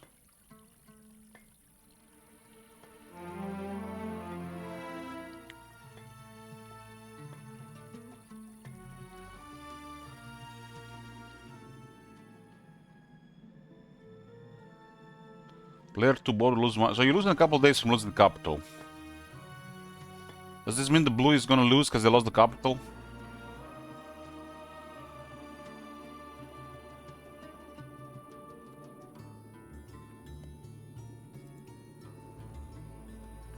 You have some time to retake the capital.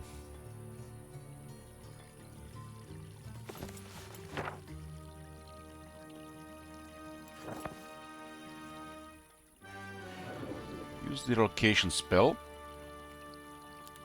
Can upgrade it here. You have to upgrade it in the garrison.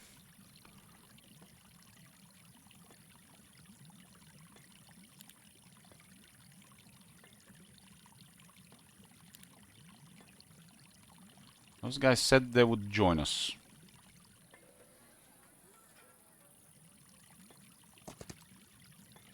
$23,000 for another 276 warriors. We have to also pay. They have to turn them into skeletons and then upgrade them to skeleton warriors.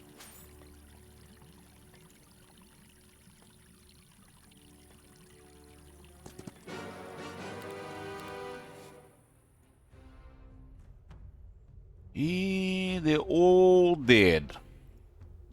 6 initiative. 6 initiative. 7 on the skeletons are lowest in this army.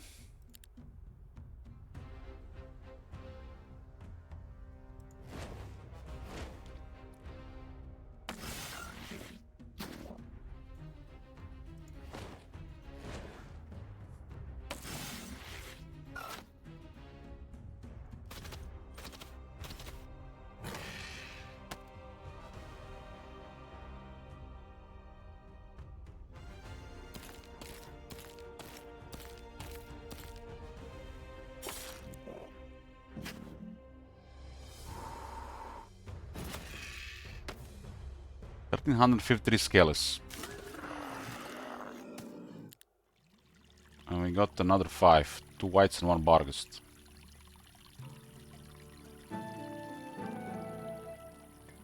These guys join us as well. That's tier 2 and 3 troops. That's too expensive, I think.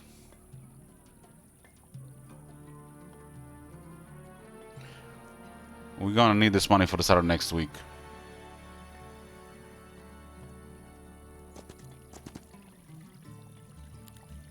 We'll use the necromancy on them.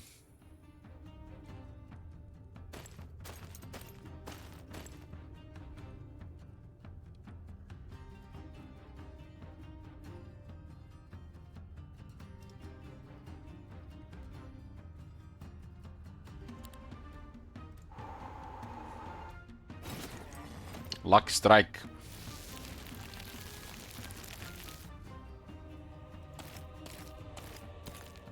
There's beer going on for +3 luck. We don't have +2 from the loss yet. Level up! Damn!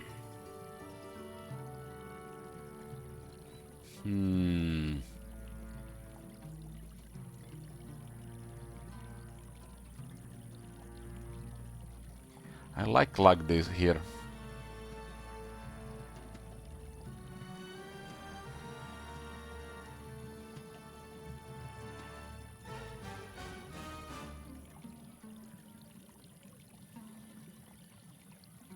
I really like luck here. We can get easy 5 higher chance with that 5, and if we get lucky strikes, the enemy will not be able to even counterattack. So +14, +15, doesn't fix it. Is game free? Right now it is. The demo is free on Steam.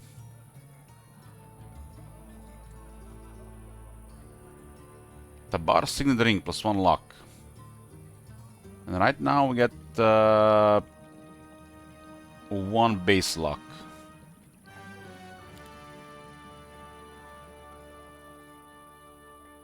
One base luck. Okay, we'll get +3 and then 2 from the law.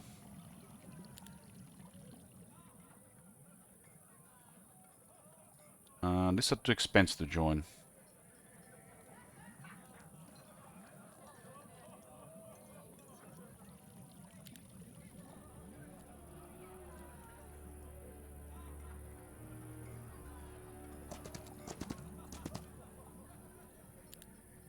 Necromancy it is.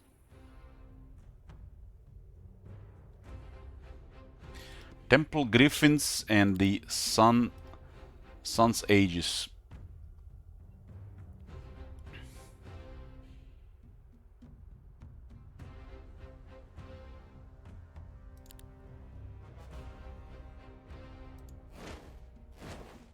They're foolish enough to attack the vampires. Low morale, already spooked. We have -3 morale on them.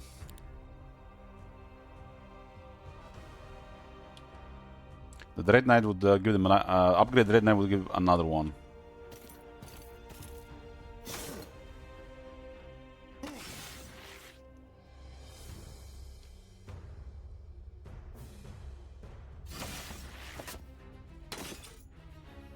Let's go, lucky strike.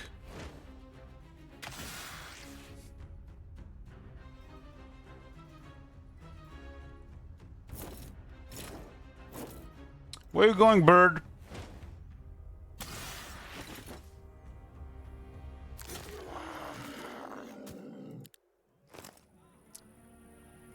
(942)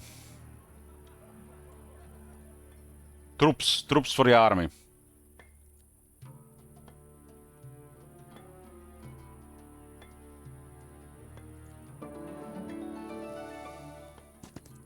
It's actually a good ring here. We don't have to use it right now, we got beer going.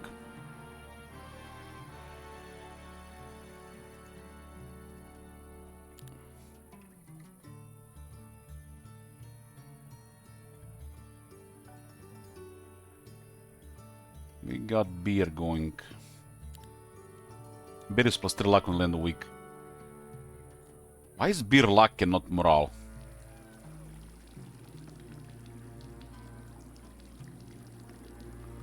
Like, why does beer increases luck by 3 on land a week and not morale? You think...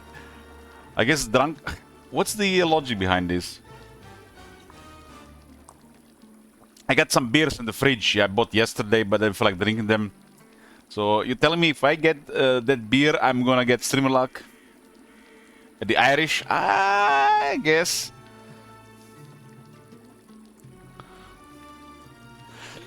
I guess. I guess you can find an angle. We can buy artifacts here. It's because it's a natural beer fountain. Like to find such thing. I see, I see. There's a gold mine here as well.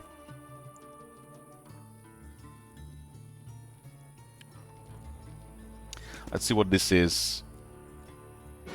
It's a black dragon, so there's some casualties here. Ah, fine.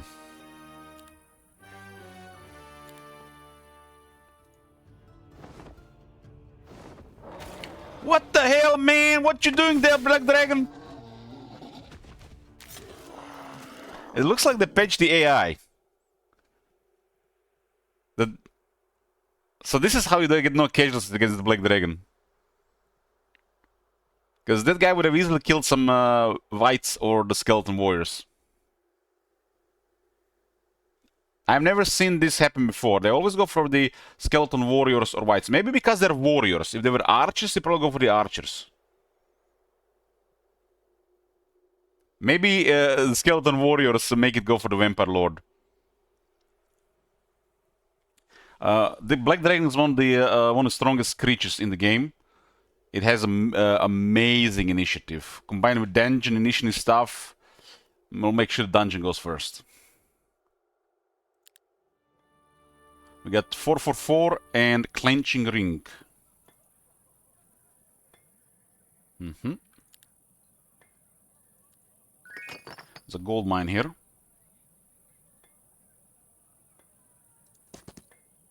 They want to join us, but we need the money for all the stuff right now. We had some decent diplomacy this game, but the main restriction in diplomacy is gold. And this guy has economy as well, so we did a little bit more diplomacy. With economy, diplomacy is another 50% cheaper.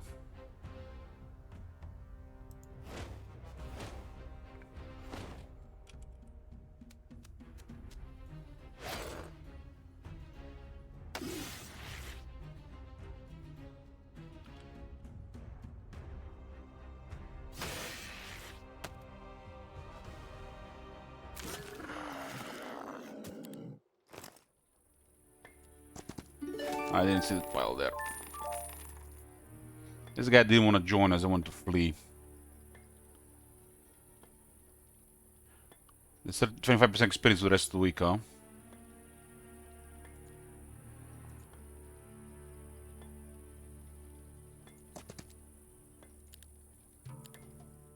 There's experience here.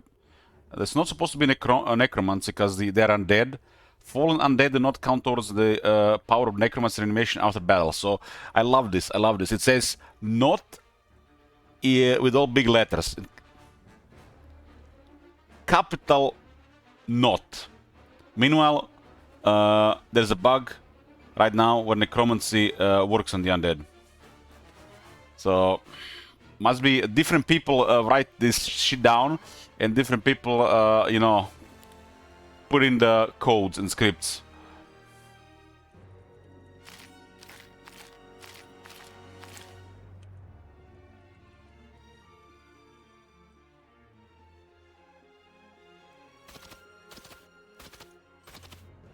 Twenty 246 skeleton warriors. They have 6 HP. We got 1 Barghest, 3 Phantasms, and 6 skeleton warriors. Solid necromancy for such a crap unit.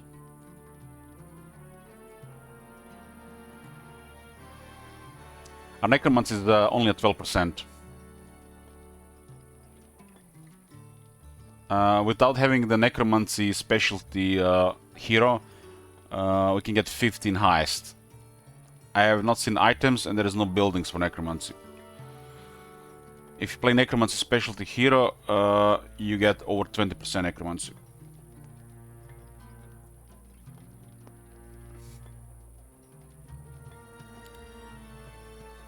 like Tarius, for example.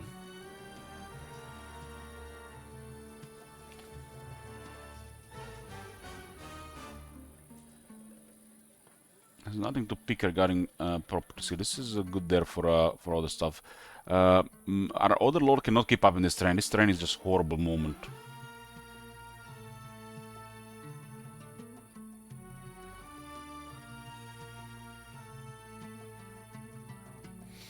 Did you know that if you slit any necro unit into all 3 types, skeletons, archers, skeletons, for example, you'll raise all 3 types at the end of the fight, effectively letting you raise 3 times as many skeletons? But if you have one, all the HP will go there. I'll just split the HP between the 3.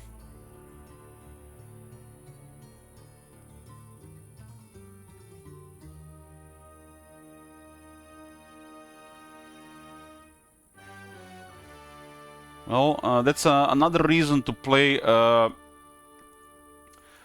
Onkos in a single hero map.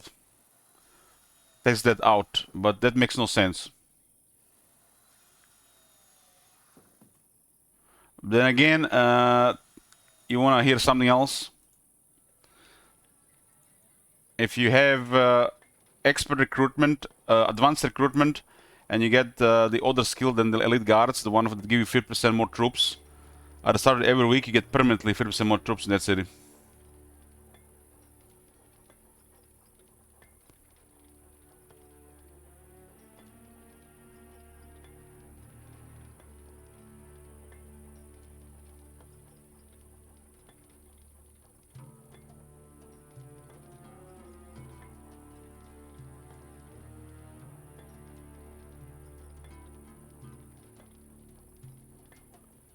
So you're telling me that it adds 8% to every stack, not total?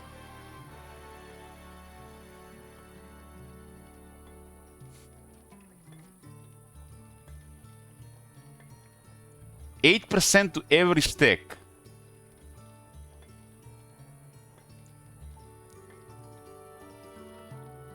I mean, that does make sense if you think about it.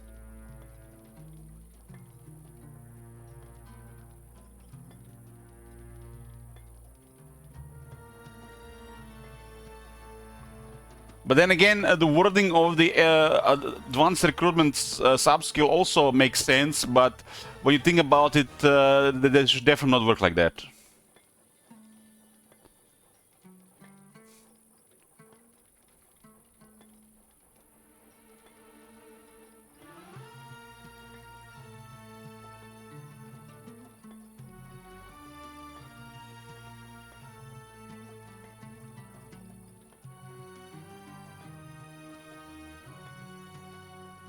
So basically, what that means, the grave robbers are excellent to split. You wanna get all the 3 skeletons, all the 3 grave robbers,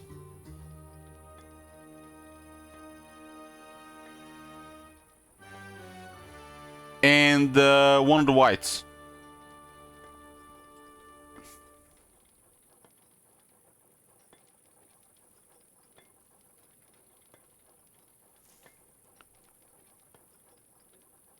But the grave robber is in the middle. It's in the middle, so you can add up so many over time. But it will work the best on the whites and the skeletons.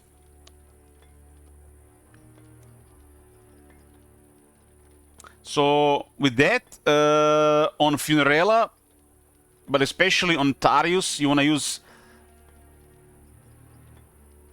Vampire Lord and Skeleton Whites.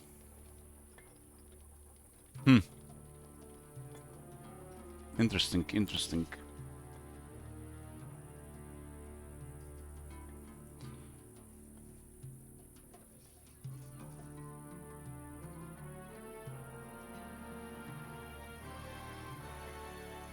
We got recruitment here.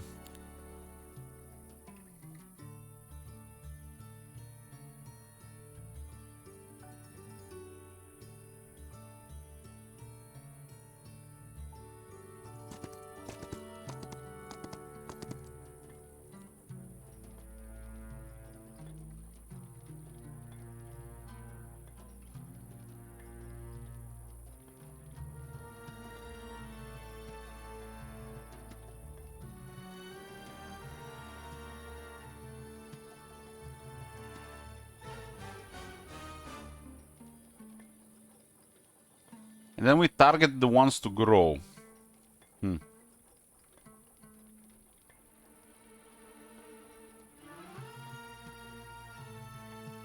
We'll see what we do about that. The guy has lower movement anyways. This is better here.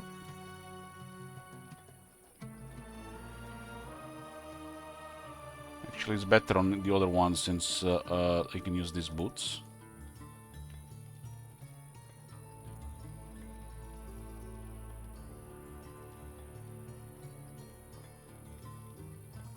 I mean, it's hard to say if that's working as intended or not. It's hard to say. Has this been confirmed as a bug? But you do cripple your army in a way, but not against the neutrals. I guess that's a way to farm necromancy.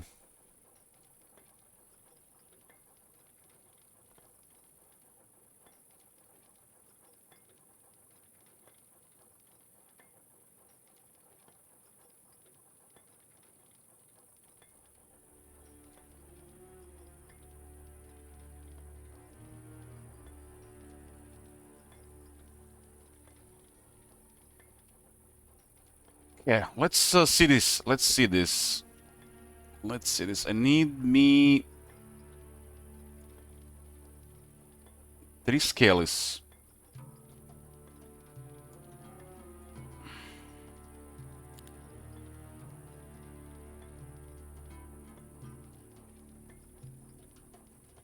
And I need me 3 of this.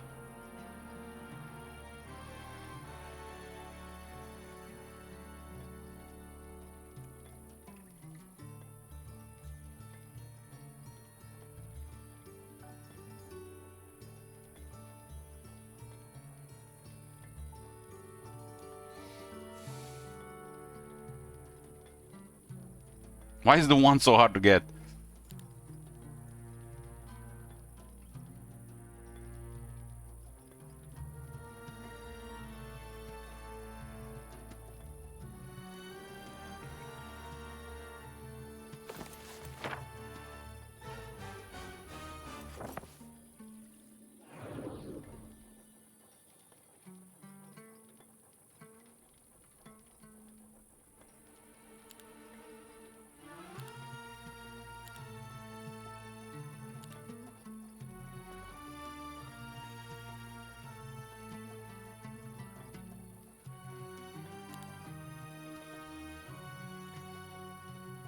So I have to recruit the regular ones.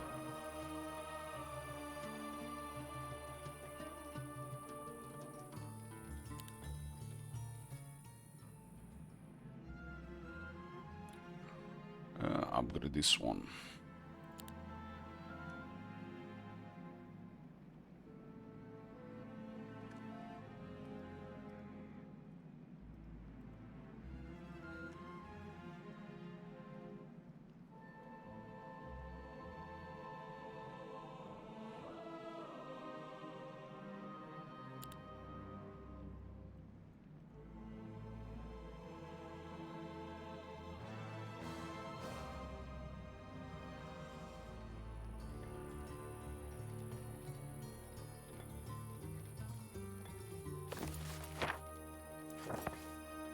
Okay, we'll see.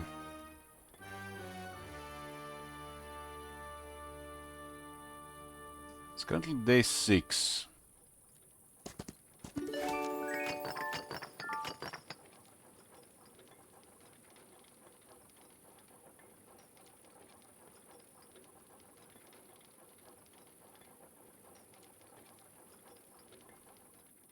Some easy victims here.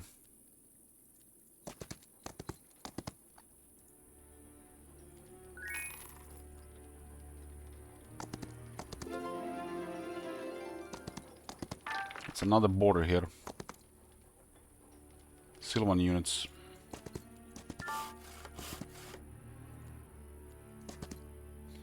I guess Schism is on the left.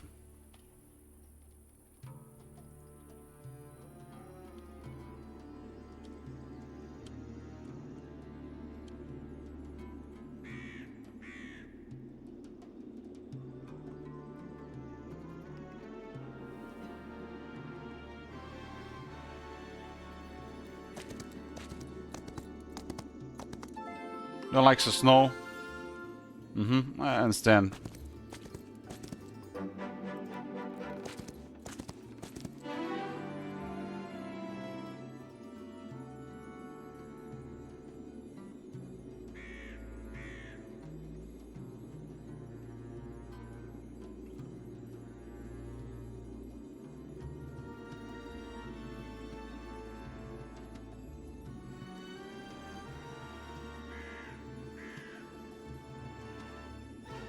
Let's see if the intelligence will teach us those spells.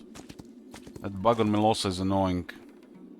Maybe, you know, for the future, until that gets fixed.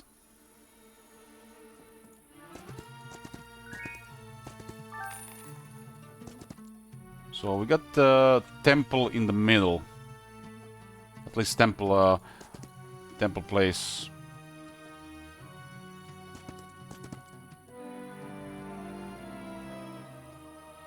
I got a bug with I have advanced arcane magic, but I cannot learn tier 3 arcane spells.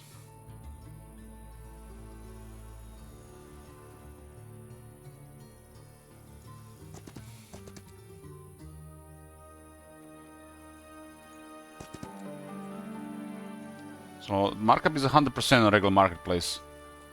So it's like having 5 marketplaces.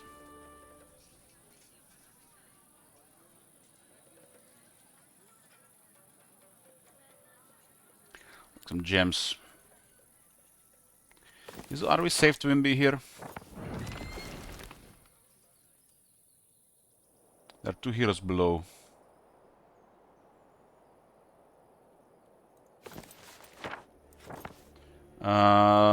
Yeah, I think you can put guards into the place here.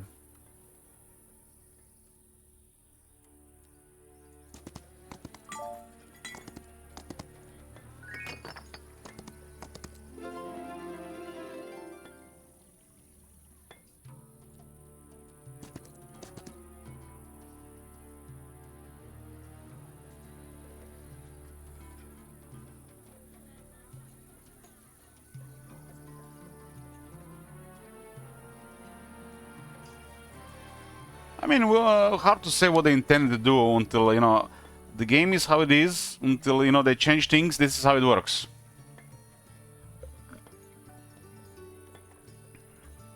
You know, I would love to see a video of devs talking about the faction designs, what's the logic and design behind their unique skills, how they work. I would love their videos on that.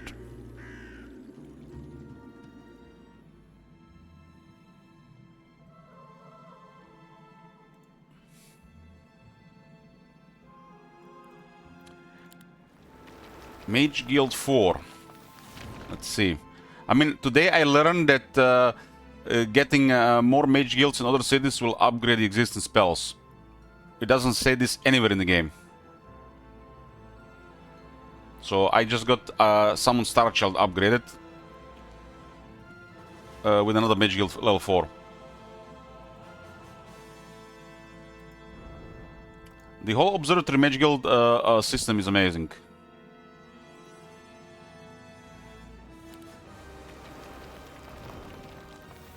I got a symbol upgrade. I actually upgraded myself that one. I upgraded Taunt. And Impending Fate got upgraded again.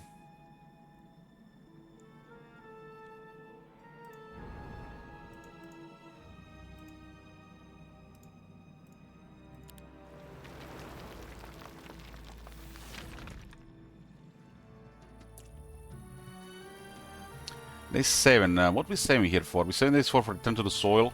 Okay.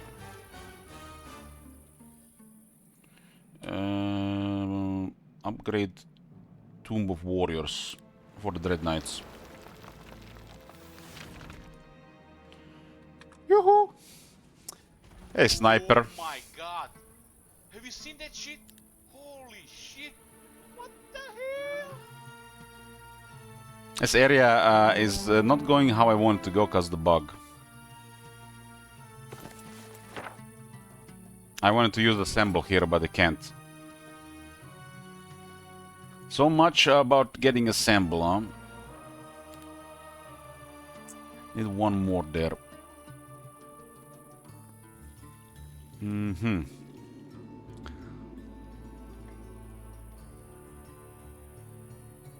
And do need a regular white as well.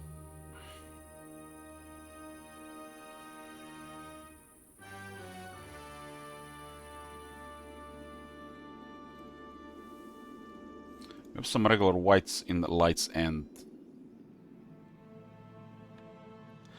Lights end.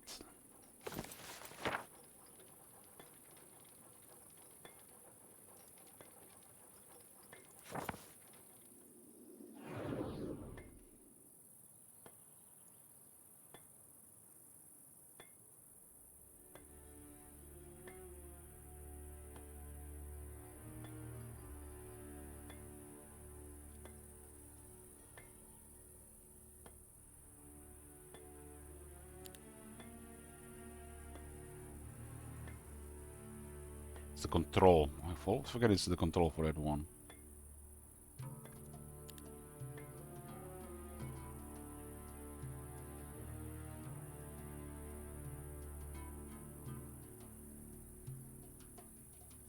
Titans from the tower. That was an awesome unit.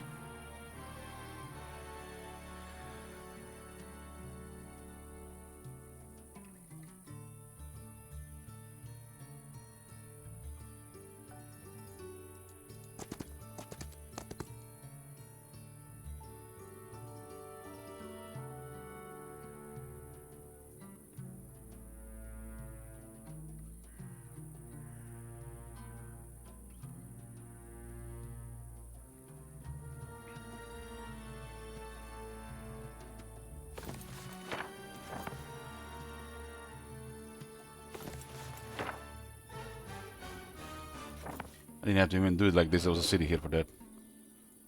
Okay. So we got 3 skeletons, 3 type of skeletons, 3 type of whites, and the Vampire Lord. This guy has plus 20% necromancy. Apparently, the necromancy skill will give health to each stack based on the opponent health. So if that works like this, this is then the best setup. At least to farm the whites and the skeletons.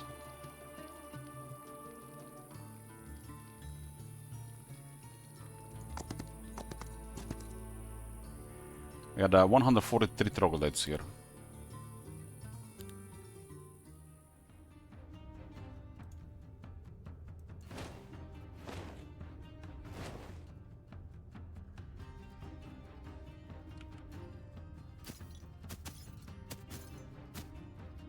He went into melee, damn.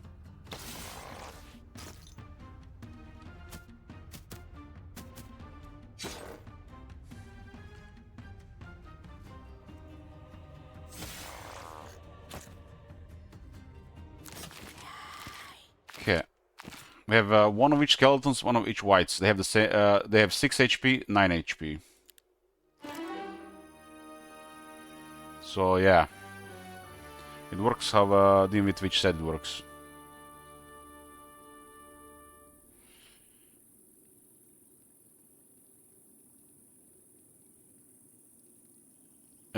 Basic Nightshade magic goes well with our Shadow Blades, so our low tier units will get more damage.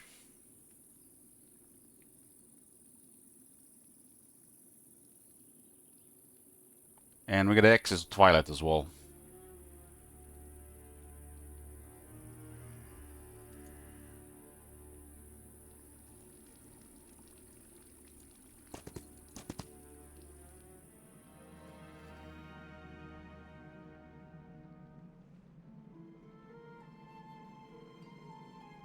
Considering those troglodytes to get this much, that makes really no sense.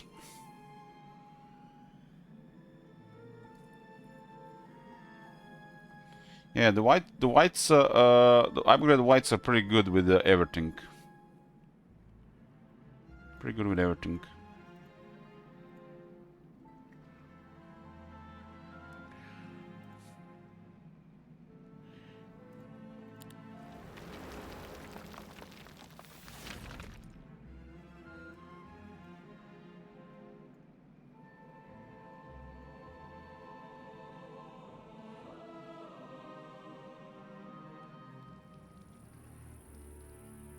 Okay, what else is in this area?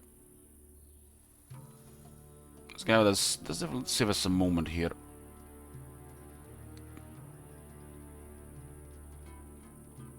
Both have relocation. This guy has recruitment going.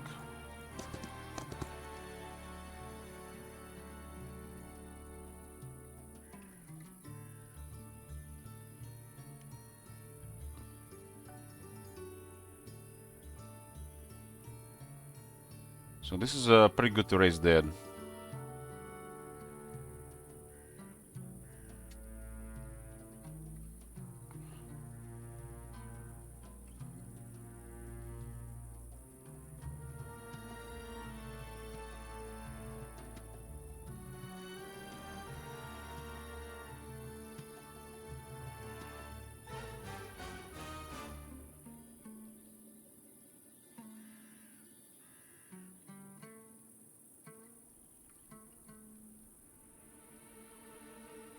We get the Armor Hound and we get the Wraith.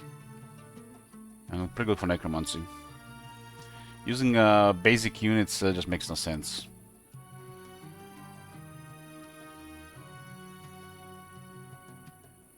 At least to me.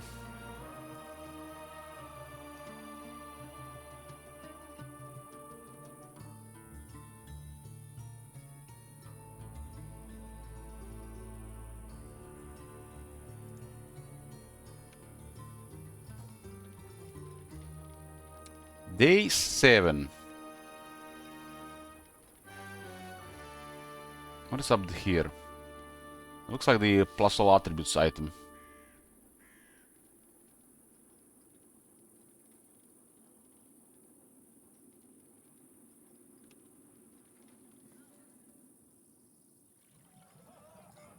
Yeah, the orange will be defeated by the blue. So they went directly into them.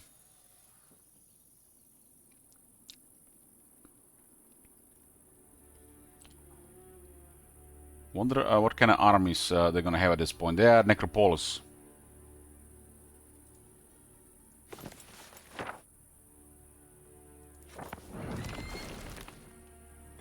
So now they can come towards us here.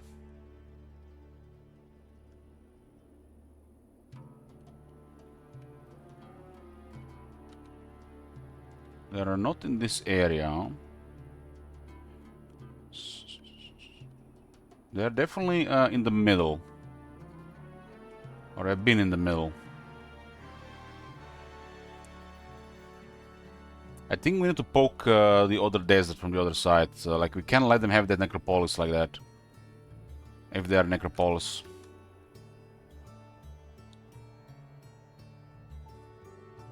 We definitely have to explore here. Who's the best one for this? This guy?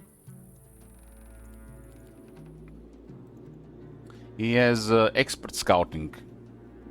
And reconnaissance. Yeah, he's the best.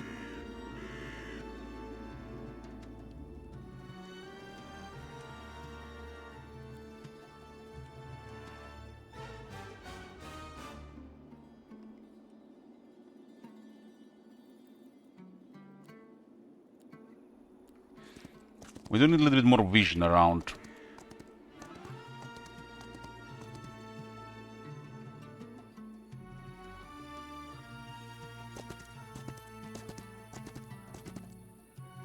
There's another trailing circus there. Perfect. We need one more. Have one more economy guy.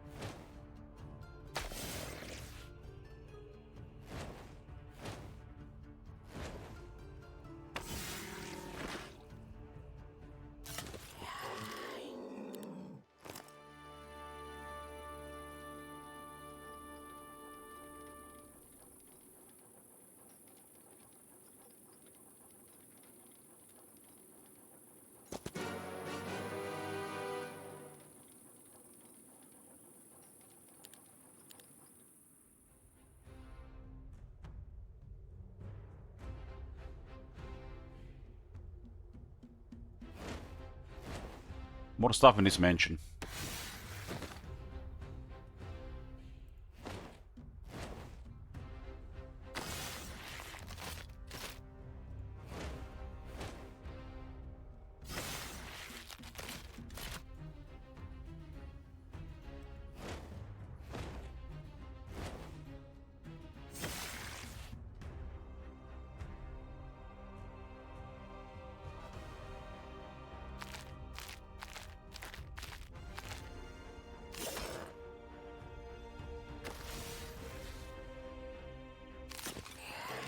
Olden 7-2.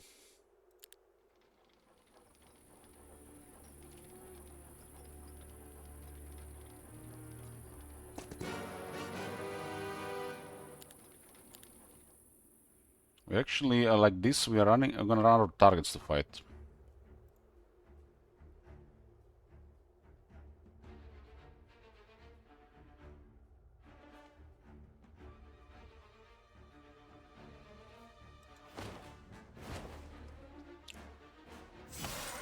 The sword drop and the sound is so satisfying.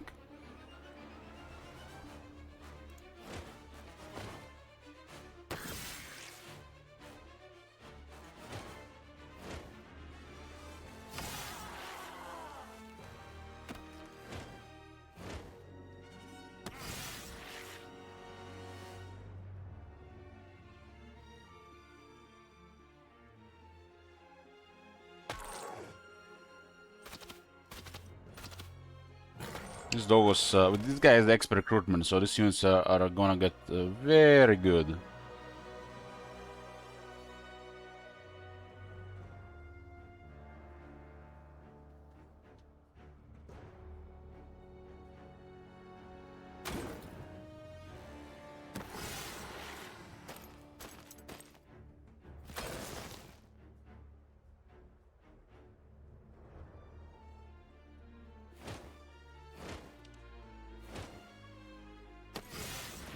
We have a 7 defense on this guy currently. There's an artifact merchant below.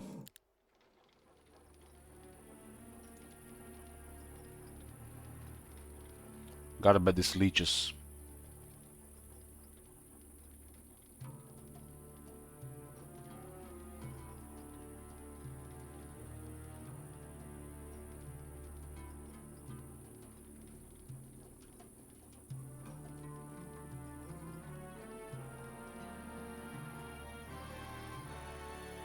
These guys have the boots now, okay. We're getting more vampires next turn. We have to clear this one. But there's other stuff here to do as well.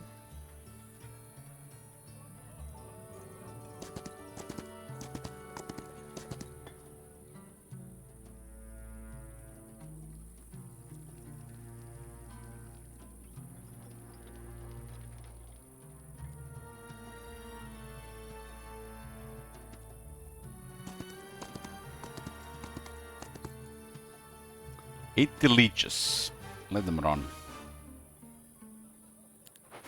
Let them run.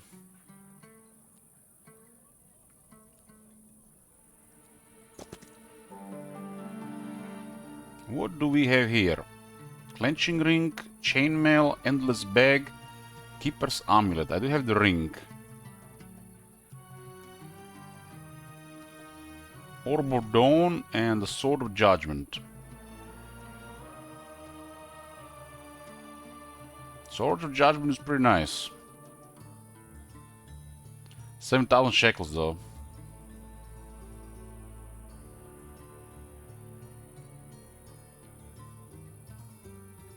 I think this is good because I have 3 heroes.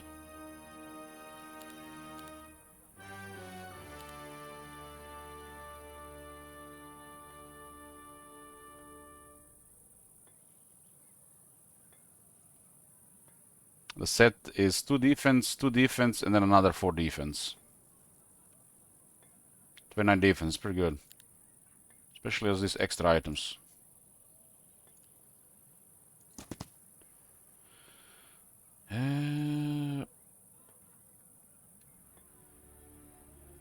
Split these boys.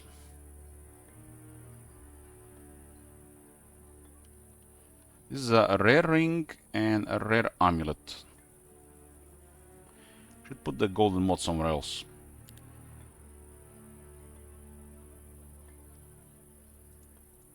On this guy, for example.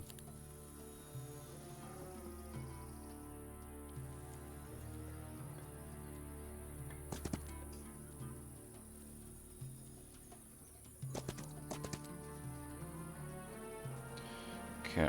That item generates money. This guy's got level 11. Damn. How level 11? Does it mean when you get a Towering Circus, means level up? It says levels up a random skill. It counts as a level up. I thought you just get a skill update, but it counts as a level up.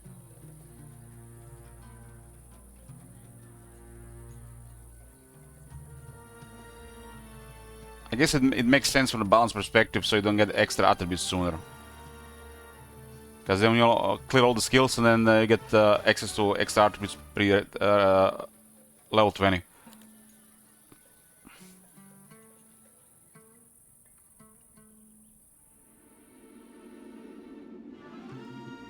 I thought we just upgraded the skill, but it does level you up. Okay.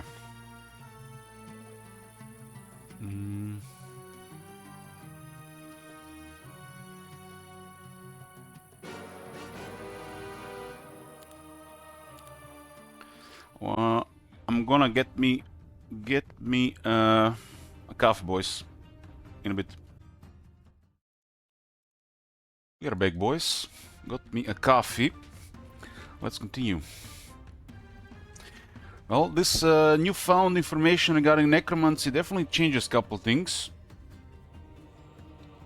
Especially regarding the skeleton warriors and the wraiths. Possibly the armored hounds as well.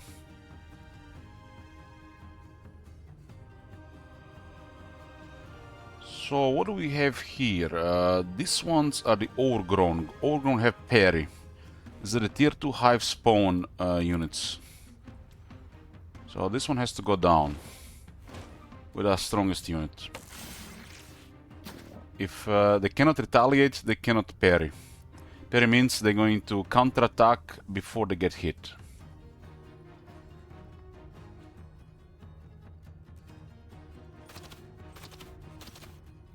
This is a crazy amount of tier 3, tier 1 and tier 3 units. They added up. Mostly due to diplomacy, but necromancy has been doing work.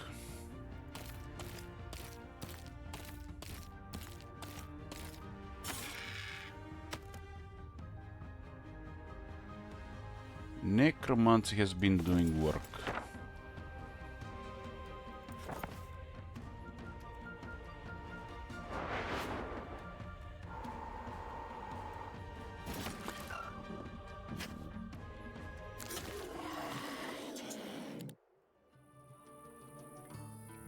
On Tarius, I have Shell Blades with Nightshade Magic, and I have Elite Guards, which makes the first tier 3 units go amazing with his Necromancy specialty.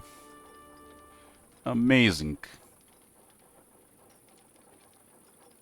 I do want to get tactics on him as well. I do love this this stuff here, and the Nightshade Magic is awesome. Awesome.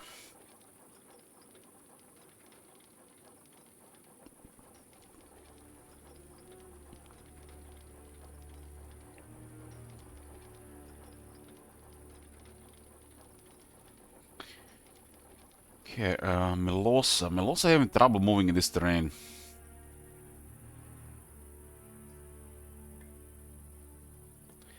Definitely she having trouble moving in this terrain.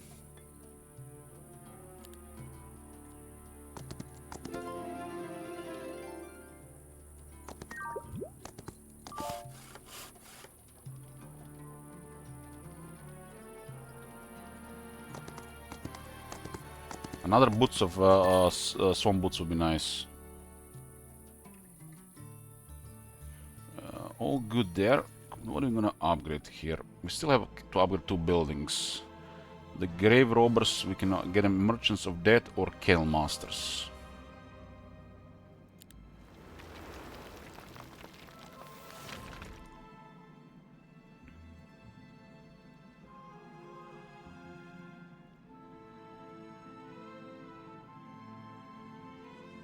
I like the merchants of death guarding the city because of the long reach effect they get here. And, they leave damage over time on the enemy.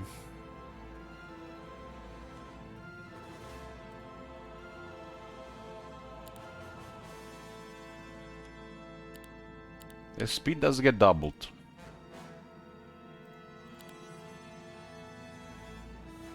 And they have 1 more initiative than the other ones. The other properties are pretty much the same. These guys have +1 damage and that's it.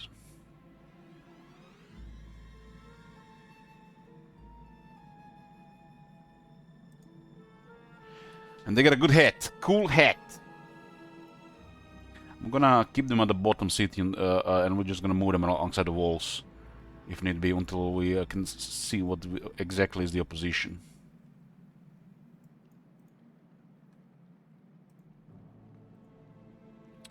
Well, this is luxury here. But we'll get dust. I like this luxury.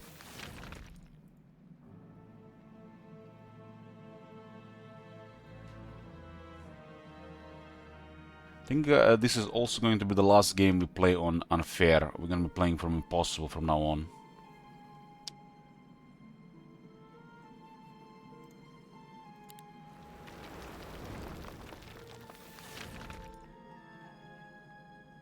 Okay.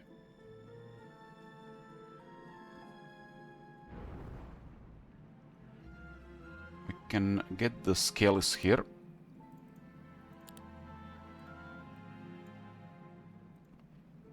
All upgraded. This is the end of the week 1 of month 2. Considering this is the end here, we should get more Dread Knights. There's 4 more Dread Knights. Got a lot to increase the growth of Dread Knights.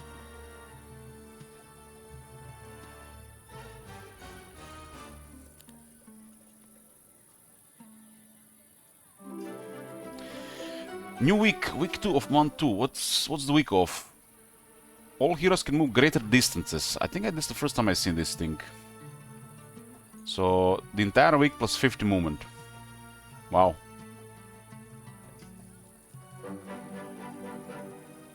Plus 50 movement entire week.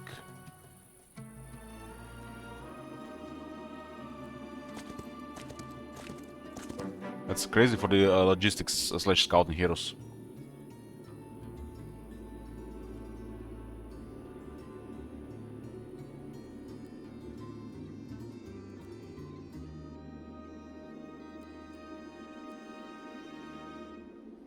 Got the weekly stuff here, Ginger House and the Magic Garden. And the Fort City here. I got a treasury. Income is 37,000 per turn. Per turn. Per day. Mage Guild 5.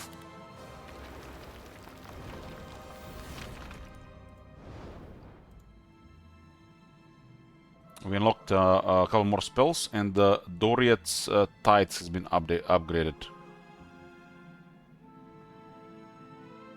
When you build another Mage Guild of the same tier you have, it unlocks more spells in that tier, but if it unlocks the same spells, it upgrades them instead.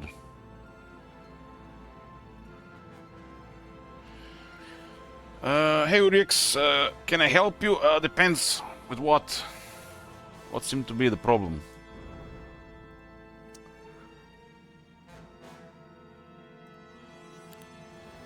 Another level 5, tier 5 Mage Guild. We unlocked all but the black hole and the cut grass. You're playing Warhammer 3 and I ended in lines. How long before I can attack them? If you don't want to get any reliability rating penalty, 10 turns. 0. After 7 turns, there'll be minimal 1.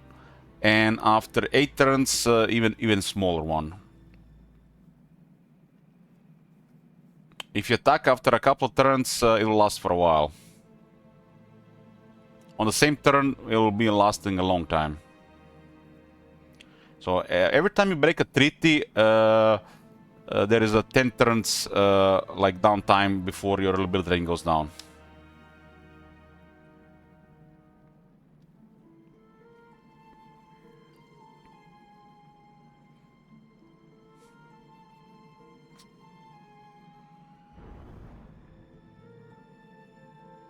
Every treaty, non-aggression pact, trade agreement, military access, an alliance. The only time it's no longer a treachery if you make a peace treaty right after declaring a war. They changed that for some reason. Used to be with declaring a war as well.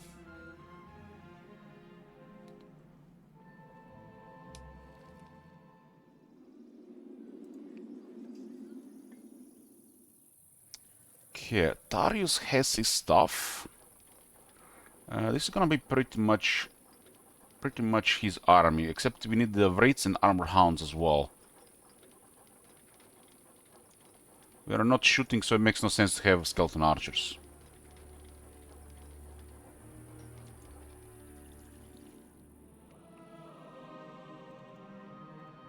But Wraiths do make sense, and the Armor Hounds.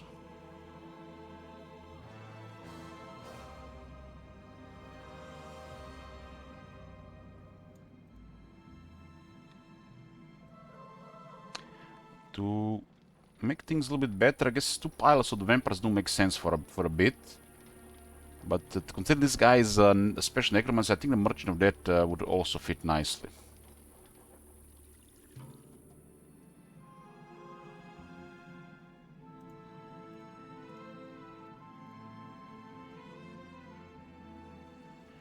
Basically, the necromancy health applies to every unique stack. So having skeleton warriors and skeleton archers in the army is the way to go. Even Wraiths and Phantasms, and it's really good for the first tier 3 units. Like, very good, excellent the first 2 tiers.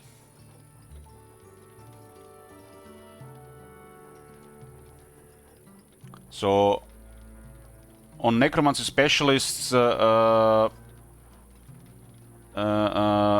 think the way to go is Shadow Blades with basic Nightshade magic, expert recruitment, use 1 strong unit and a bunch of low tier units.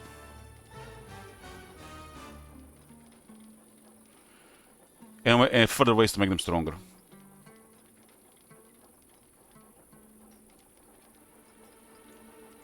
I think I'm gonna go like this, yeah.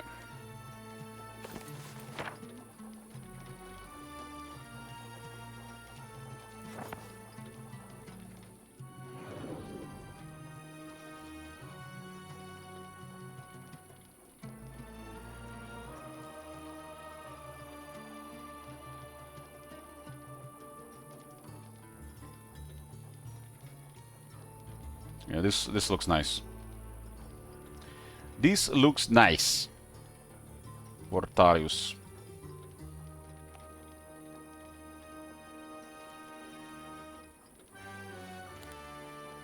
Darius Necromancy is at 21%.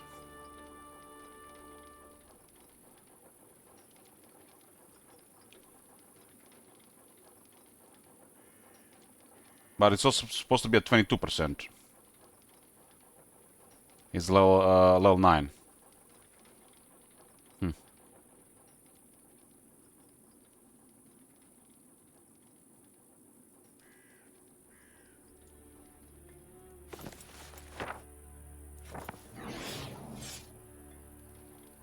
Will join my army. will join my army. Look at those numbers there.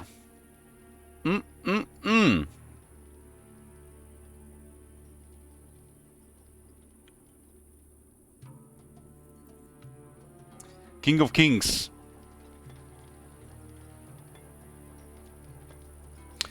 You have starting 5 and then +1 per city to up to 8.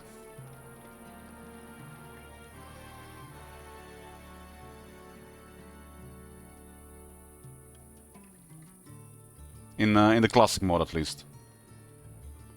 There's one template where it's 1 hero per city. The fair and square.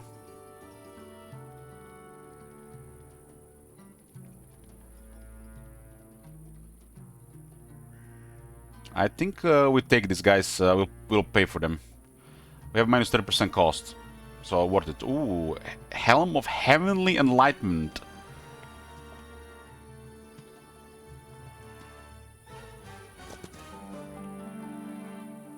What do we have here? Spells in bottles. Makes all tier 4 spells available to the hero. It's a belt. And there is the Legion's Leg. Legion's Leg is a amazing item. Plus 50 growth, critical growth to all your cities.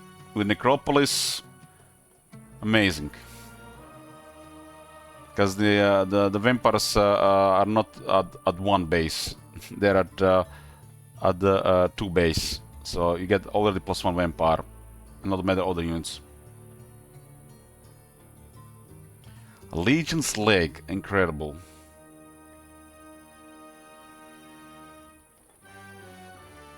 We can get even more military, but who the fuck is gonna pay for all this military? We definitely won't be able to afford it without getting more gold. It's either Legion's Leg or Diplomacy on these guys. I guess the Legion Leg is better.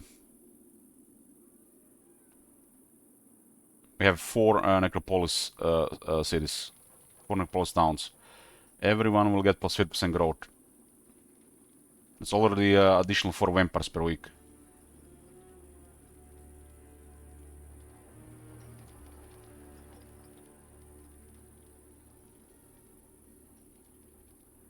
It's just a very good item here.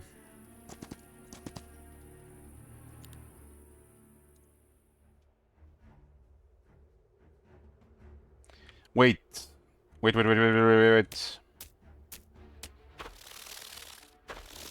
We have 7 defense, so you have to keep that in mind.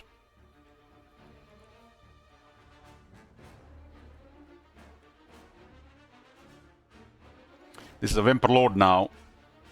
Vermilion Mantis says, I think... What's special about this guy? Ah, it's a lot more health and defense. What voodoo do we have here?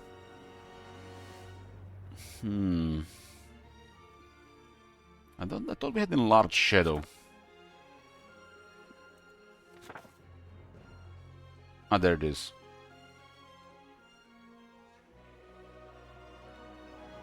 Okay.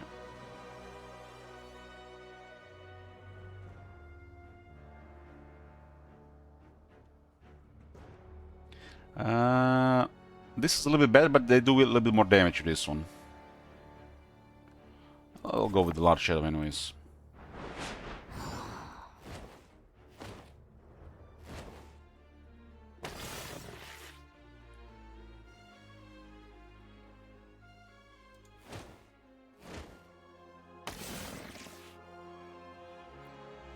Enlarged Shadow grants you 2 attack and 2 defense, and then if it's level 2, every round another 2 attack and defense.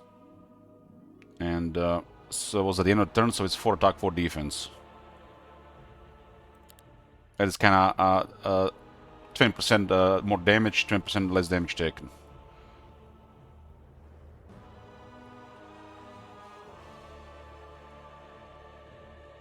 These guys are too low to fight here.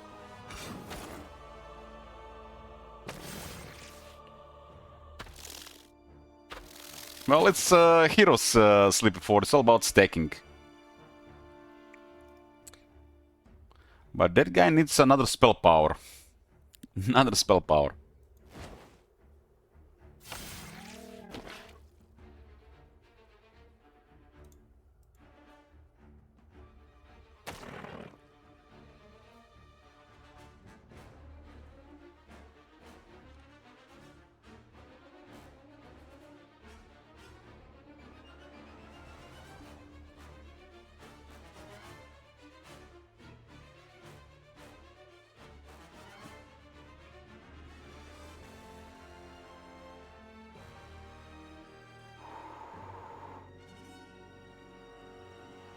So I shouldn't pass with that doggo.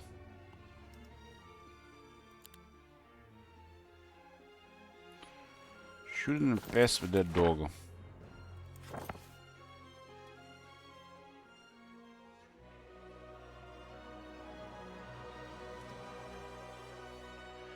How strong is his haste anyways? +2.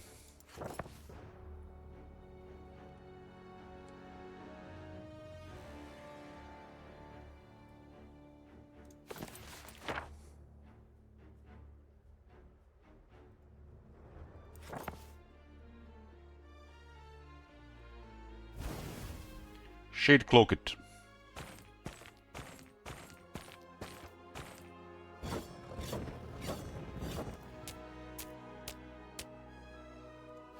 Cannot be targeted when it does an action. Level up! That's almost 4,000 experience. We got 4 Merchants of Death from that fight. 20 Wraiths and 8 Armored Hounds.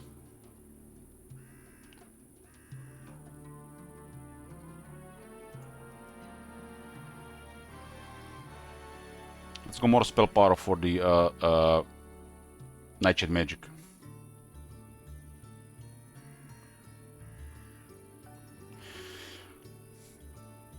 Optimal Necro strategy is to use more unique low tier stacks. So skeleton warriors, skeleton archers, whites, wraiths, night asms, barghests, undead pets, armored hounds, grave robbers, merchants of death, and the Kell Masters. How I'm going to use it? I don't like the idea of using the early tier, the non-upgraded version of unit, so I don't care about that.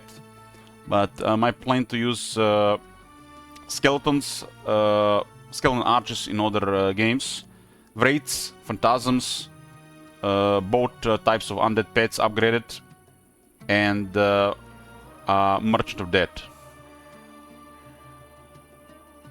So when you destroy the enemy army, it's their health that gets converted into the necromancy, and it's applied to every stack.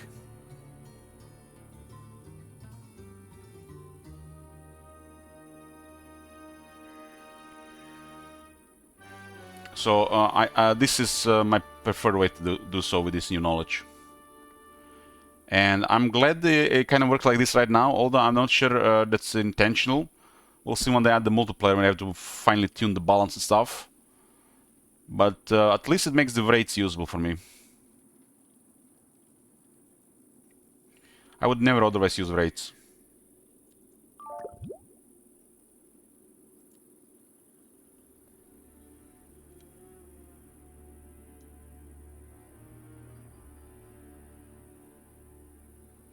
Elish playing undead again, Pep laugh.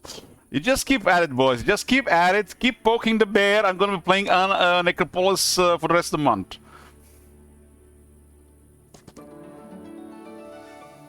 Helm of Heavenly Enlightenment. That's an amazing item. +2 all attributes. It can be upgraded to +3, but upgrade is expensive. 150 dust. As you get more gems, crystals in the Mercury, and you have an alchemical lab around, you can get the upgrade for this. Just cost 10 of each. It is very pricey when you need other stuff, though. Especially keep building.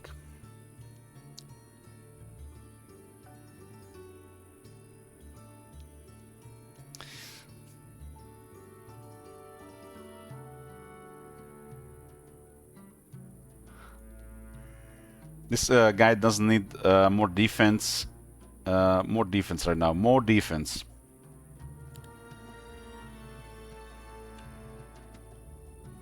This would be a crazy necromancy.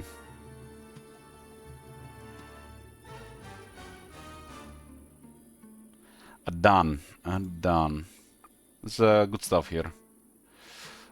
Done. Does not have economy, huh?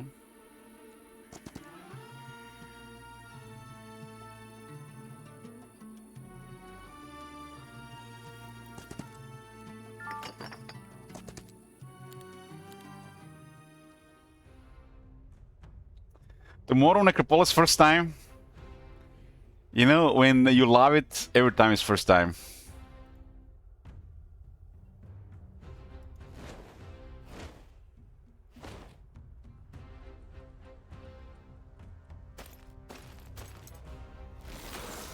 This guy will be actually granting us necromancy. What's the reason behind the Merchant of Death? I like to put them to defend the walls. And I can use the tactics world skill, not tactics, recruitment world skill to put them in the city.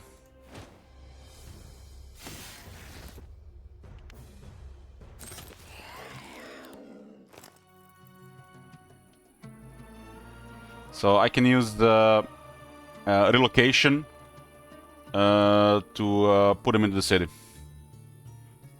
These things in big numbers are going to be nasty to take the city. I use these things to protect the city. Emperor Vampire Lords a lot. Well, I do have 4 Necropolises. And each are making 6 vampires. Well, the first 3 at least.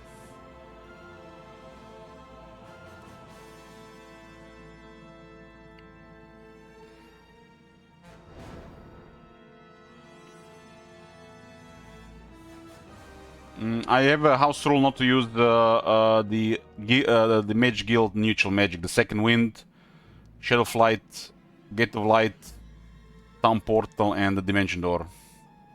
These are the different ones.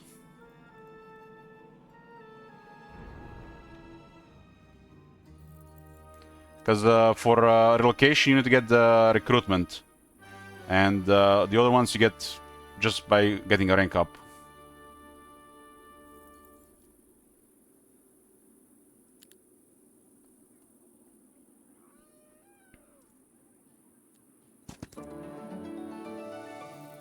Regs.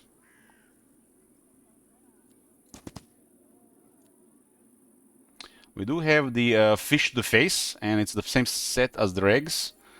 But you get another spell power and then +1 to all attributes, and then +1 morale and luck. It's the basic set, common set. She seemed to have gotten the Keeper's Ring from what is that thing called? Trophy Hunters then.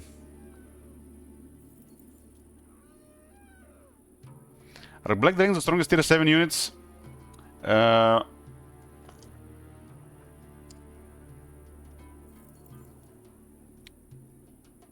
Yes.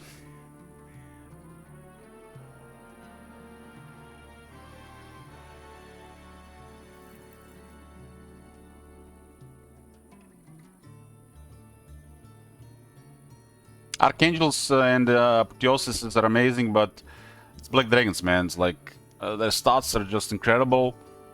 Their initiative is like almost second to none. The Black Dragons have always been one of the strongest units.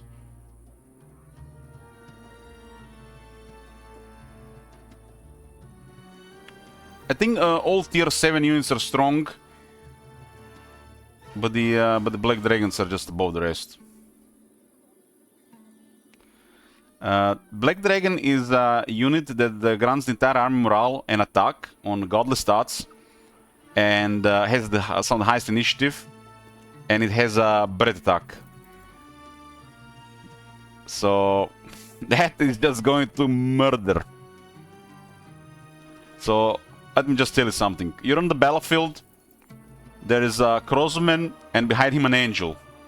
Black Dragon attacks the crossman, murders the crossman, and the angel takes massive damage. And he can get the morale up. And do that again.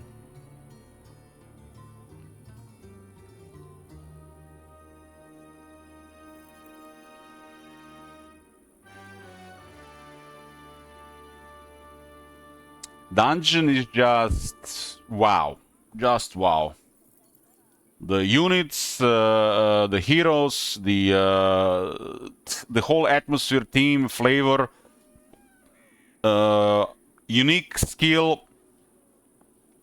It's just like Dungeon is like top. Dungeon is top.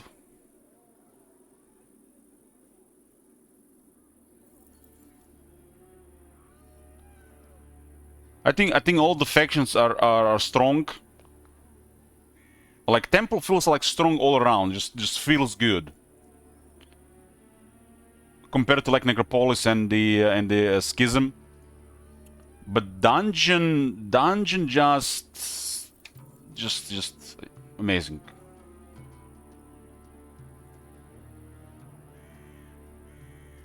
And Archangels are crazy. It's a tier 7 sharpshooter. Range units are the best. Like the Black Dragon is a little bit of an exception.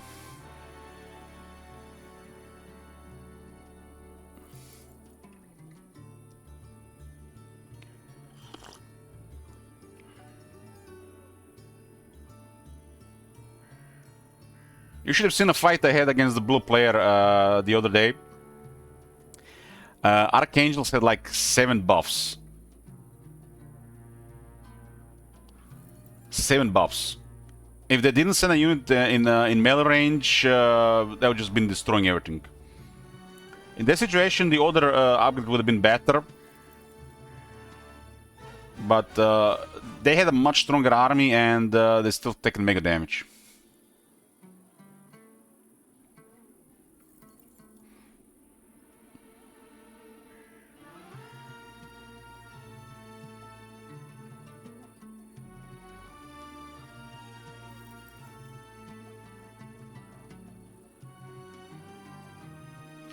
Archangels are, I mean, the Titan seems like basic unit compared to the modern Heroes games, but Archangels are better Titans.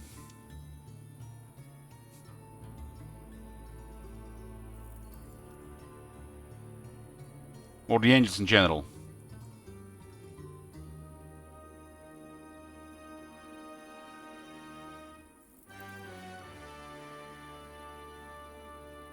The Temple has such synergies. Such synergies.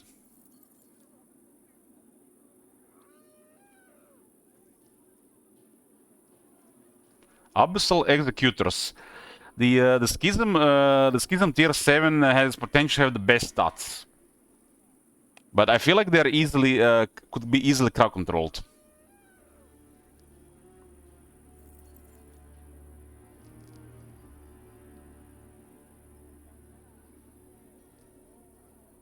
It's just like mega can have mega stats. It takes a long to get there, but I think it'd be easily crowd controlled.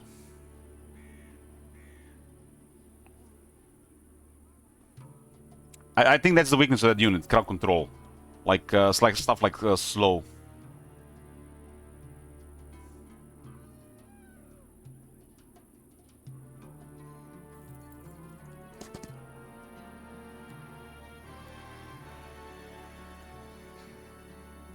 But all the factions are strong. They all have something amazing. So pick whichever one is the most pleasing to you visually, and which one you enjoy playing the most. I had a blast with every faction.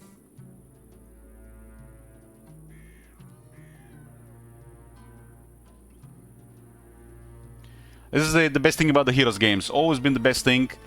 The factions are so much fun to play. I think that's the main thing. They make sure that all the factions are fun to play.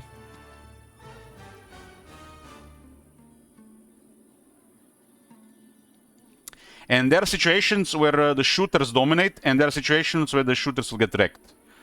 So it depends what you go for, who you fight, and what they have. It's not just like one unit is the best. You tend to like just use all the shooters just to minimize casualties, progress, and then you encounter an army that prevents your guys from shooting properly, and you get wrecked.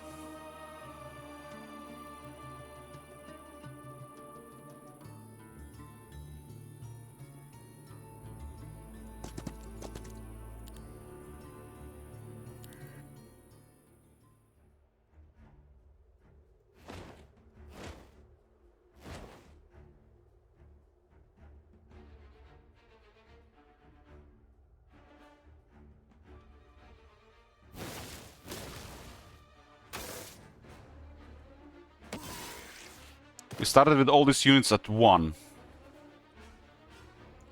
Tarius is making work.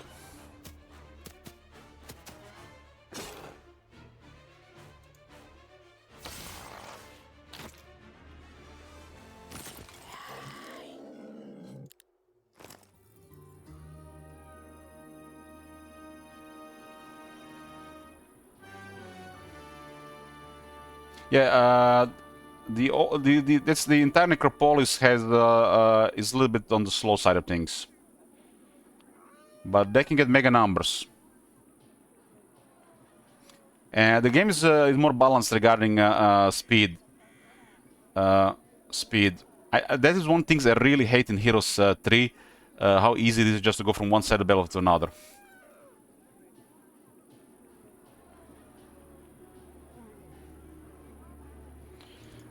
This is why I always go for defense cover on the Necropolis heroes and the firmness. Like, battles should be more than a couple of rounds, and there should be a chance to take you damage. It's like the moment you start playing the game, we just go full offense, clear enemy before they hit you. That will get boring fast. There's definitely time for that, but if you just go for that, it's like I feel like you're missing on a big part of the game.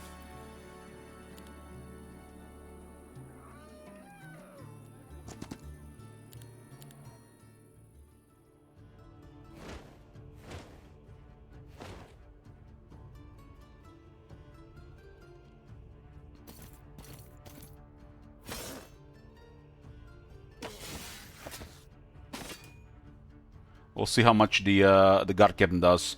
Man, the temple tier 1. Temple tier 1. What the hell?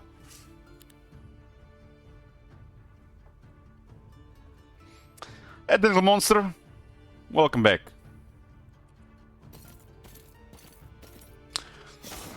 I can't complain much. Been having a blast this week with Heroes Olden era.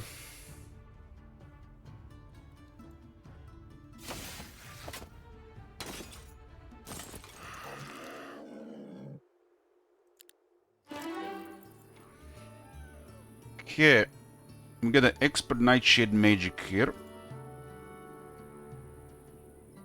Minus 15% attack and defense to enemy creatures. The bonus is double if hero knows resistance. I love this. I love this. I love this. And you get the Truth Maker and Truth Seeker. Damn. Damn. Minus 60% to enemy attack and defense. With the resistance as well.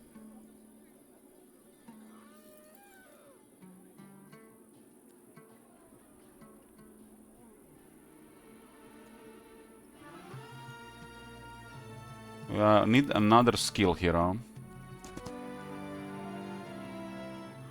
It's a traveling circles, but nothing to learn. We have all expert skills. Well, makes we could be back here. We could be back here.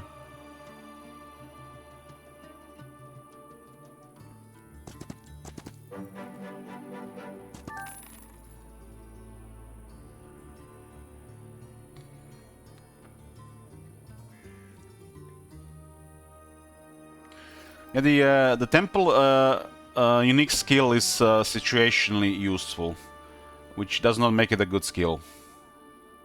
It's kind of meh. Even the sub skills are kind of meh.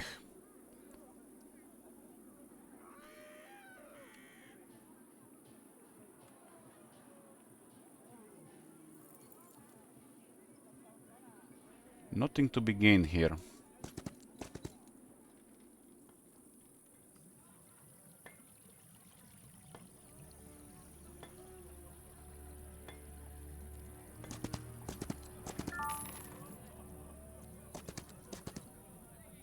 I was fighting a losing fight the other day, and that skill did help me to make the enemy take more damage, which made it easier to destroy them in a second fight, follow-up fight.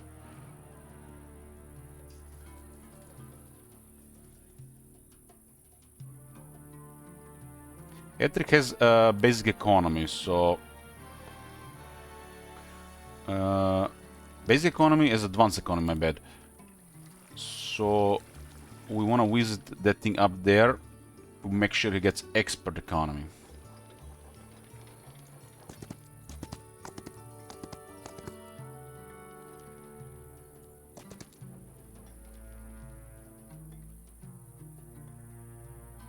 $70,000 gold. We'll make sure the Legion. There's an item here for growth. It's a strong item. We're down on this side of things. We should probably open a border here. How safe it is, it's hard to say.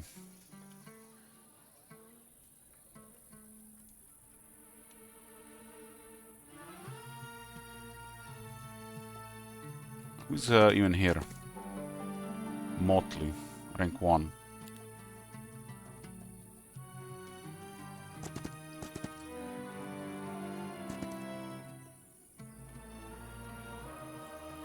Evening.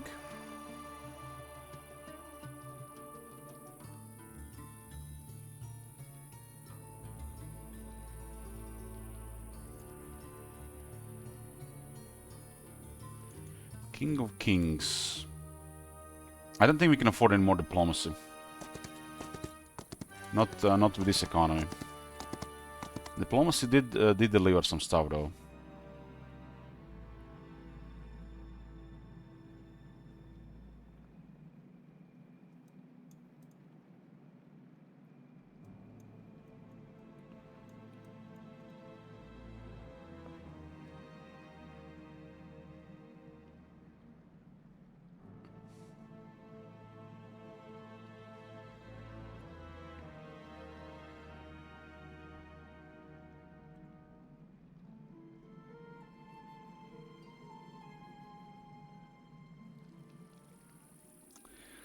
Okay, what this is fully upgraded at this point.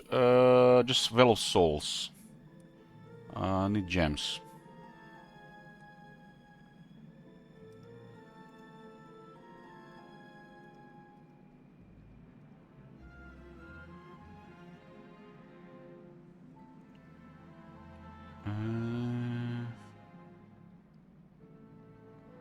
Give me the Avatars of War. Give double strike. Oh, the new card looks good with the helmet.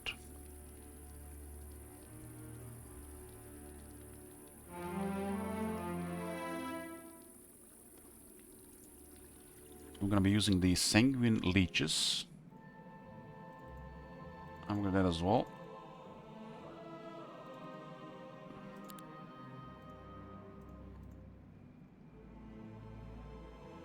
All good here. Well, souls for the mana restore, not critical.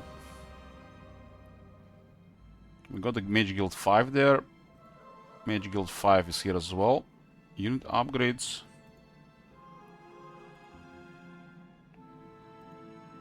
And this is the other city.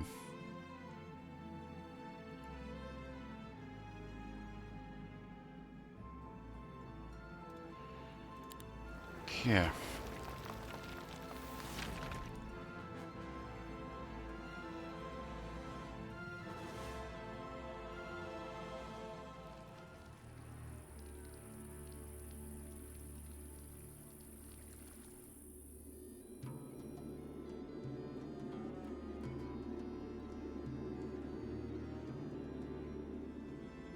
There's a lot of vampires available right now that we need to move around. A lot of vampires.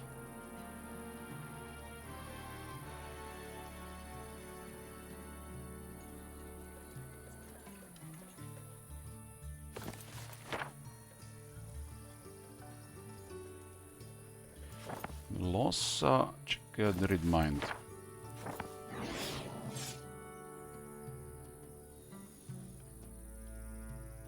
Not the Read Mind, work spell. From Bird's Eye. So nobody in the south. Those guys have another set of cities there.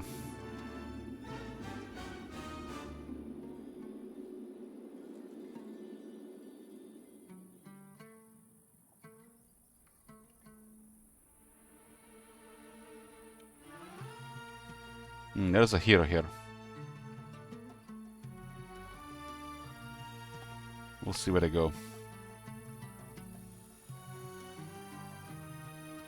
He's struggling to move in this terrain. Really struggling to move in this terrain. Needs some boots.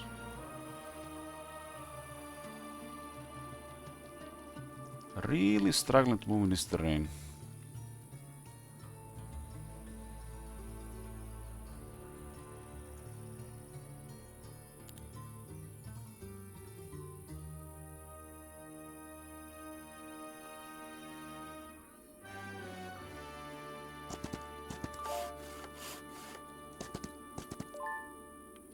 We'll go to the other area.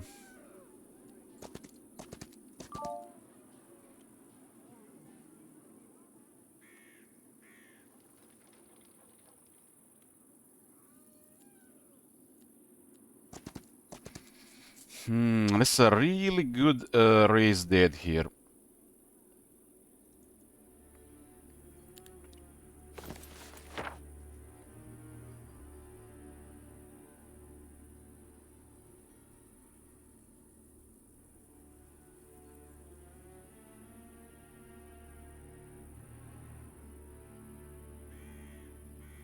We have an expert Nightshade magic.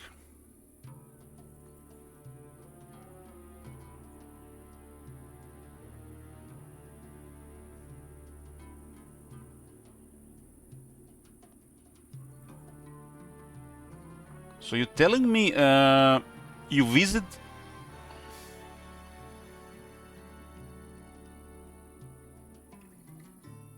How does this guy have tier 5 spells?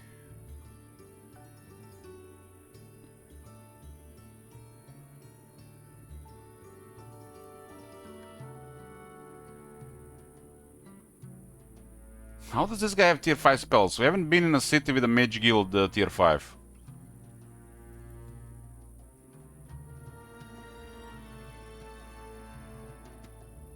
We built the mage guild 5 later. It's relocation? It has to be.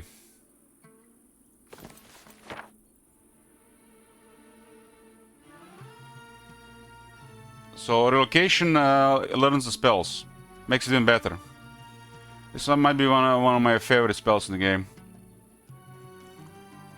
It's relocation, boys. You also learn spells in the city with this.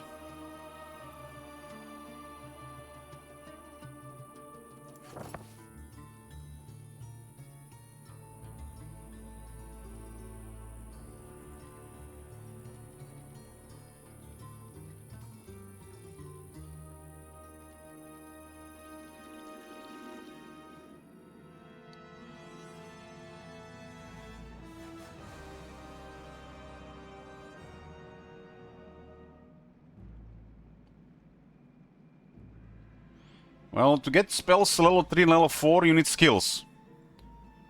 Definitely for level 4. That's I think that's intentional. Not just skills, maybe even artifacts. Skills and or artifacts. I think that's intentional and that's fine.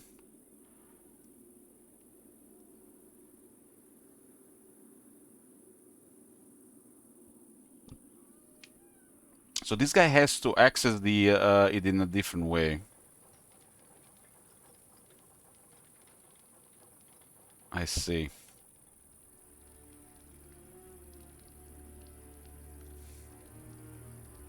Ah, you're talking about the neutral magic from the Mage Guild? Yeah, you need to build buildings. So if you need like several cities and you need to build everything. So every building you build grants you 2 points here.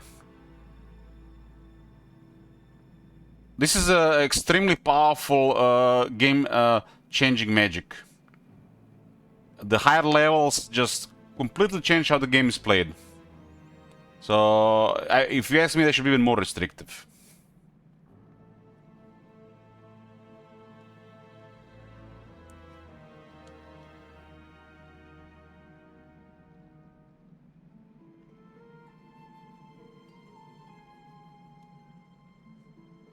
Because it's hell of a convenient to have all these abilities in every city. Just you just get the level and you have it.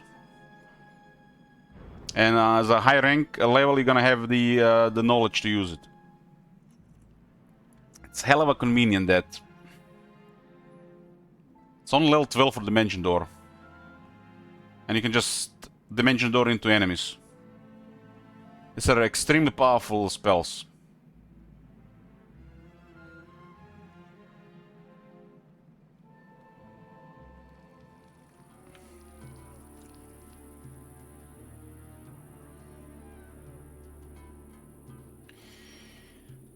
So I wanted to interact with the capital, huh? Interact with the capital.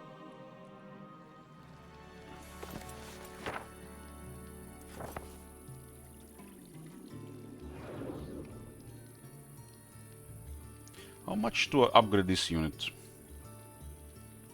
That's a lot of avatars, 18,000.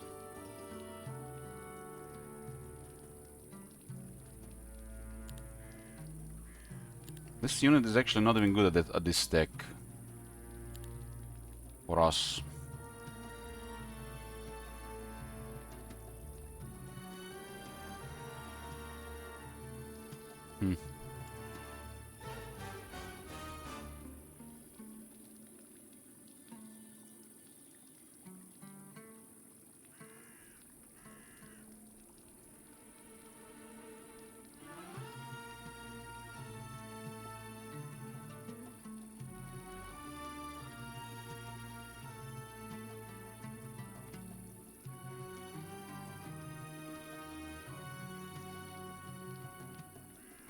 I had diplomacy give me a lot of tier 1, tier 2s. I had a lot of gold at some point. This is the King of Kings with the economy. And my main hero is economy, so I had several diplomacy things get me units. I get like, I don't know, 700 skeletons. Probably.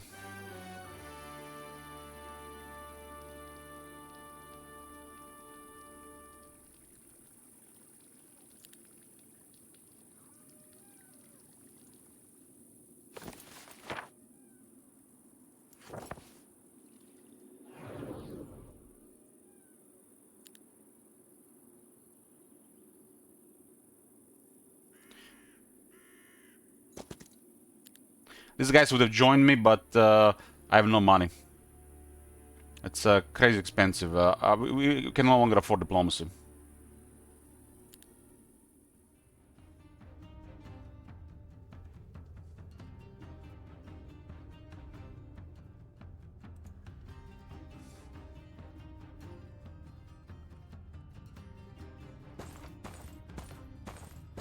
These guys will get to grow eventually, but not very good for this fight.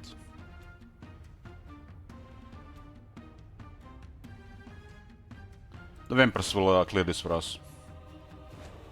I'm basically killing everything with vampires while this guy's getting stronger, and we raise more dead.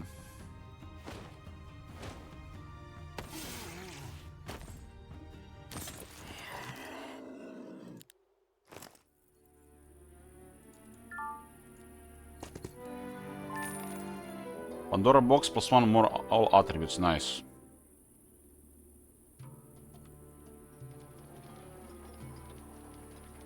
You know that there's a hero on the left.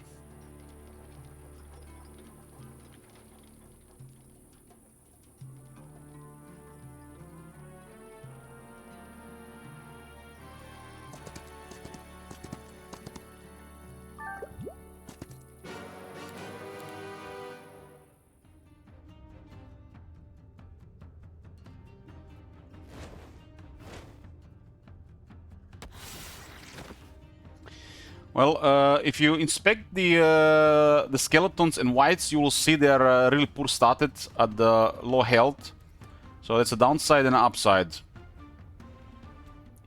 It's great for necromancy.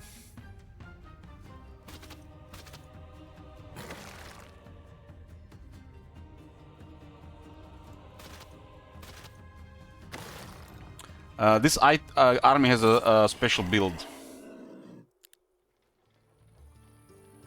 This guy has a high necromancy, and we got expert recruitment with elite guards, and we got shadow army, shadow blades. So all these units get +2 damage.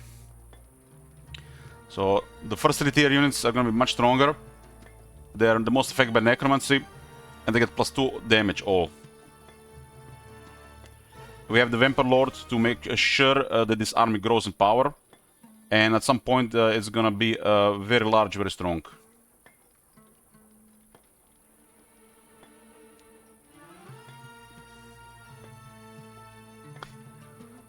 Not going with Arch today. This match I have a house rule, no range attacks outside ballista and towers. There's an artifact which also grants +2 damage, will be crazy for this army.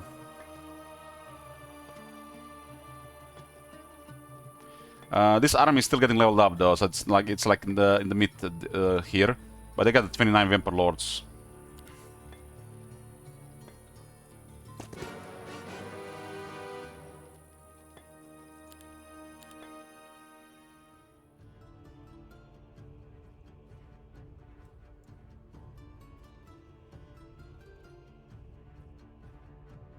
This is my terrain, so we got +1 initiative.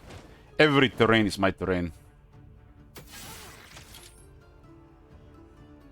Hey girls! What's up? I really like this unit.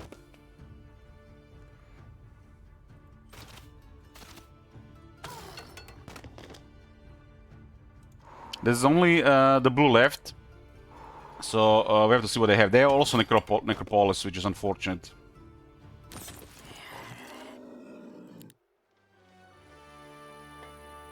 Look at that sweet necromancy going up. Hot, hot, hot. I learned today that the necromancy is applied to each unique stack. So it makes a lot of sense to have an army like this.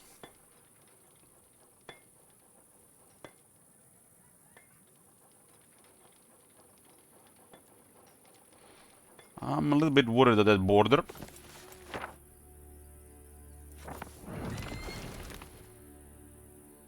They probably cannot reach us. But I have 29 vampires. My hero doesn't have great defense though. This is necromancy. We'll open this pass. That's a great necromancy, I think. Damn. Damn, that's necromancy. I have a lot of health. This unit is easily crowd controlled. And this one doesn't need abilities, huh? So basically, we kill this army, and then the health pool of 20% is applied to every stack. Not 20 divided with all of them. There's currently a bug in the game where embodiments and undead work on the necromancy. So enjoy your necromancy while you can.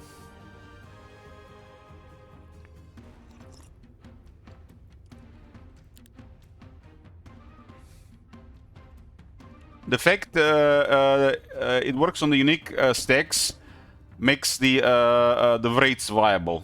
Otherwise, I don't never ever use wraiths for me at least, for me. And I'm glad because I do love the whites upgrades. They have huge potential as the game builds up.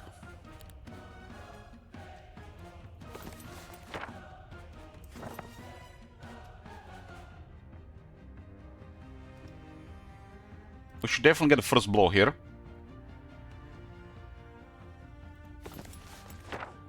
But what are we gonna do with spells here?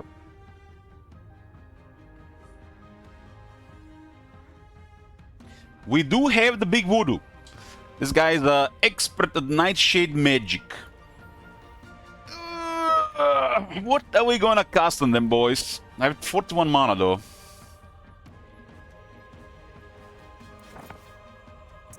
Would be a shame if this Herbomancer whacks his pal there, the Vine Iriad.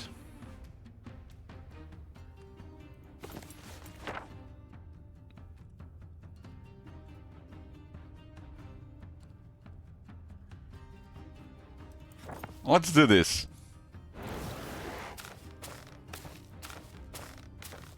What the fuck?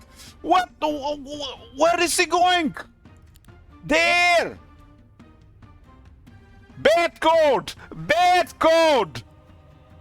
God damn it, what the fuck? Bad code! Of course, it works on my Black Dragon, who is immune to magic. I murdered 200 of my infiltrators, but does work here.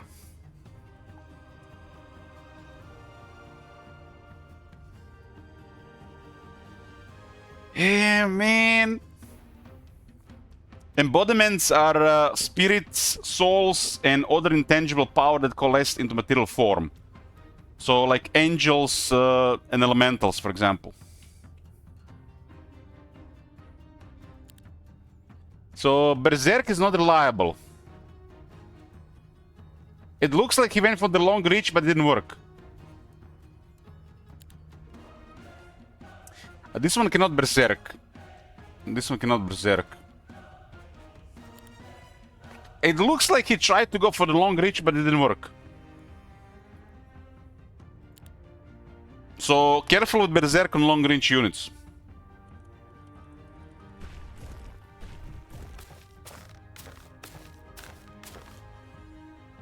So basically, I gave this unit an additional turn. I want my mana back.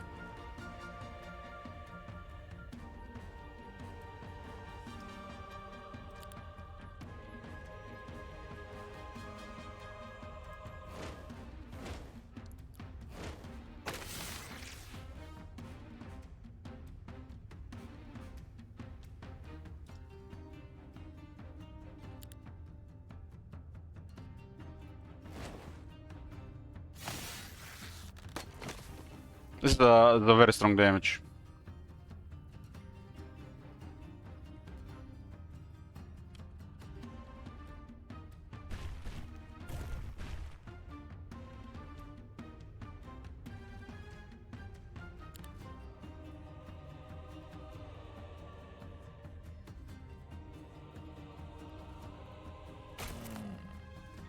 So I hit it, he doesn't hit back, but he has 50 guys left at 6 damage, but we got 41 defense. We got defense as well. I don't want to lose one Vampire Lord here.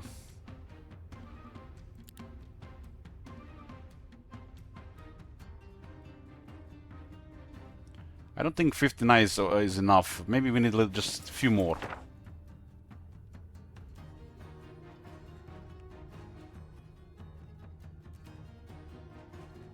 Vampire has a Swift Strike. The enemies do not counterattack the Vampire Lord, so they can't retaliate. There's embodiment, so the vampirism doesn't work. I guess the comb should work. That's a level 4 comb.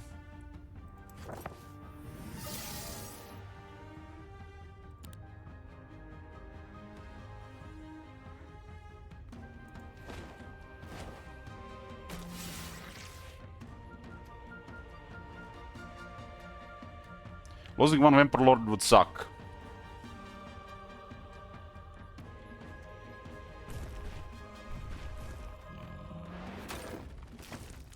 Okay, we were fine even without that.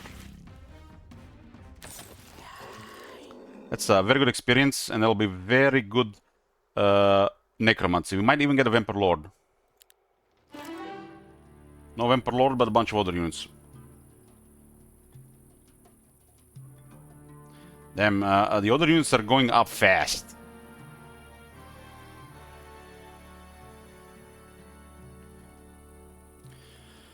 Okay, we got Terra Mortis. Necropolis heroes always battle on their native terrain. Let's go return to the soil. +1 speed for all creatures on native terrain.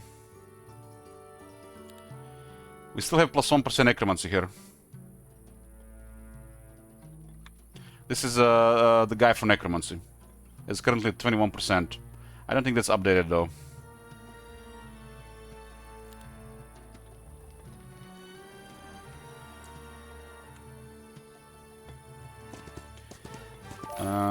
This is the home of the blue player. It looks like they're a schism. And it was the home of the orange player. They were schism, they got defeated. The blue is also Necropolis.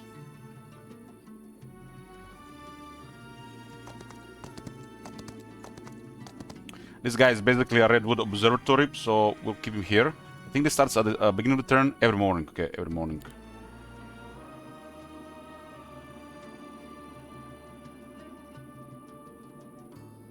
No, that's not how it works.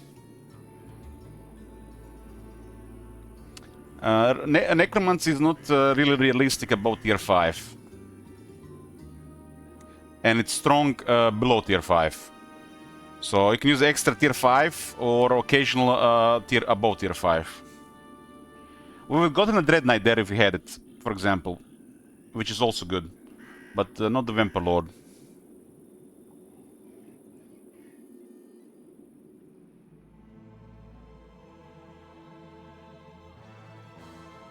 These buildings are upgraded for convenience, and they cost a lot of dust.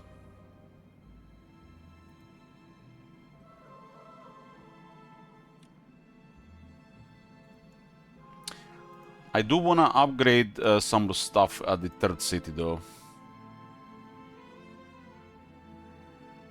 Right now, I don't have the gold to get. It's still early, right? It's a day 2.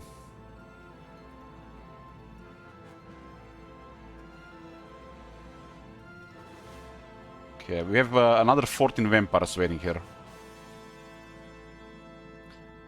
This is an amazing unit to defend here. I use grave robbers to hold walls. Although I can totally see some strategy with using all 3 grave robber, merchant of death, and the other one. Those are actually solid.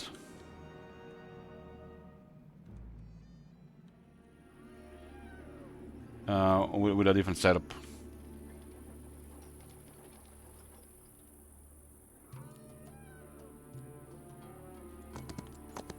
I think there's a guy that specializes in grave robbers. They'll get more health, so it'll be harder to necro. It's kind of always a downside with the unit, especially with the necromancy.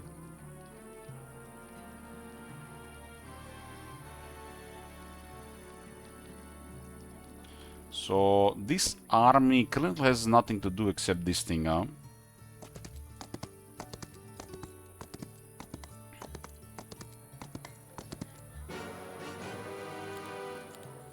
This is a very strong army.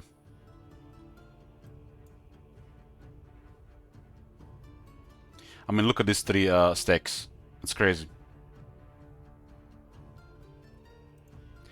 These 3 are very large due to this guy being a diplomat. We used a lot of our extra gold for diplomacy. That's why we actually run out of gold, even with the economy hero. But that's a really big army here. Should have probably maybe split this, huh? Looks like all good here. This thing has 6 initiative, mine is at 5. It's a native terrain here for me. This unit is gonna wreck. So if we need to kill something, this unit will work. We need to upgrade haste. What's the initiative of this guy? 12. So 12. Definitely need to upgrade haste. The Hydra has no range there, at least no proper range. So how do we kill that Hydra there? The dog can kill one of these. Warrior can kill either the Hydra. We get +1 speed now. Oh damn, we got +1 speed now. So we can kill 2 of these here. What is the possible number in one single stake? I don't know. I don't know, but I don't think there's a limit.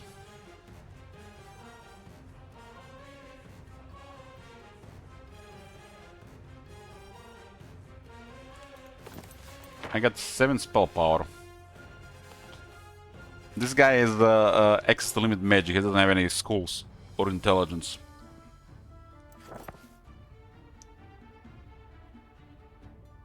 I see what we do this. We do here to avoid casualties.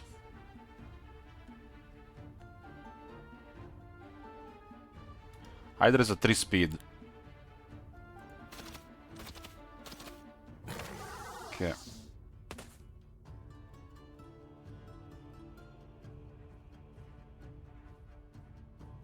So the Barges has done his move. We're going to cloak it.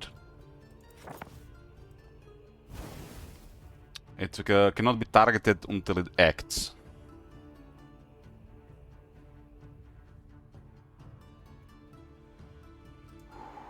+1 speed is a game changer for Necropolis.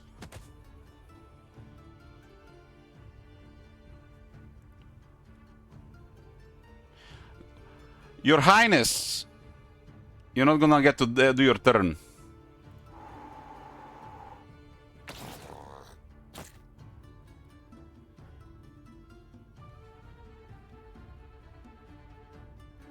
Hydra waited. Smart Hydra.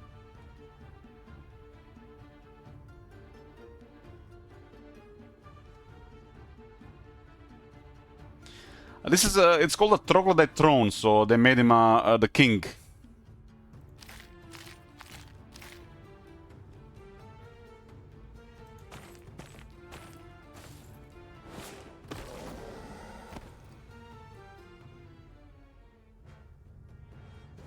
I mean, the Minotaur has 0 morale against our army, okay.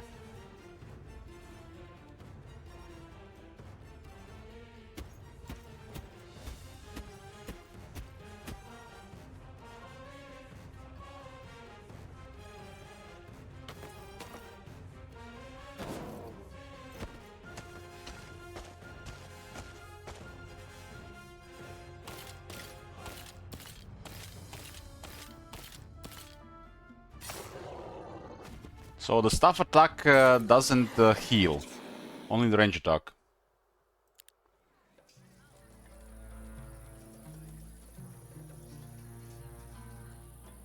A swarm of swordsmen. Welcome to the army, boys. King of Kings is generous.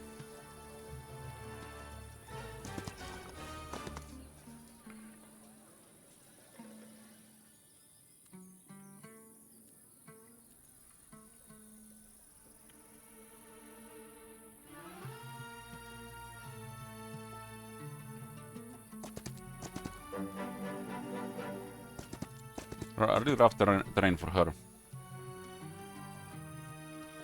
I think I got all the mage guilds.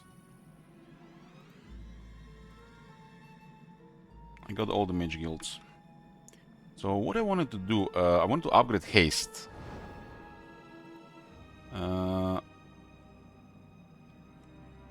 Haste is currently level 1, but on level 2 +3 speed. It's important for our army. You can manually upgrade one of the spells. Once per day. Costs 25 alchemical dust.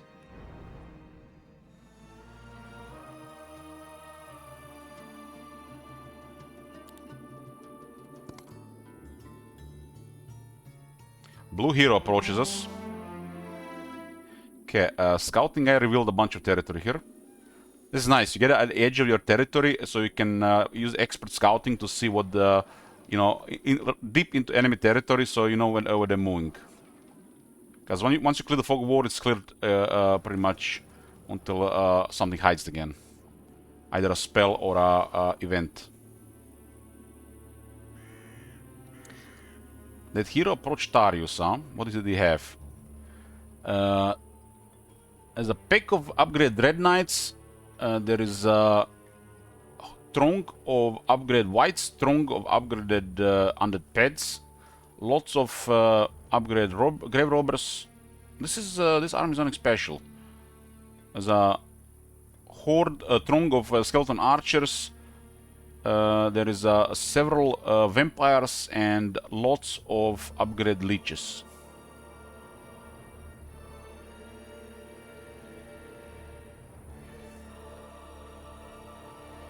Properties wise, our hero has 21 attack, 12 defense. The hero has 10 attack, 15 defense. Rufus is the race guy, right? 6 spell power and 14 knowledge. I would say our hero is better at the first glance. But what is that behind?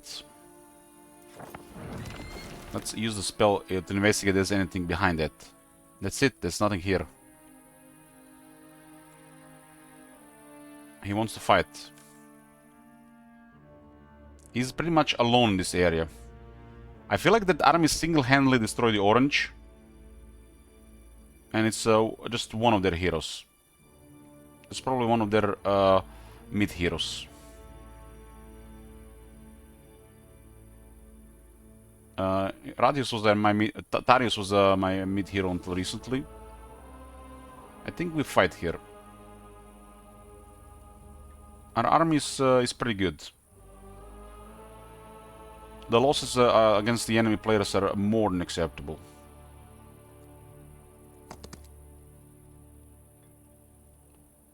So apparently we're gonna lose 13 Vampire Lords. This is a very important battle for us, so casualties don't matter. So when you're dealing with the enemy players, these are the hardest fights. The enemy heroes. You need to see what they have and try to guess what they're gonna do with their properties, especially on the race. And then you need to find a way to target the units that can do the most damage to you. It's hard to predict what they're gonna cast, and magic is important. So whoever acts first already has an advantage. That's why the initiative is so important. Initiative sometimes can make a difference in a fight against enemy hero. So nothing really special here. The strongest unit is that Hall of Reaper. Hall of Reaper, and probably these two next. We do not have Leech on our side. We have a bunch of small numbers. Regarding the opening here, this fight is gonna probably be more than 3 rounds. There's definitely options here. Definitely options. What's our the entire spells we have? We always go towards Nightshade because this guy has the Nightshade's expert Nightshade.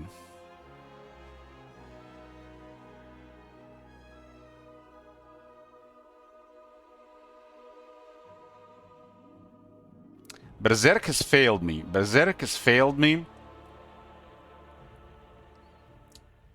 Berserk has failed me. So it looks like the enemy has -2 to my Nightshade spells. He's countering my Nightshade magic. That's a thing in Olden era. You can counter the opponent's magic levels. So you can see my guy's expert at the Nightshade magic. I didn't get the extra level, so you think level 4 is enough. But he lowers my magic by 2 levels. By 2 levels. Naira's Kiss is really strong. A Shadow Army on the Legions, that's also, it's really crazy.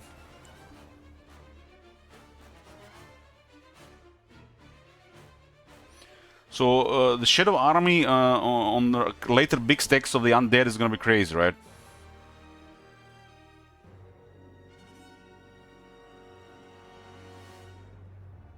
Who attacked? I attacked him. Attacker is always on the left side.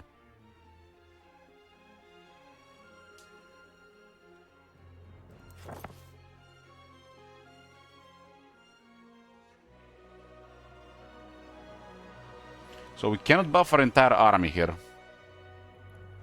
What could they do to the vampires?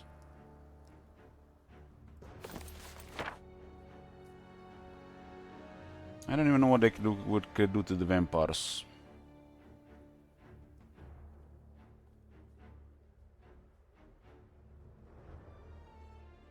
So, do we go with Naira's Kiss for a really big damage over the next 3 rounds? Or do we do Shadow Army or the Vampire Lords? I really dislike that the blue player is Necropolis. It's like, it kind of takes away from the undead fighting other undead. But it is what it is, right? These things happen.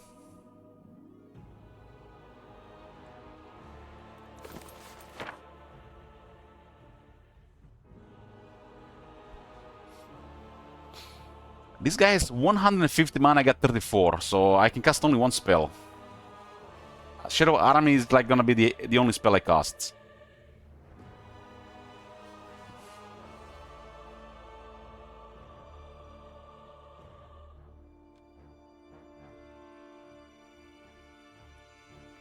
I got this.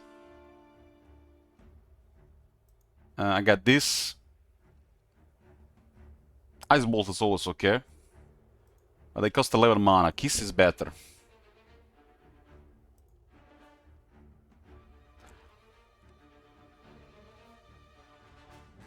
Action is passed. They have to do actions. 3 rounds. This is 900 damage almost.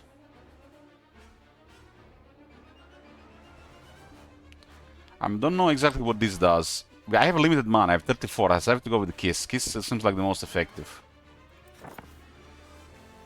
Who we are going to kiss? Hollow Reapers?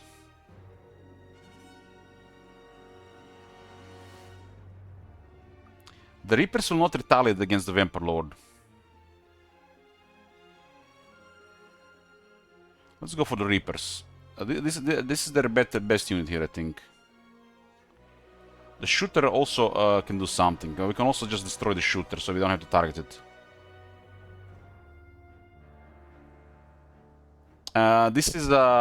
This Leech cannot heal. This is a damage dealer Leech.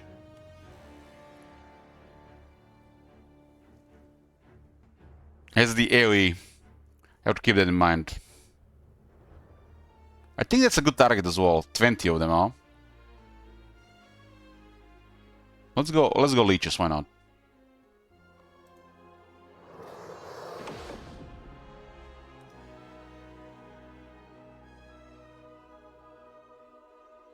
Why does it says 2? Isn't it like 3? Or is it this round plus another 2?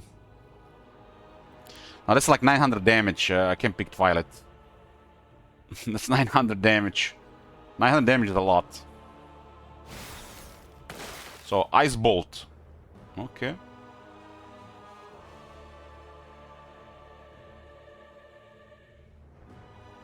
I'm gonna have to move something here, but I don't think Dog is worth moving here.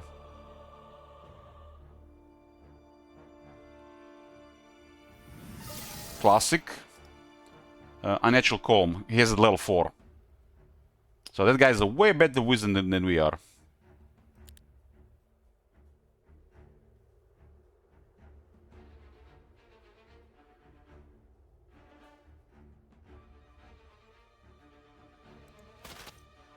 We have rumbled to the Leech attack here.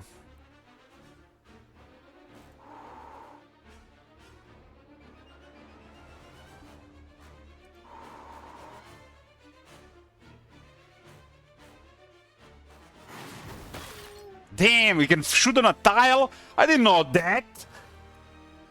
Hex! Hex! He can shoot a tile? He doesn't have to shoot the unit? Man, Mrs. Stream is lacking critical knowledge. That thing is good! I have not used this Lich yet. I've not seen it used in action. This is the first time I've seen it shoot. I played this game for 85 hours in the last 5 days. That's the first time I saw it shoot. You know what it means, boys? We need to play more Necropolis. Yeah, I know it's the Heroes 3 one, but he shot the terrain, not the unit. I don't think Heroes 3 can shoot the terrain.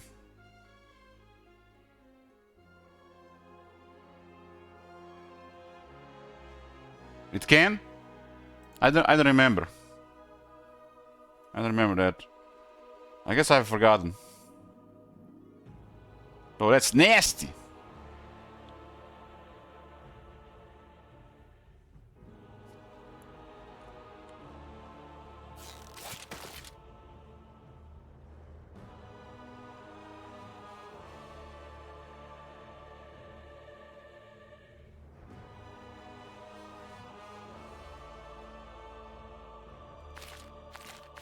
The good thing I cast the Dead Kiss on it. Killed 7 there.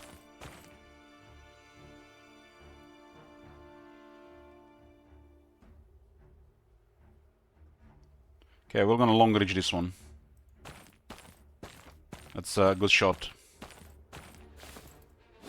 This guy's a better spellcaster who got lucky, but my guy's way better dealing damage with attacks. It's a Death Knight versus Necromancer.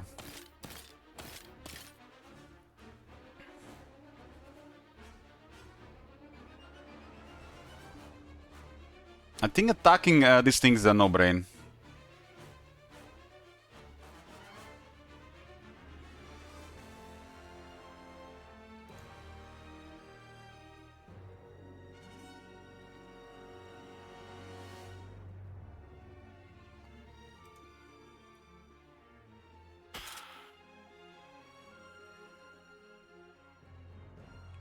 These guys are at 15 defense. This thing gets +1 defense and...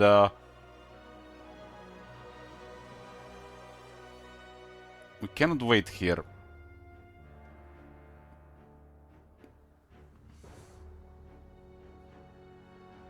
I'm gonna go for Phantasm here. I wanna hit this one twice with Vampire Lords.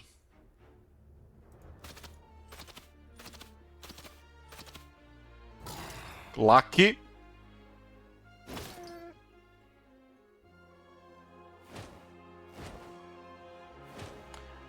Their Memory Devourer and Nightmares don't work on the undead.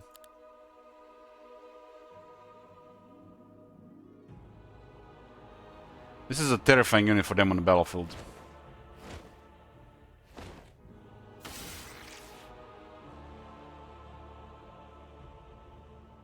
It's a no-brain to kill this.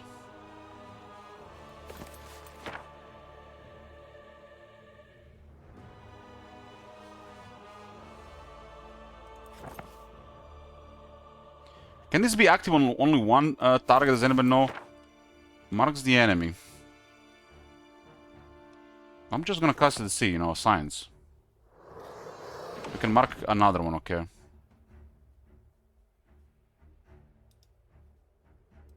That's strong damage. Strong damage.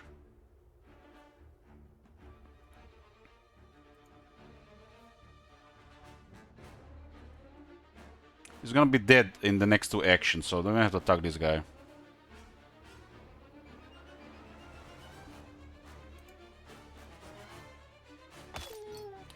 The AI seem to be really loving the Unnatural Calm. That's very good ability for them. And I wanted to do this on them, but their guy lowers my magic by 2 levels.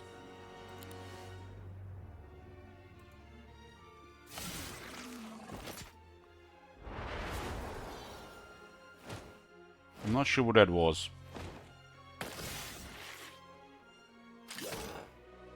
Man, my skeletons killed 3 vampires. 4 to 5 damage with 34 attack. That was silence. AoE silence.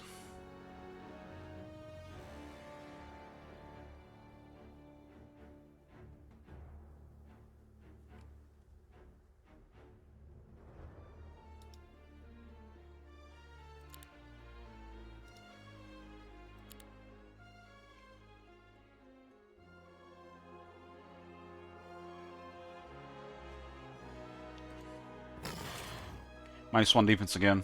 We get +1.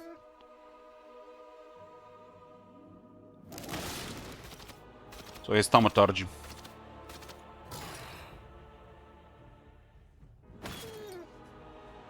We're not gonna see some of our unit abilities against this enemy, because we're both undead, unless they start recruiting units from other factions.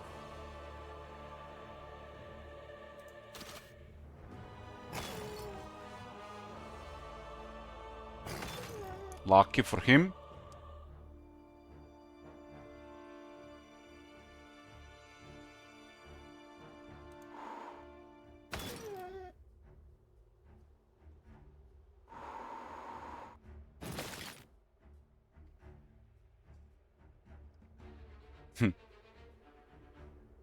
Please, Mr. Leech, please, shoot here! Shoot here, Mr. Leech!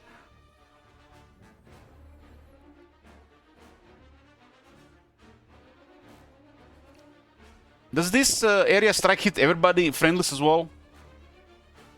I mean, I saw phoenixes hit phoenixes, so I'm guessing this one also worked like that.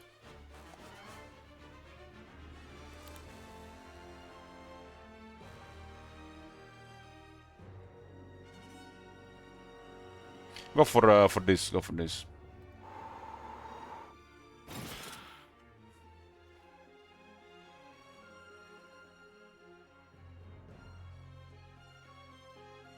These things they have okay attack, so we're gonna shoot them. Long reach and move. That's beautiful. I do way more damage than they do. I got offense as well.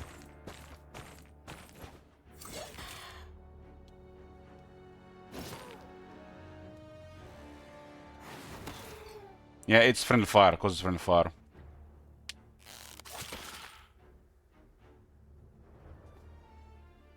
The best thing is, my entire army, except the Vampire Lords, has been raised from the dead in the last couple of turns.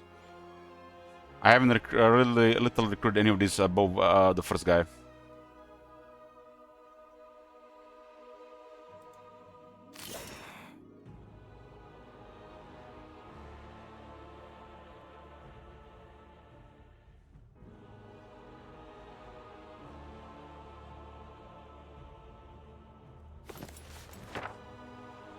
So this says duration 3 rounds, but it lasted 2 rounds. So 1 round doesn't count, it just goes away. He taken just 2 rounds damage, you see that? It says duration 3 rounds, he taken damage from 2 rounds. It went away, it didn't do anything, it's not on this round. So I guess it has to stay on him 1 more round. So it goes away before he acts the 3rd round. Huh. So if this is only 2 rounds, don't cast this. Maybe the enemy has the relic that it reduces. Maybe. Good catch. Maybe, yeah. Maybe just the yeah. It could be that. Could be that.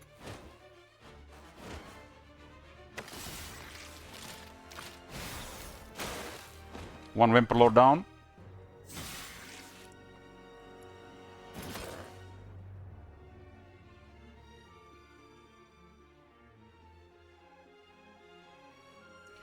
Yoo-hoo!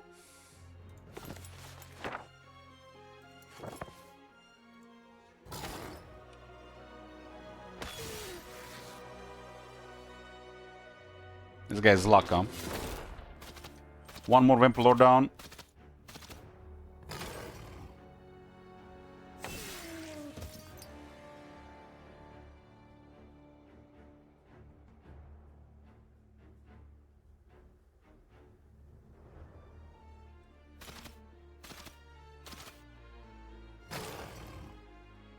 Don't try to keep up with me these days. I'm streaming like 15 hours a day. Nobody can keep up with this.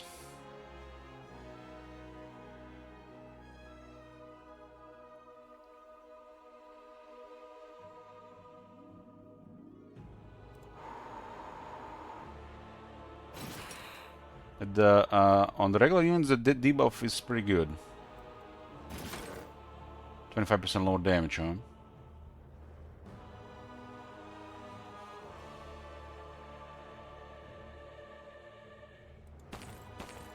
This guy has been doing a good job this fight. Lucky, huh?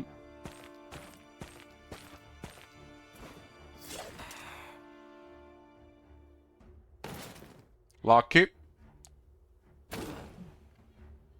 Oh man, I almost lost another vampire. 6 health left.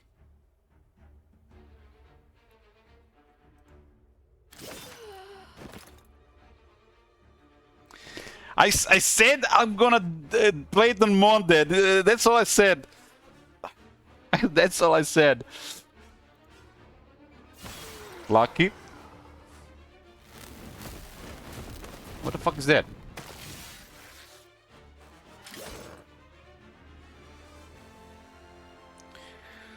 I'm glad you guys liking it. Pretty much have the same viewership that I was playing Warhammer 3.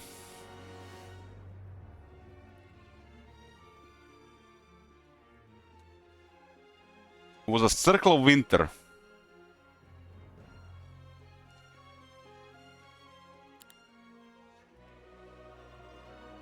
This guy is also Rampage. So he has to go down next.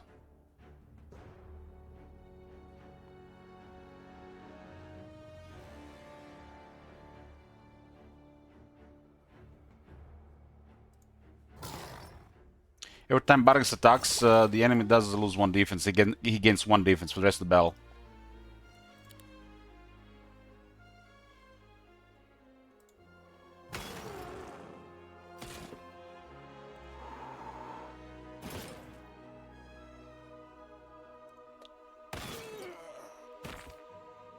Okay, that was the first fight against the enemy hero, this one. We lost a lot, but what we really only lost was 2 Vampire Lords. The Vampire Lords is literally the only... The Vampires are the only real losses. With secondary, they're close, you know, to real losses like the Dread Knights. But we don't have Dread Knights in this army.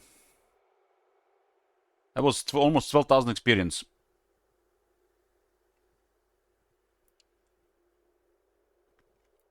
We are down to 24 Skeleton Warriors and we have 20 Merchants of Death. We got 8 Merchants of Death in the Necromancy.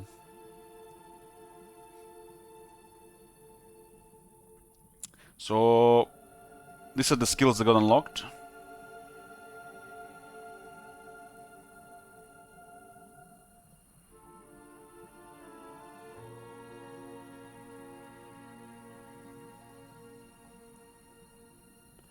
I think we got 1 Vampire Lord. We had 29. We got 1 Vampire Lord.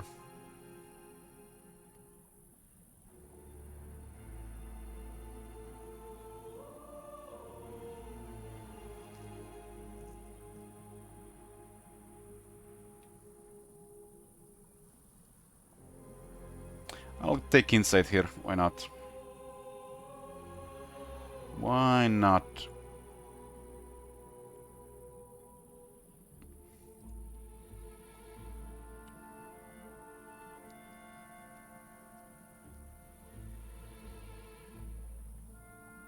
We still have a lot of low stuff to unlock as well. We'll go Civic Innovation for more low points. These are the items we acquired. We got a Lance, Dragon Scale Shield, Chainmail, Head Torch, Magic Slippers, Automated Anti-Magic Shield, Flask of Oblivion, Wooden Ring, Lifeblood Fairy, so 2 pieces of the regeneration set. So he was regenerating, huh? Magical Scroll, Tactical Guide, and Orb of Twilight.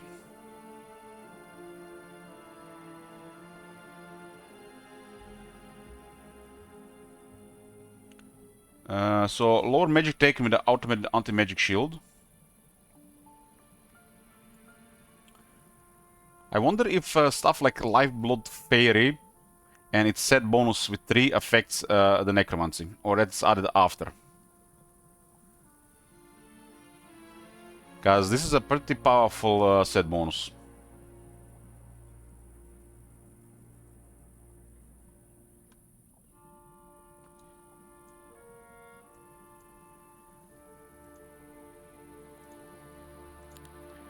There are the scrolls. There is a Orb of Twilight. Oh, So basically, the enemy hero had Nightshade Magic, specialty with -1 spell level, and the Orb Twilight gave him another +1 spell level.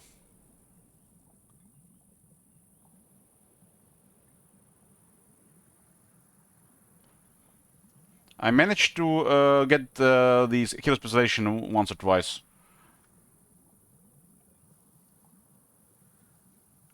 So this is amazing for this guy, right? If we get another one that messes with us, we'll retain it. And now we counter his skill, and he lost his Orb of Twilight. And we get +1 levels on our spells. That's amazing here.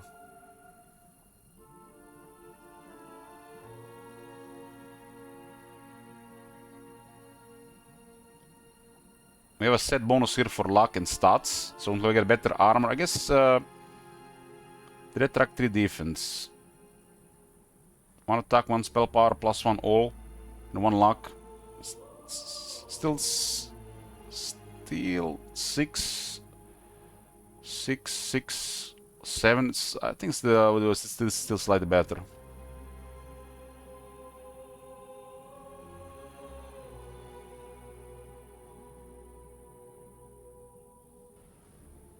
Oh my god. Hey, Dark You Zone. seen that shit? Holy shit.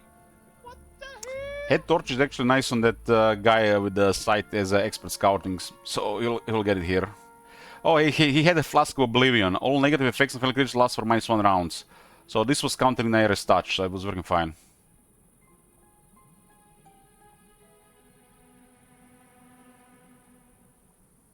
When having 2 items, friendly creatures heal 5% of their starting HP at the start of each round. Revives fallen units. +1 health on the skeletons, Wights, and the doggos. I would like to know if this affects necromancy. We'll get a little bit less necromancy, but this set bonus is really fitting right now and makes our army tougher.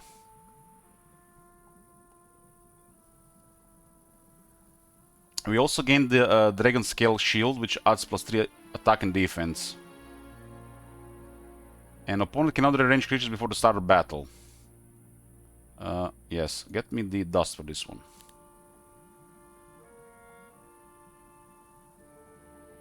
Flask of Oblivion is also nice. All negative effects fellow creatures last -1 rounds. The set bonus does give us a regeneration that can revive. This the HP stuff is nice, but if it slows down the necromancy, not very good for the Necropolis. This set is really amazing for the early tiers, like we go with expert recruitment and elite guards. With some factions, especially if they have the melee troops on the first 3 tiers.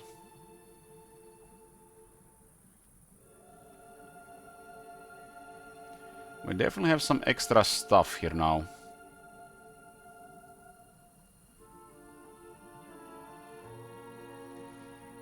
I mean, if it doesn't affect the necromancy, it's amazing. Because +2 health and skeletons and wights and undead pets is incredible.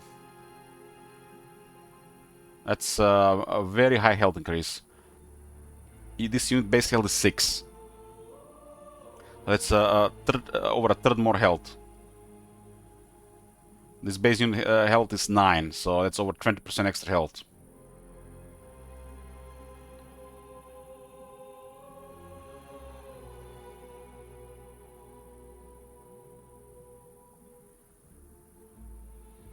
I think it affects necromancy. Higher health, it's not as important as numbers. As numbers, I mean how the stack, large is the stack for the Necropolis. You want to have a larger stack, not more health. A larger stack means more health in the first place, but also means more damage as well. But just one more health is fine. This set bonus is nice. 3 set bonus is a different story. But fully upgraded on a mega stack, it makes like you're just going to crush your opponents. And like at that point, it's like for the necromancy, not going to matter at all. You have upgraded anesthesia. It's just so crazy strong.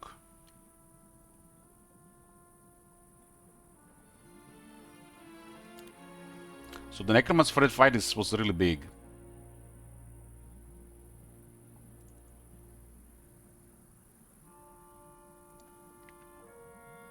The third set item is a ring. We don't have it. It's an epic ring, I think.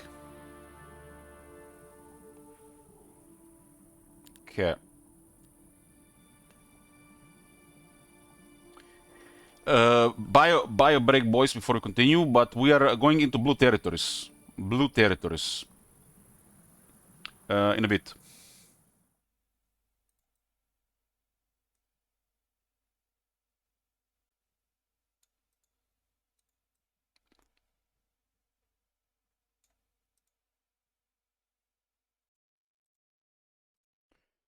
We back, boys. I was before I get fully absorbed here for the rest of the evening and night. I had to get some food, so it'll be a food break, probably like a 30-40 minutes. Heavy says, I've never seen or played a Mighty Magic game. What is it all about? It's a turn-based tactics strategy game.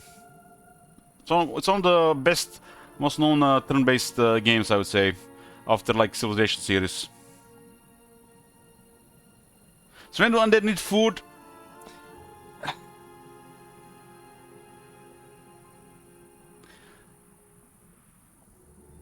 So basically, heavy risk. If you wanna watch like from the start, I recommend you watch this game from the start. I go explain a lot in depth.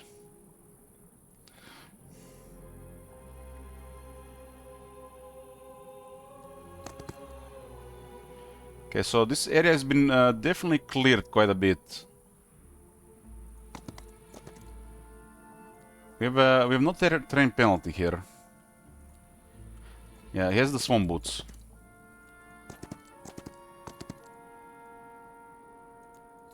There's the schism city, huh? So now that we have defeated the blue hero and we know there's the other enemies defeated, we should probably attempt to push for advantage.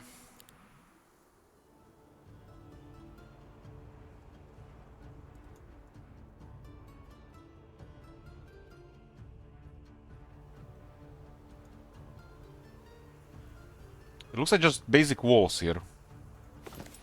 I have no mana.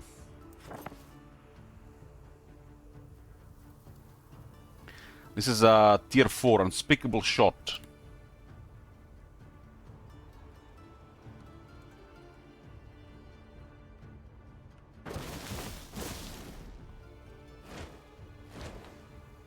"28 Vampire Lords" is really strong.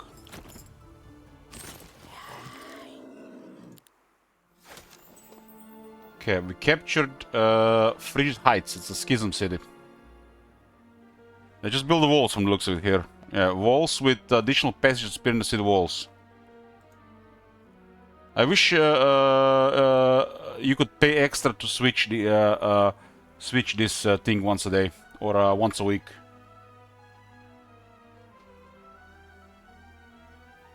Great library, +2 knowledge.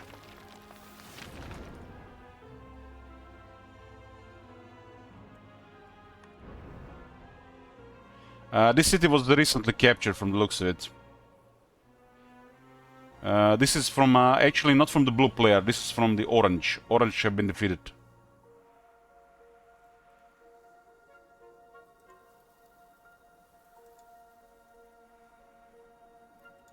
We do have another marketplace, huh?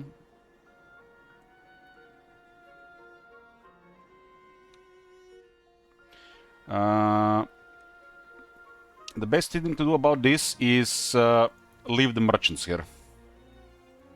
Merchants are... we actually... leave the merchants here. We can pick them up with the location.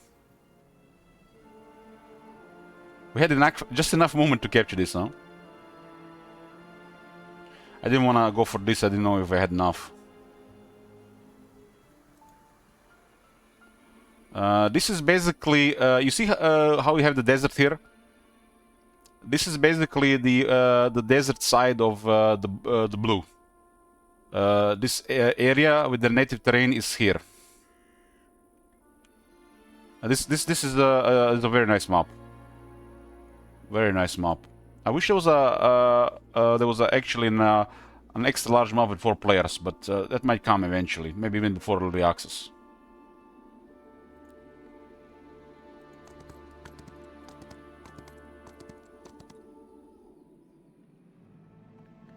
Day 3.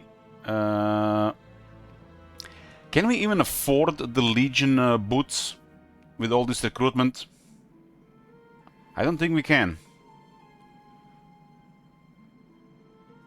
And the Legion boots will take away how much income?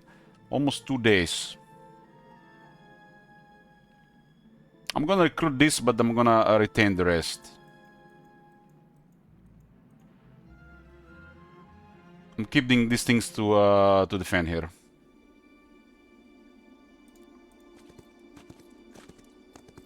When is the full game drop? Who knows? This is currently a demo / early access. Early access. And early access is coming in a couple of months. Like 3 to 5 months. And early access all is looking, what they said, it looks looking amazing. Right now, you can play the game for free. It's... have a lot of content, a lot. The Heroes games are have crazy replay value, so you can play hundreds of hours already right now.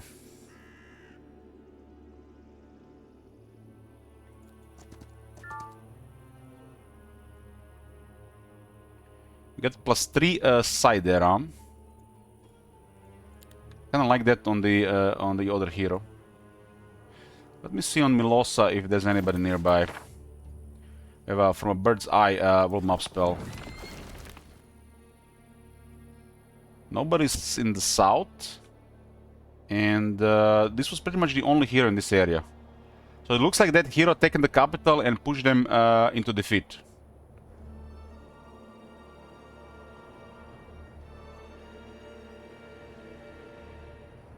I probably have to capture a city that's on the other side of this blue city.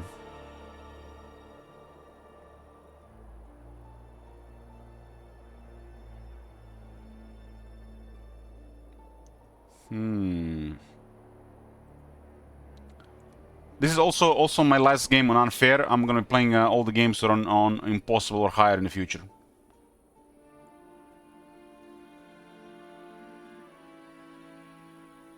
I think we go. It's day 3. We might actually reach it before next week, but I don't think this is actually. The King of Kings has a strong army, so we had enough map clear here, and we do have enough advantage here. I played 1 round on Impossible, and that's it. I'm gonna be checking the new maps after this. I think the King of Kings army is strong enough to close this. If not, we're gonna have an interesting fight. I think there was one that meets heroes. I do have... I've been leveling my heroes evenly. Like, I would say Milosa and Tarius are on the same spot, while King of Kings is a little bit above. Although his build is a little bit weaker for combat compared to the Tarius. He does have diplomacy and expert economy. But this army is really strong. The reason why this army is really strong is because of his build. Can have everything.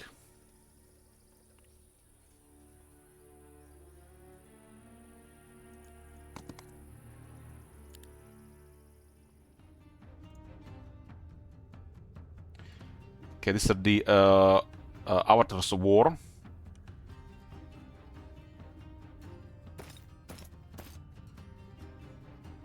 No, King of Kings is one of our main heroes. He's been our main hero this entire time. We are almost done with this game. This is literally endgame army. We just have to, like at this stage, you have to know what you're dealing with, and if the enemy cannot deal with you, you make a push. Like what people say for main hero, the main heroes in this game were Melosa, King of Kings, and Tarius. You don't only just use one hero. You only use one hero with single hero mode.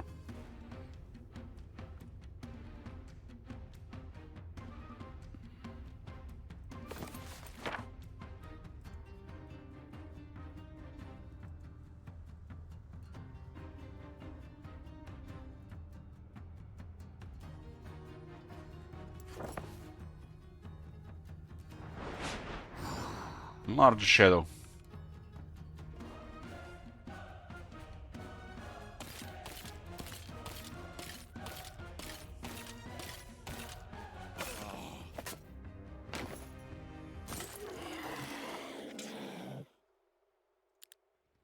I mean, you have 4 Necropolis cities.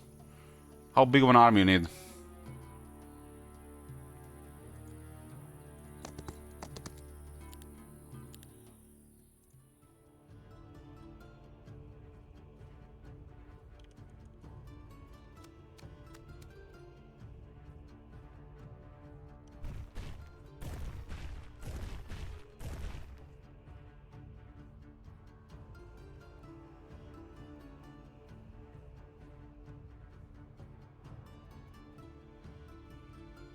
These things are tough. Crystal Iriad. It has a reflex, so it's nasty against melee. So we're going to lose something here. I guess one skeleton makes the most sense.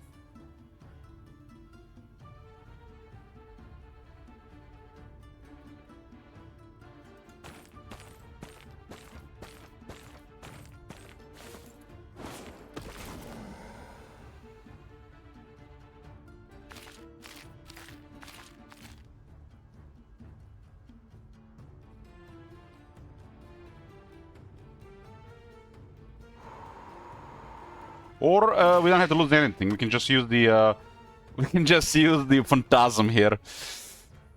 What the fuck am I talking about here?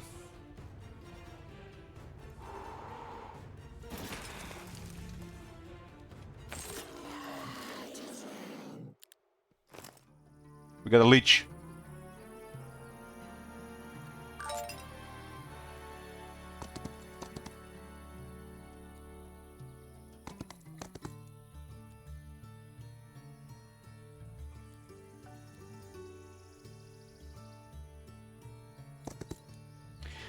King of Kings!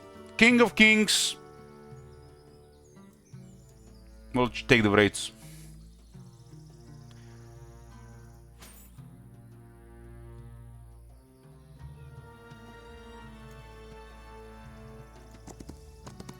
King of Kings! King of Kings! Diplomacy is so balanced that just makes me want to grind more gold. Or play more effectively with gold.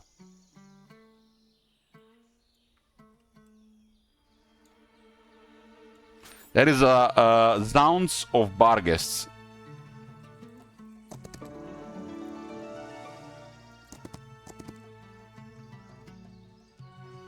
So the middle had the temple.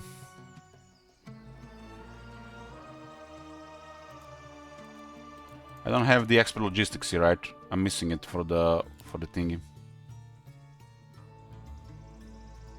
I mean, if you've been watching this game, you would have either seen it.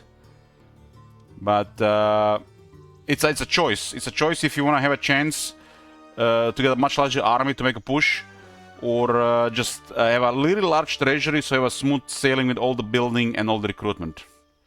You can have everything. But this guy has definitely given us a very large army ahead of time.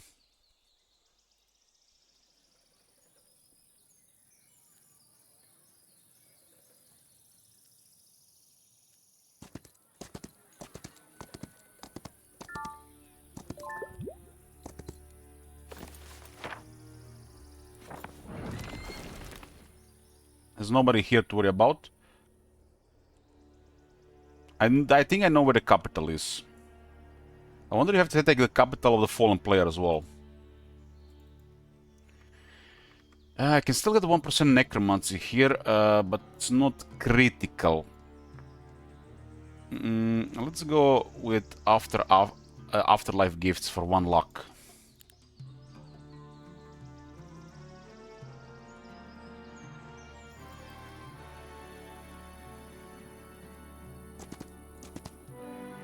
Expert economy for the dust.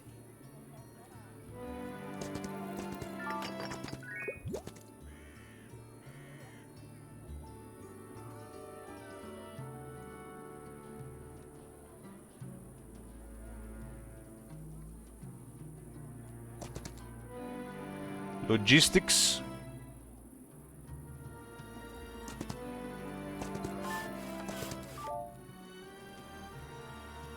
Desert is such a rough terrain.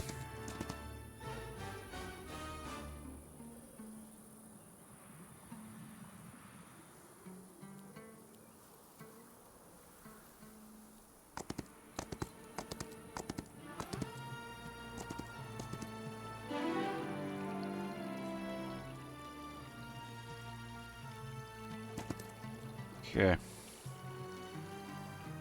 Make sure we don't get bothered here. We're not gonna get bothered there. Some economy still can go up, but actually it's all up. Okay.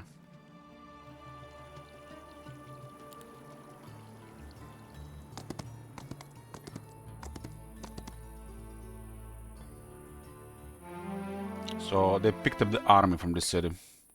Zam, that's the Mercury hero. This is a low hero.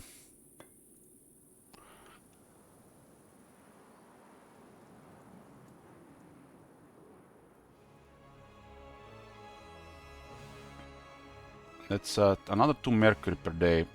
15, 18, might all be messed up. Nobody's here, so we'll keep these guys with us. We're basically just going the road now. We have the currently advantage because we defeated their hero, so we gotta use it.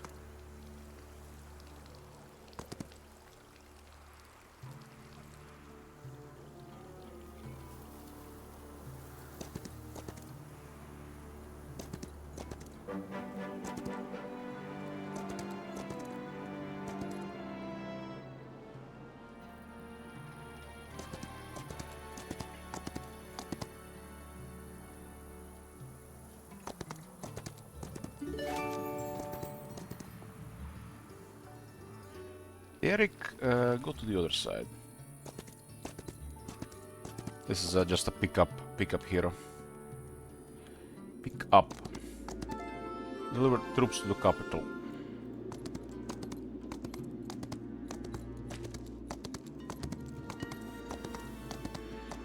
I don't think that's their strongest hero brutality.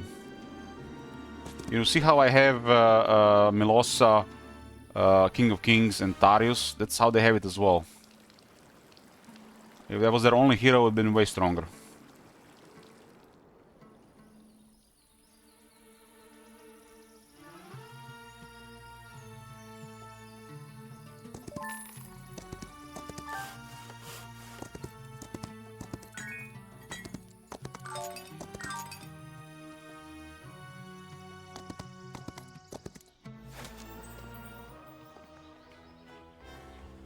Get me the skyship so we can see what's going on around. There's a utopia in the middle here.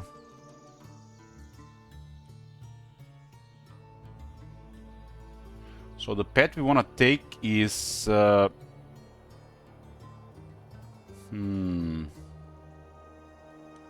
not sure this one leads in their territory. Safe guaranteeing this way. We should reach Shadow Spire before they get recruitment from next week. It's important.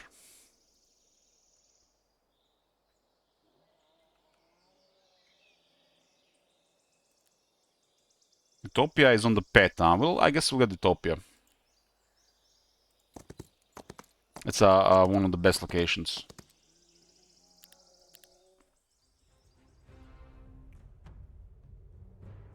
This thing is really fast.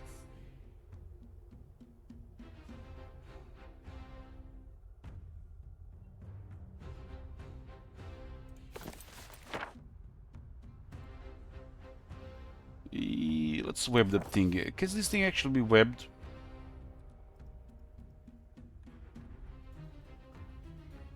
It can. I don't want to give it the move.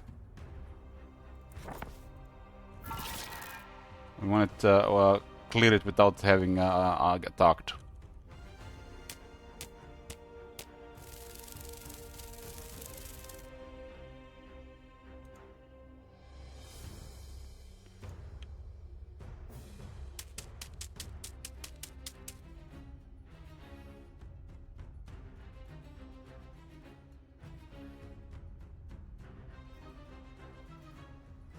So it's probably the nastiest thing they have.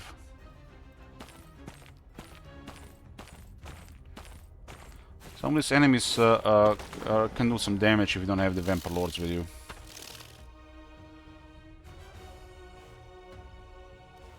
This thing is at 6 initiative, this thing is at 6 initiative, the Skellies are at 7.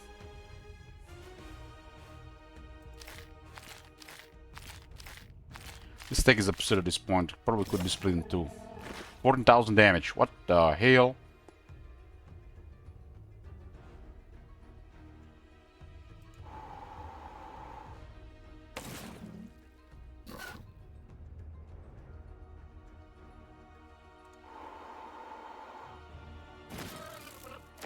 Lucky as well, huh?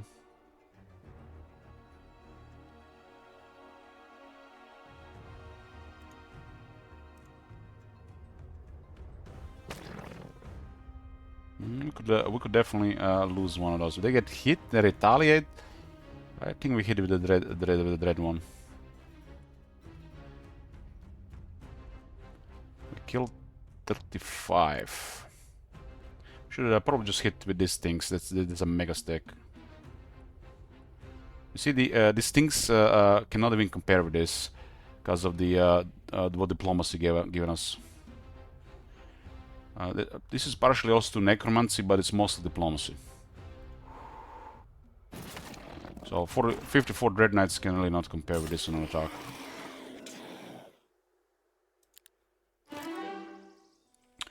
Expert logistics, and we get leaps and bounds to restore movement. That's a solid utopia, which means the rewards will be great.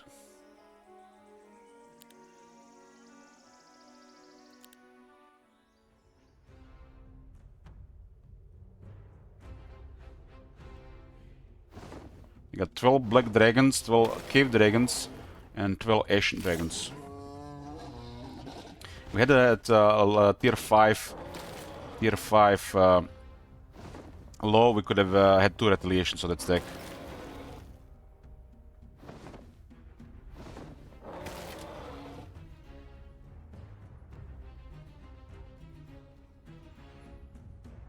The cave dragons do not have as good as initiative as this unit. They do have 12 initiative. Dog is at 11 right now.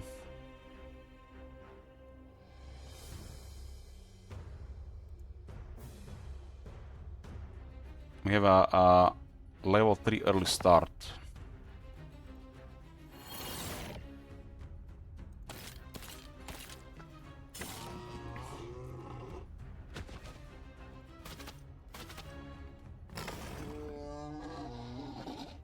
So killing a unit maybe with the lucky strike. We get 2 because we have the offense thing, right?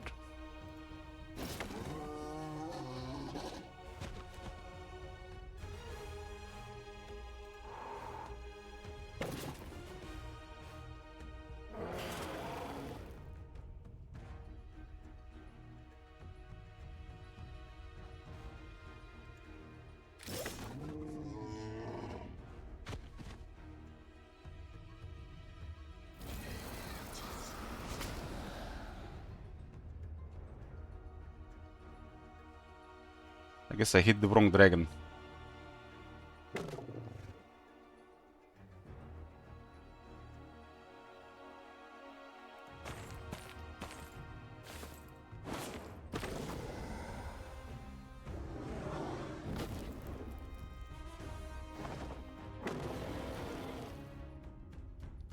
What?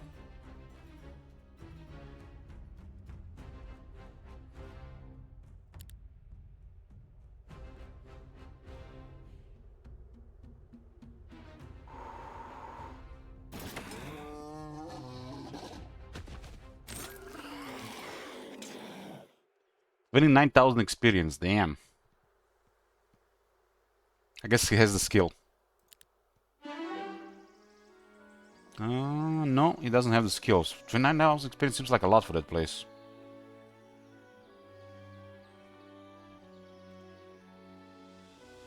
Shadow Blades on. On the first three stacks, Shadow Blades is crazy, especially with Elite Guards. Doesn't even have to have Nightshade magic. So 30,000, Armor of Wonder, 7 Eyes, Brass Knuckles, and Arcane Tome.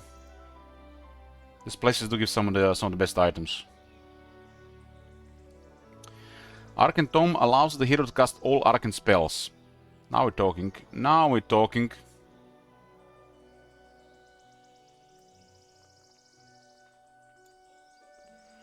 Armor of Wonder, +2 to all attributes. We do have Helm on another character. Brass Knuckles, friendly creatures take -4% counter-attack damage. Okay, now that's exciting. 7 Eyes, +1 level to all spells. Yeah. Yeah. +2 level to all spells. So, I think one of the stronger legendary heads.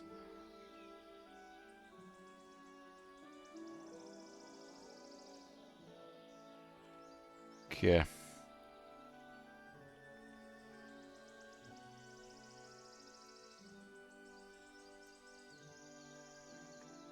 I have the set for that one. Well, if you have beyond 4 and the enemy lowers your level of spells, I think you should just keep your higher level, I think. We fought the enemy hero and had -2 to my spells. So instead of me, I was casting 2 levels lower than him. He had the sub skill and the Orb of Twilight, and my expert Nightshade magic with the upgrade spell. I had lower levels. So it's a thing. Maybe if you have 5 levels, it can only drop to 3.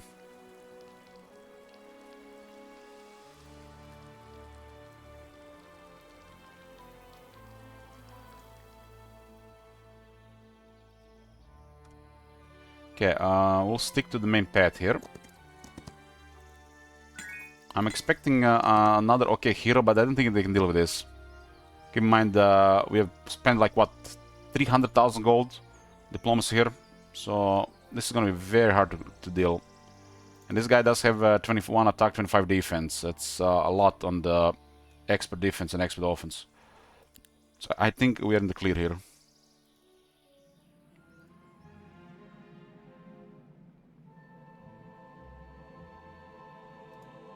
I'm gonna upgrade spells.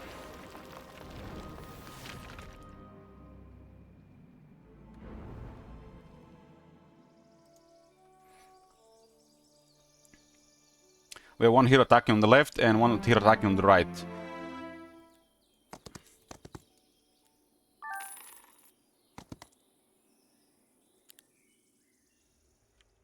That's actually a shooter.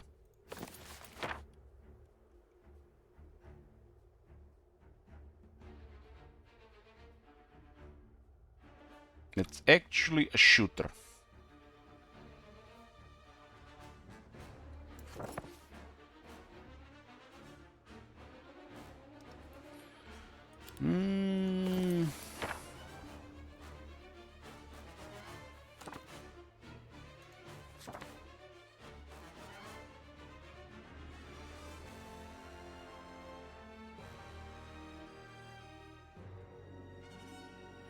How much mana do we have? 174.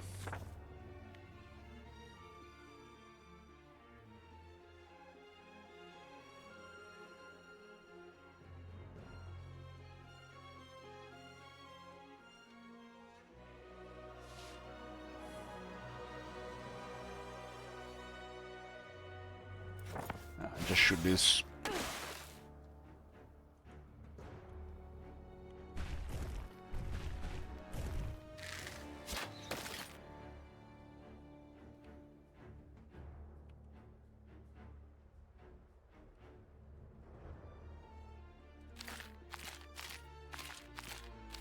That's a legion. That's a legion.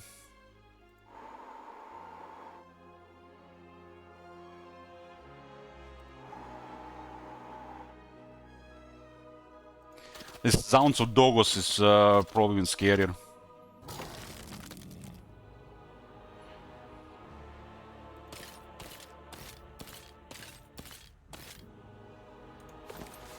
No skill left behind. My first rewind life, I think.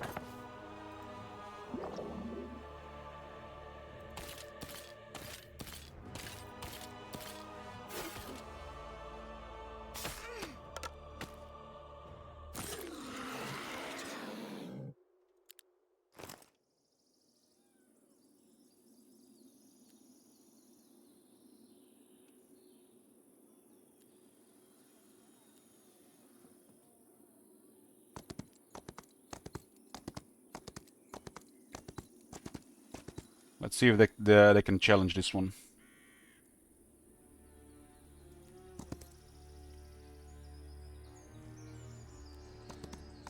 Oh my god. Have you seen that shit? Holy shit. What Here, the Ruffs. hell?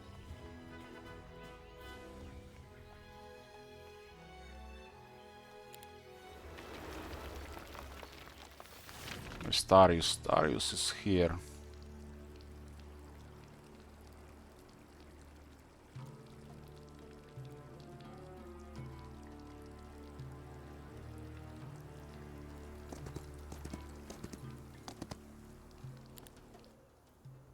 Enjoying? Yeah. Ooh, this is stacked. We got a siege. They don't have stronger towers though.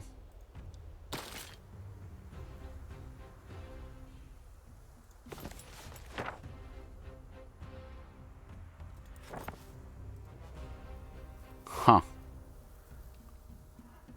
That's a blink. Well, hello there. What's up?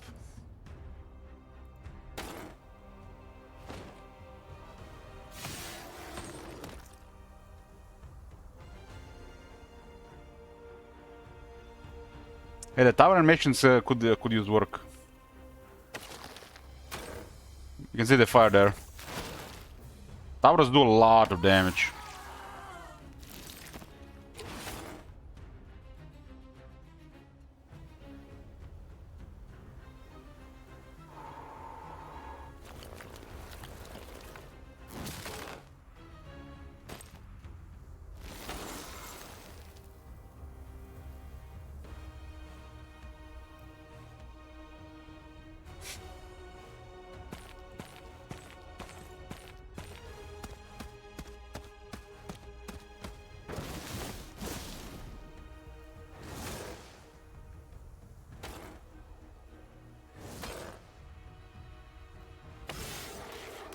This is the menacing though. We do have regeneration as well.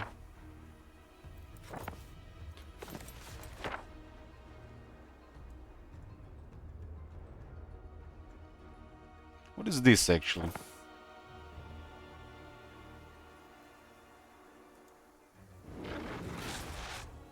Star Child. It's a tier 4 unit. It's embodiment, a range attacker, has blink and area strike. His ability Starfall, select 3 hexes, the star falls to each of them, dealing 205 magic damage to target hex and all adjacent creatures. All 4 squads are stars, but Naira has always been the closest to them. Her shadows, eerily resembling her, are cast by the stars. Or are they? Do they rise from the ground, or are they the messengers of the heavens? And if so, what secrets do they hold about our world?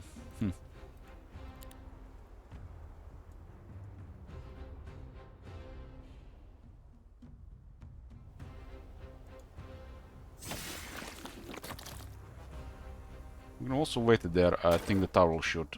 The tower is doing 300% damage.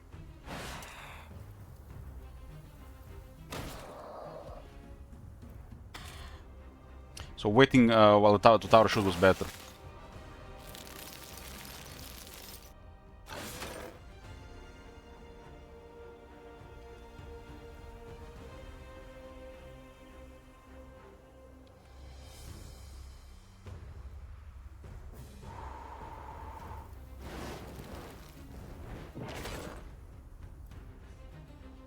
I'm curious to see what kind of raise we got there.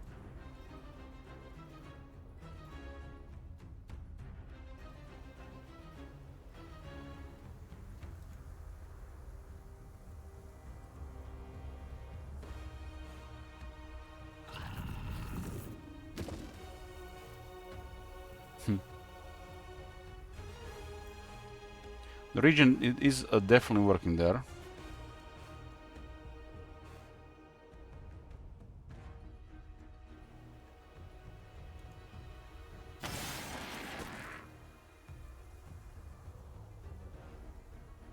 But they don't have enough health pool to restore him. The tower, that tower hits hard.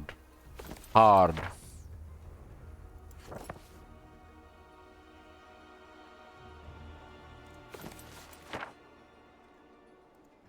We got another 20 plus vampires available though, so it doesn't really matter.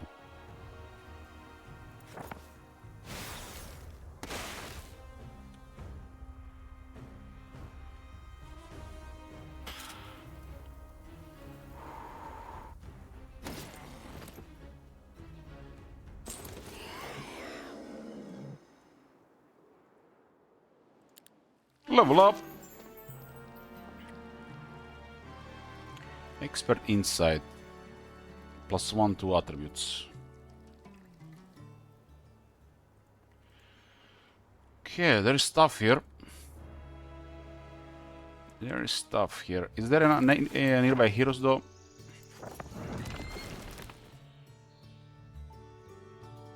There is a nearby hero here.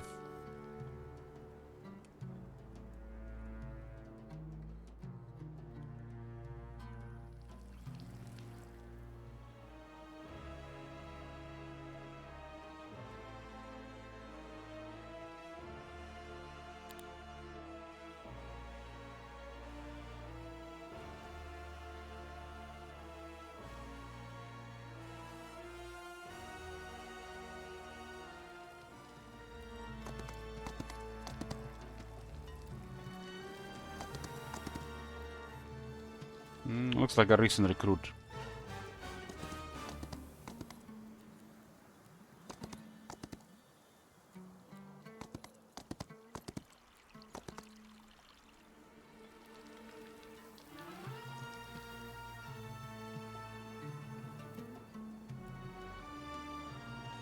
Recent recruit.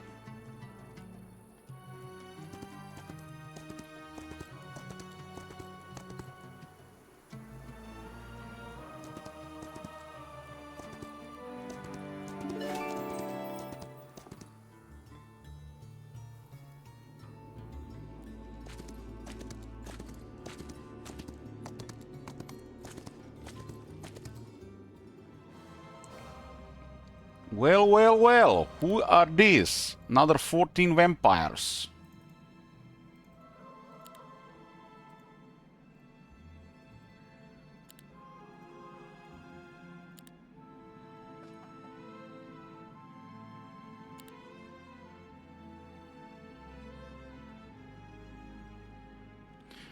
Okay, boys, food is here. I'm gonna go eat. When I get back, we'll finish this and start a new game. In a bit.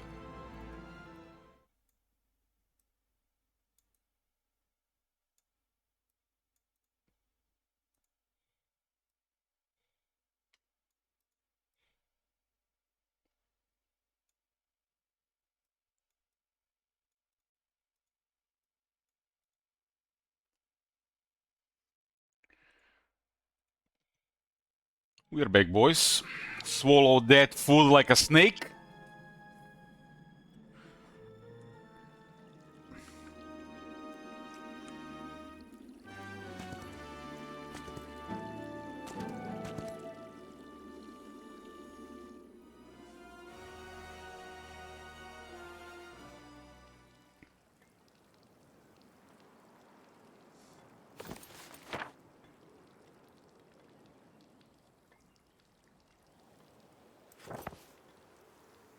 The Ziggurat.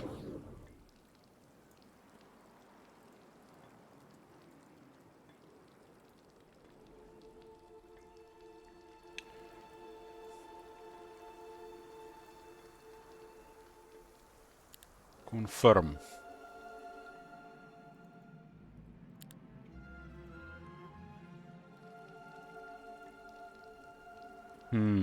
We have actually still movement here. Still movement.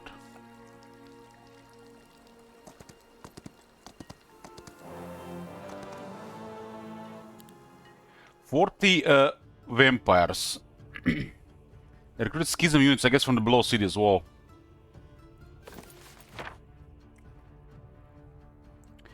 Eight rounds, everybody takes minus 25% damage from basic attacks.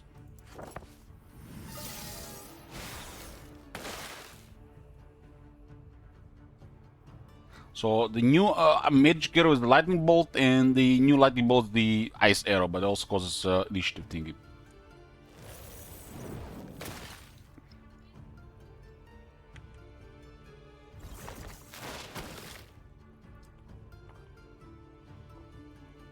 Nice. 5 speed on this thing. It's so amazing to see this thing move more than 2 tiles. It's a merchant of death.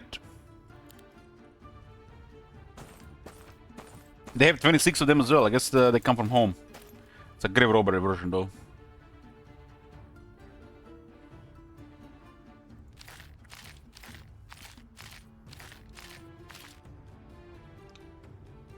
They do tend to prioritize the tier 1. Or the also lower enemies with lower defense.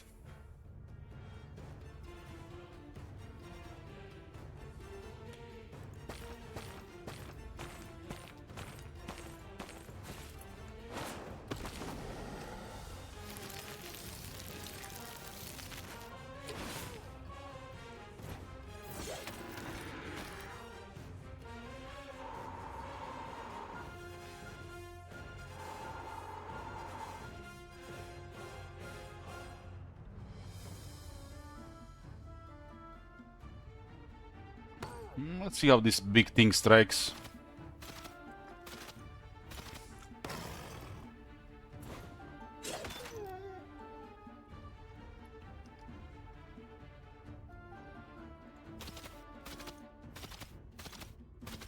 It's like fresh recruits.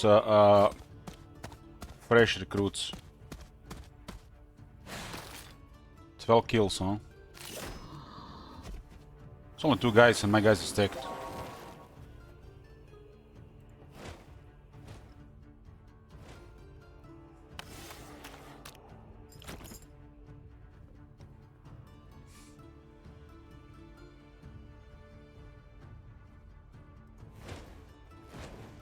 We have Shadow Blades with the with synergy bonus.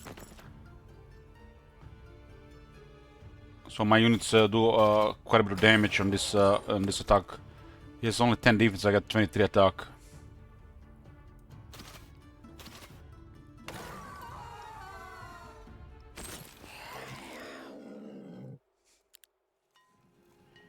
Solar Sashmere Scroll, Dragon's Head, Keeper Amulet, Golden Pig.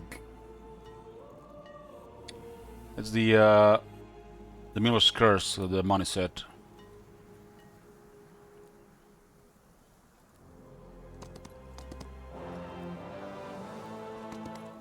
There's a fountain on the path.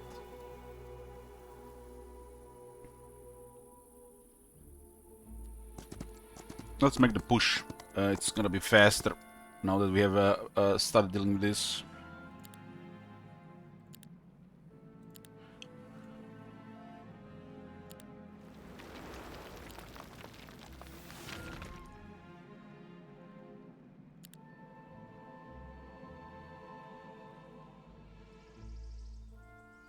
There's nobody currently here. At Concubi. Guard the city.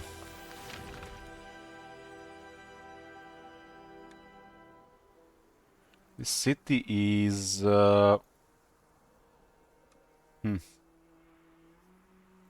This was their second city, I think.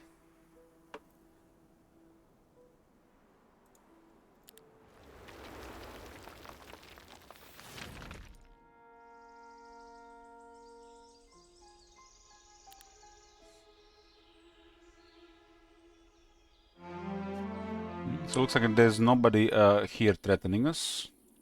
We have 5 here.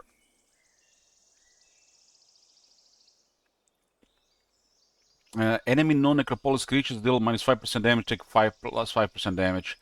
And this is another thing, yet another thing which kind of bad when the enemy is Necropolis. The worst enemy is, in the end, Necropolis. It's nice, you can have 20% cheaper units with this. +1 Necromancy is the final buff. How's Necromancy looking on Tarius? 23%. That's pretty nice. King of Kings, 13. Has the Lord of the Dead as well.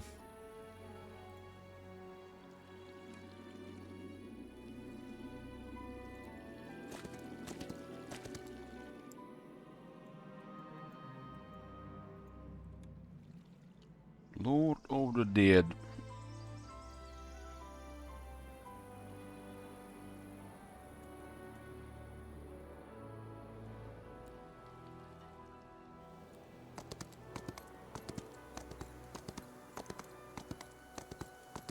So to me it looks like the orange started dealing, went with the desert first. His bottom desert, and they were fighting the blue from like probably late 3rd week. This is what happened here.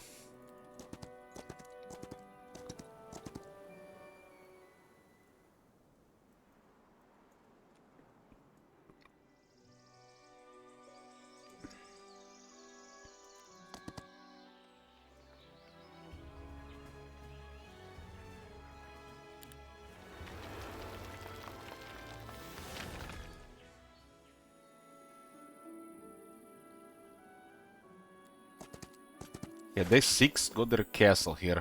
Hold on, I need to cast her spell.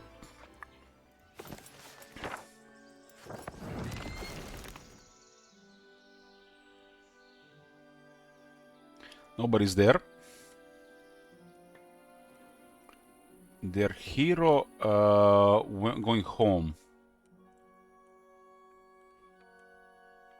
And there are a couple of heroes in the path here. One of these heroes could be solid. But we got 40 Vampire Lords. Have to be really, really solid.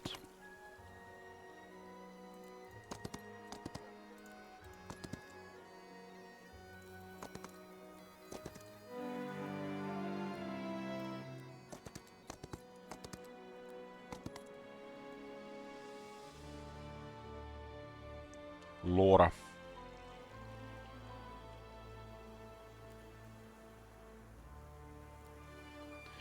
So this is facing the left side. I'm not gonna waste my movement there.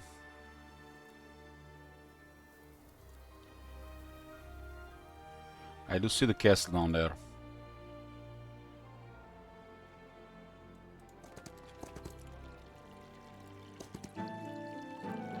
The town. Town, city, whatever.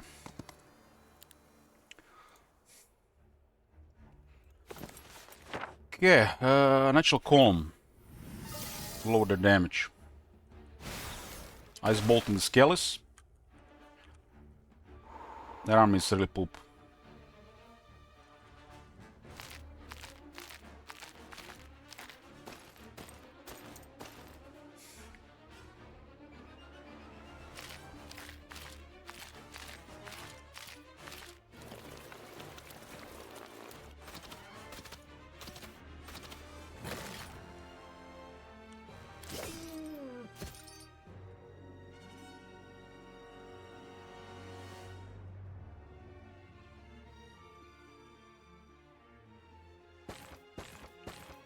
Merchant of Death. This is a nice looking weapon on him.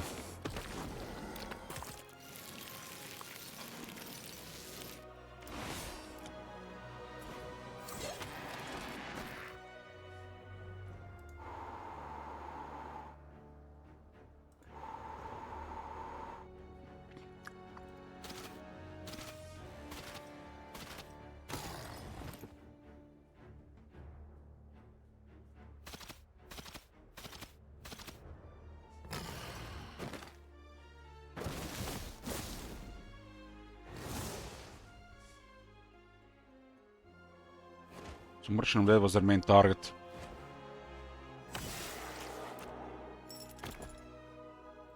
My army also has a regeneration.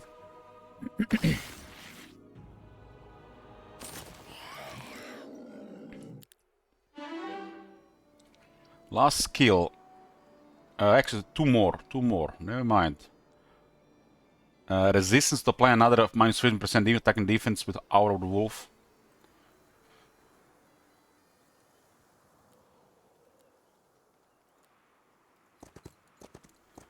This was, I think, this is the capital of the orange player.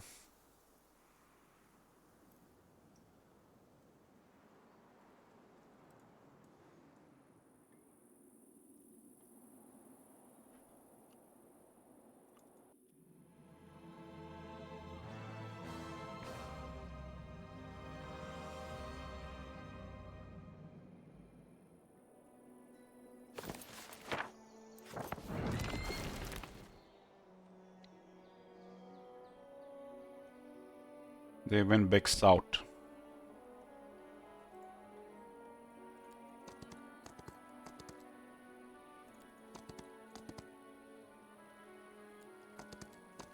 My guy has logistics.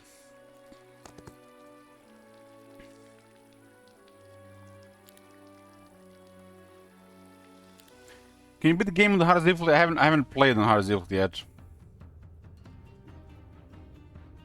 Kinda like it to like gradually increase, so get more out of it.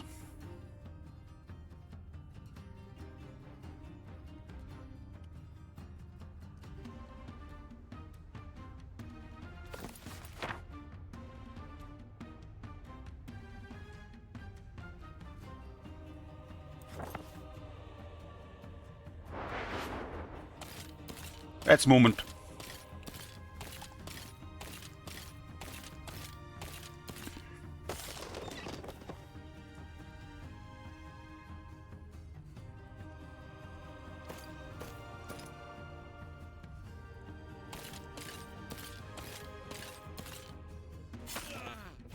I'm really curious if we're gonna find another hero. Maybe they're taking losses against the orange.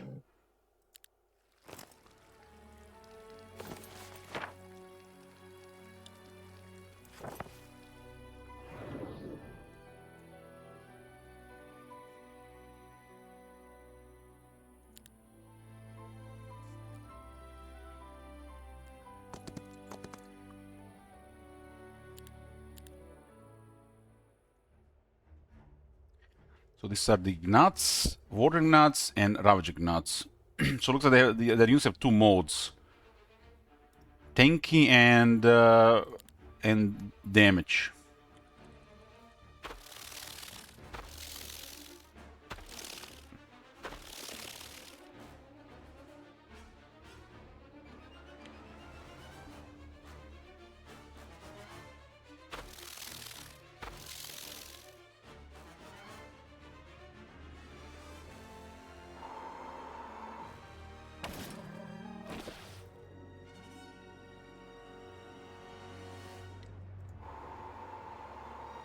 Seven hundred 719 phantasms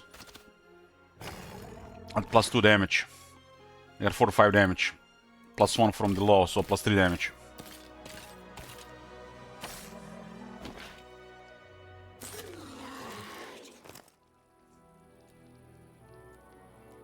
Are just out of range.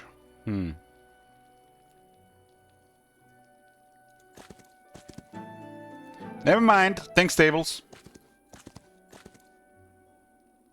12 Hollow Reapers. Would be a shame if something happened to them. So it looks like a mid hero been clearing with two troops. Damn, 67 skeletons to get a kill by that. She has a good spell power. Funerella. Terrible setup for Necromancy though.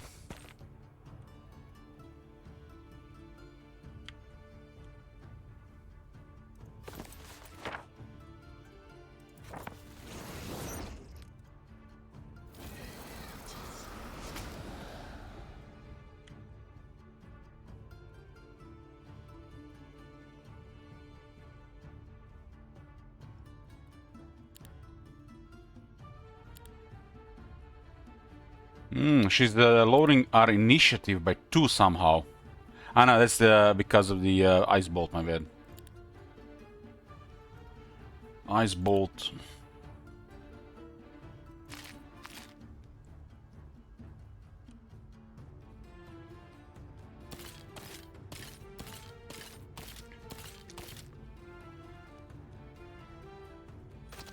That is Zounds of Barges. It's really hard.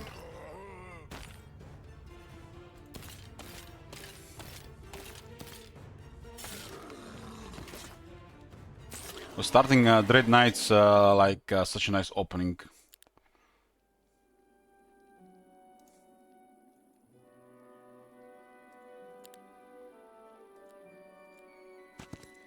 Looks like they recently just cleared this area here.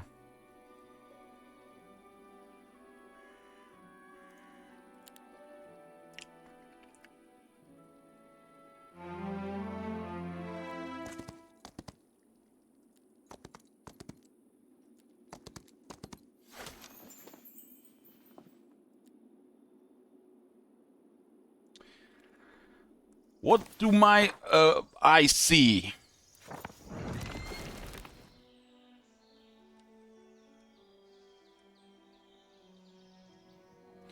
So there are two temples in the middle. There's one hero ahead with a castle. There's another castle, one hero ahead, and then another one, and 2 more. So we can see 2 heroes on the left here.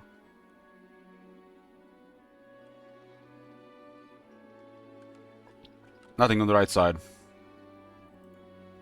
Formation is power.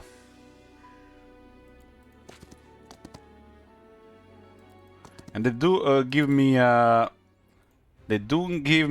what they call the more movement as we defeat them.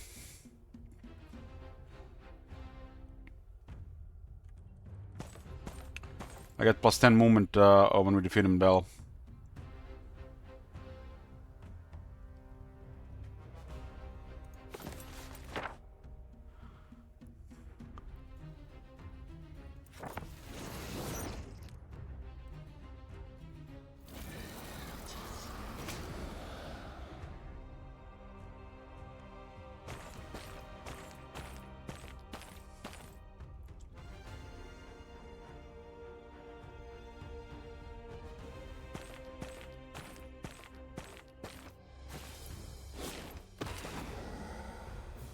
Another one with 39 merchants of debt.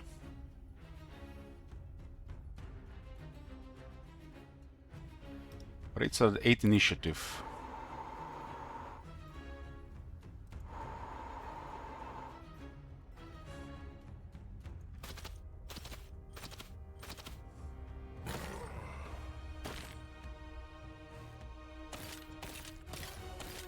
That the Avatar of War.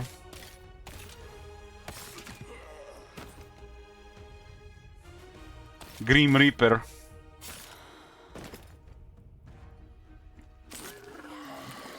Level up. Luck 2. More luck.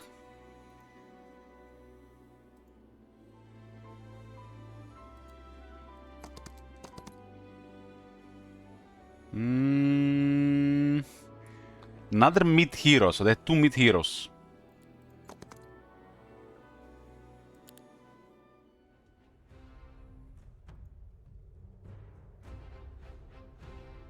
"16 vampires. They do have slow thingy.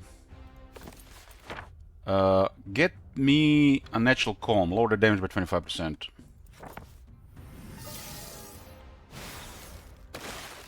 "63 skeletons got killed to an ice ball. He has 18 spell power.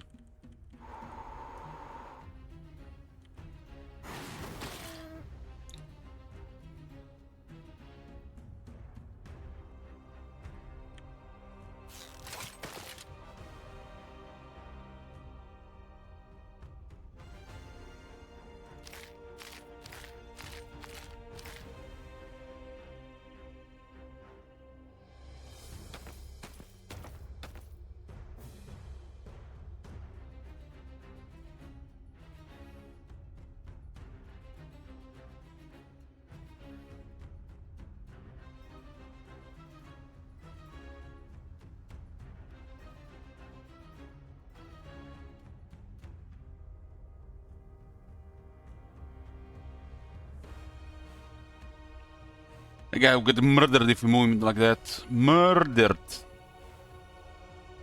I don't mind if I get hit by this though. Let's go forward.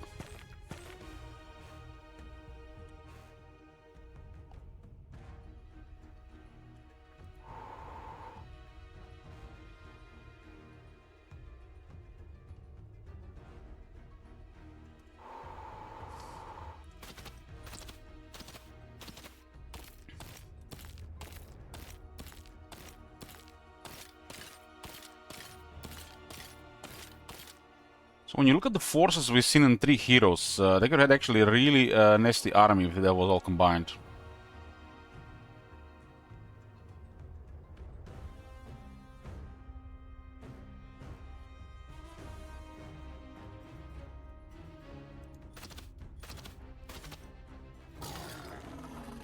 This is just crazy.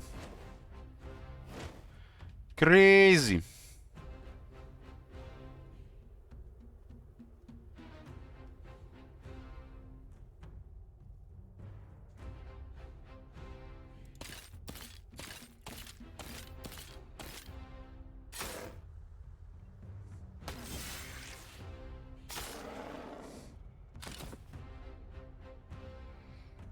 Dogos are next.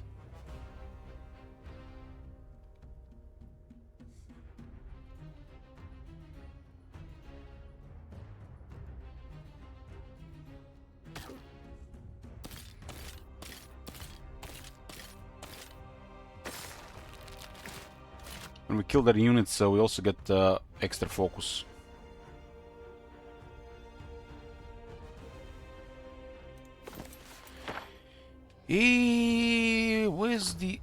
Where's the... I'm always looking for this.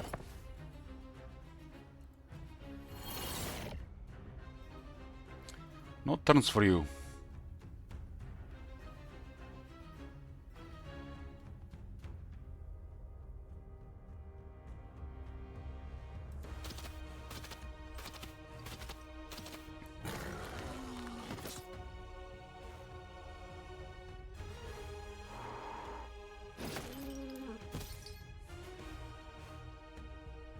Doesn't work on this unit, huh?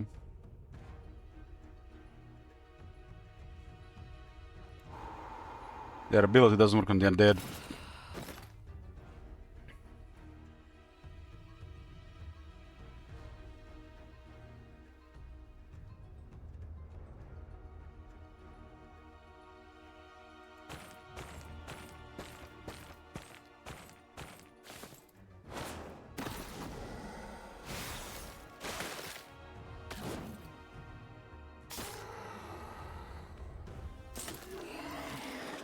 They got one Avatar War down. Primordial Orb. Boots of Travel.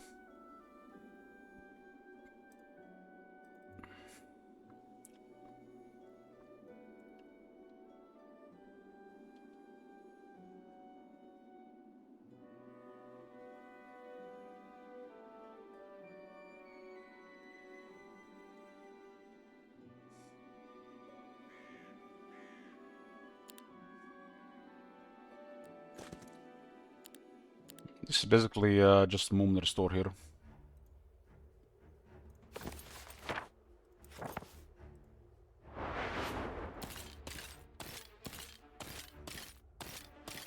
I do have parry even on a base unit.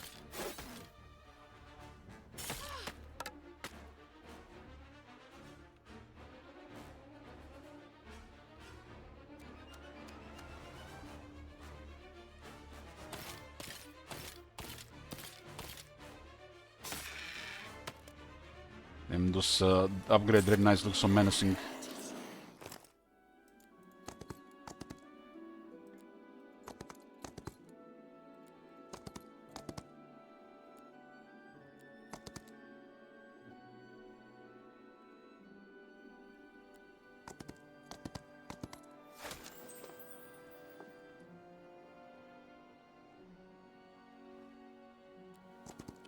Stables here, and it's the end of the week.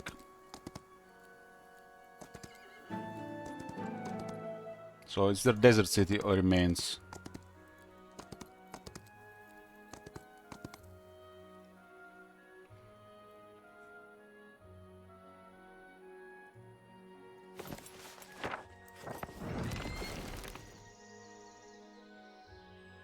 is non-taken. The capital is a target though. One hero here, 2 heroes. So it looks like the green area had three temples.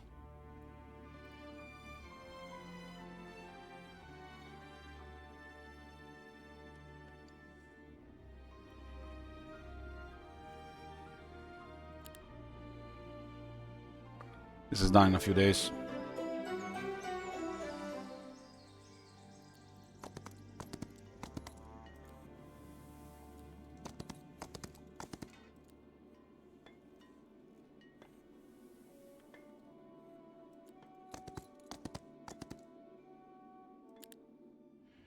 Another siege. I do love the traps and stuff. I guess blockade traps and triple damage.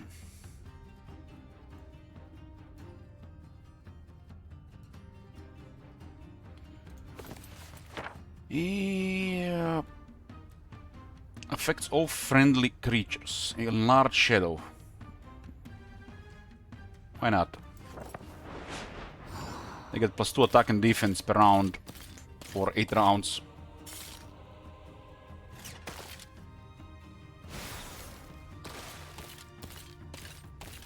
There's the Dread Knight guy. You want to really show his old Dread Knights.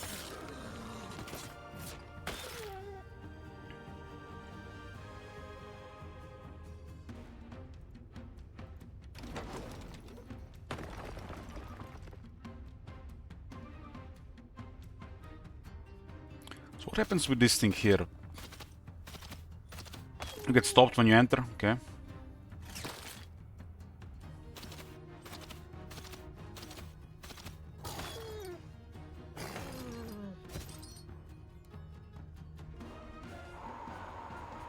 The whites can just fly over the wall.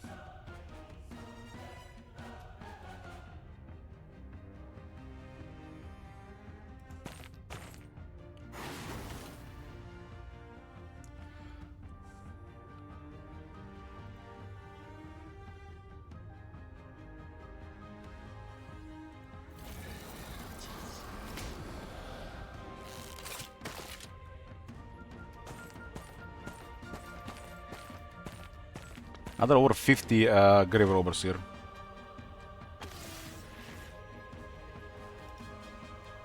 Vampire.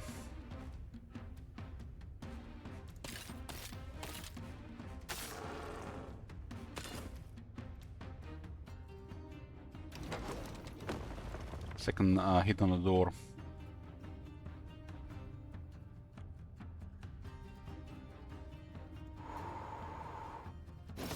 Once you start attacking, it's still hard to kill it, but against the undead, doesn't do much really. This is a crazy strong unit at this point against anything but the undead, or maybe embodiments. It does embodiments and then constructs.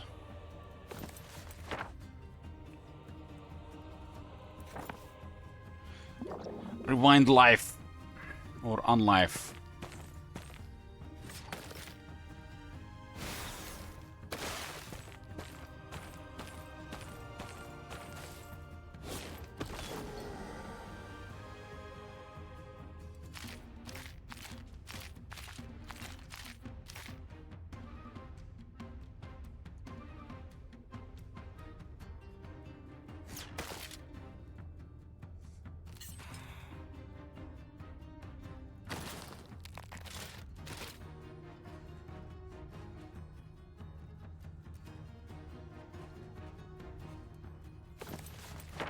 Wind life.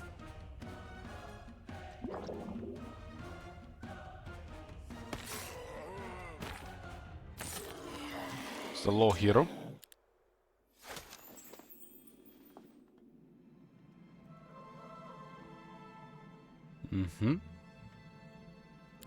Mage Guild 4.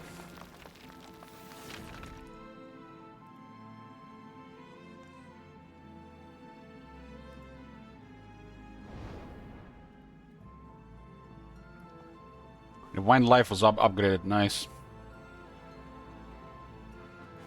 Can upgrade that again.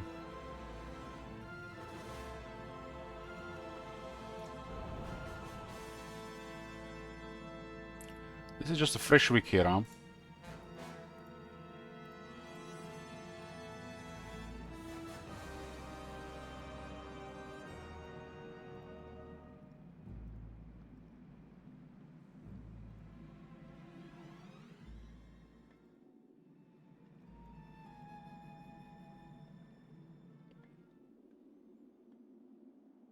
I think this is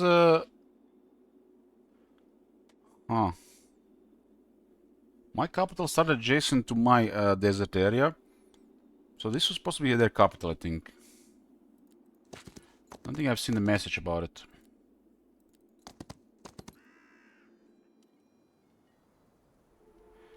Mug.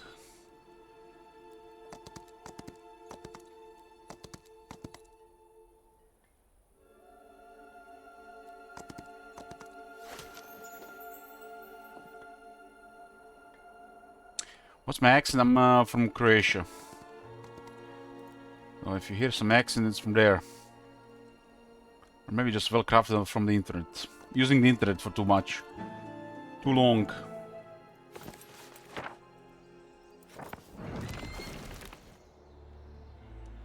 This is the last city.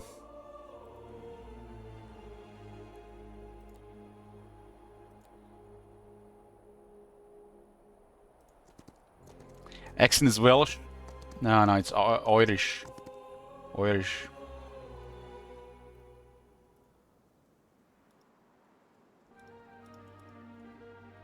You get knowledge, but he's not even here. What?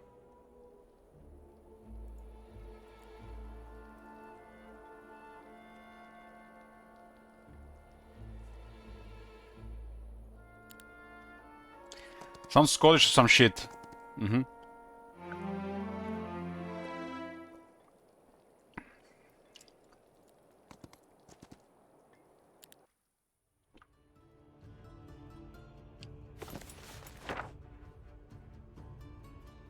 What is this, man? What is this spell book?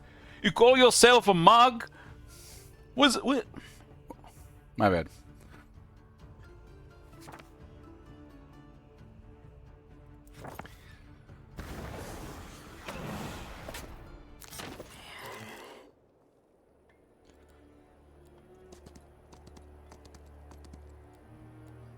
I lost the capital, so the capital was at other city.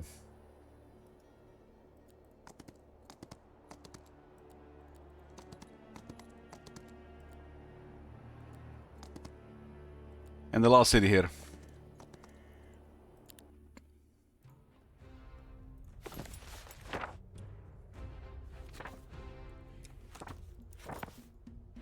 One troglodyte, that must be one of the kings.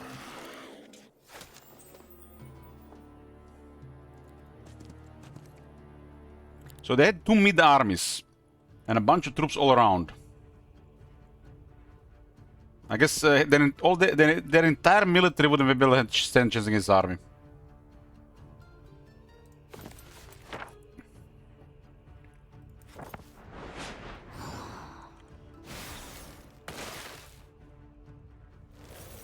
I did get a bunch of diplomacy on tier 1, 2, and 3 in this army. From I mean, this King of Kings, so it's his specialty.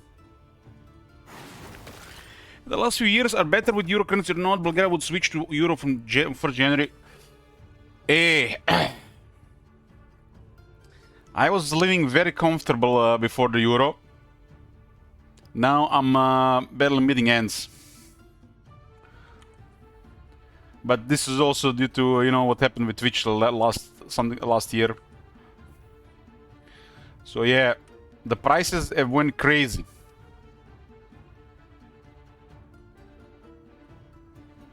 Like kebab used to cost 4.5 euros. Now it costs 8.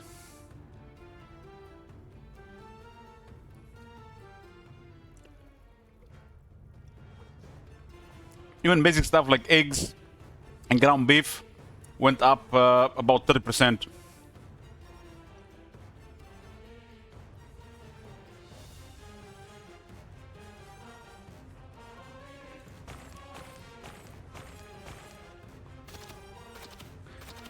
It increased the income of people for sure, but the costs have increased more.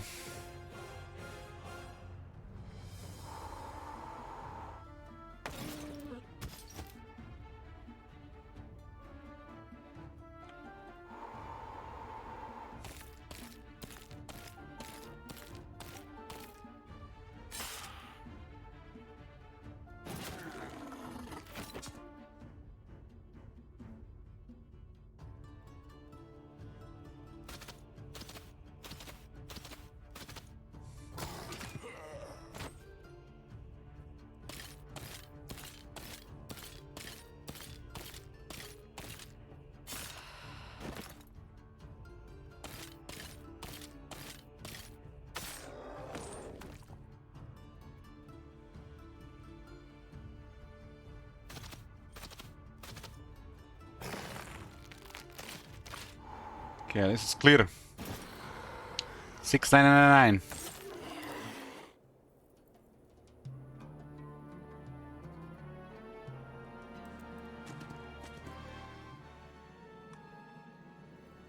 Hall of Rest. Meaning no rest.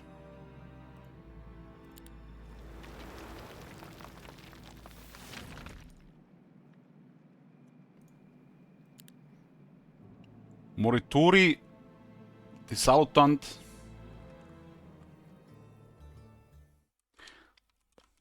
What the hell does that mean?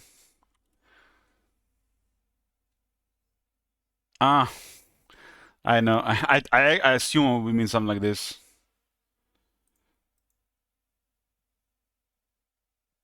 Those who are about to die salute you.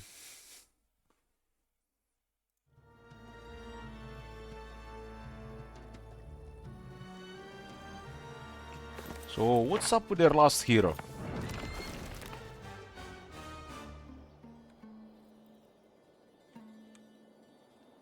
It's up here.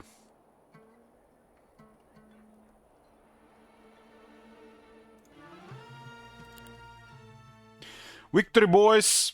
Victory! This one is finished.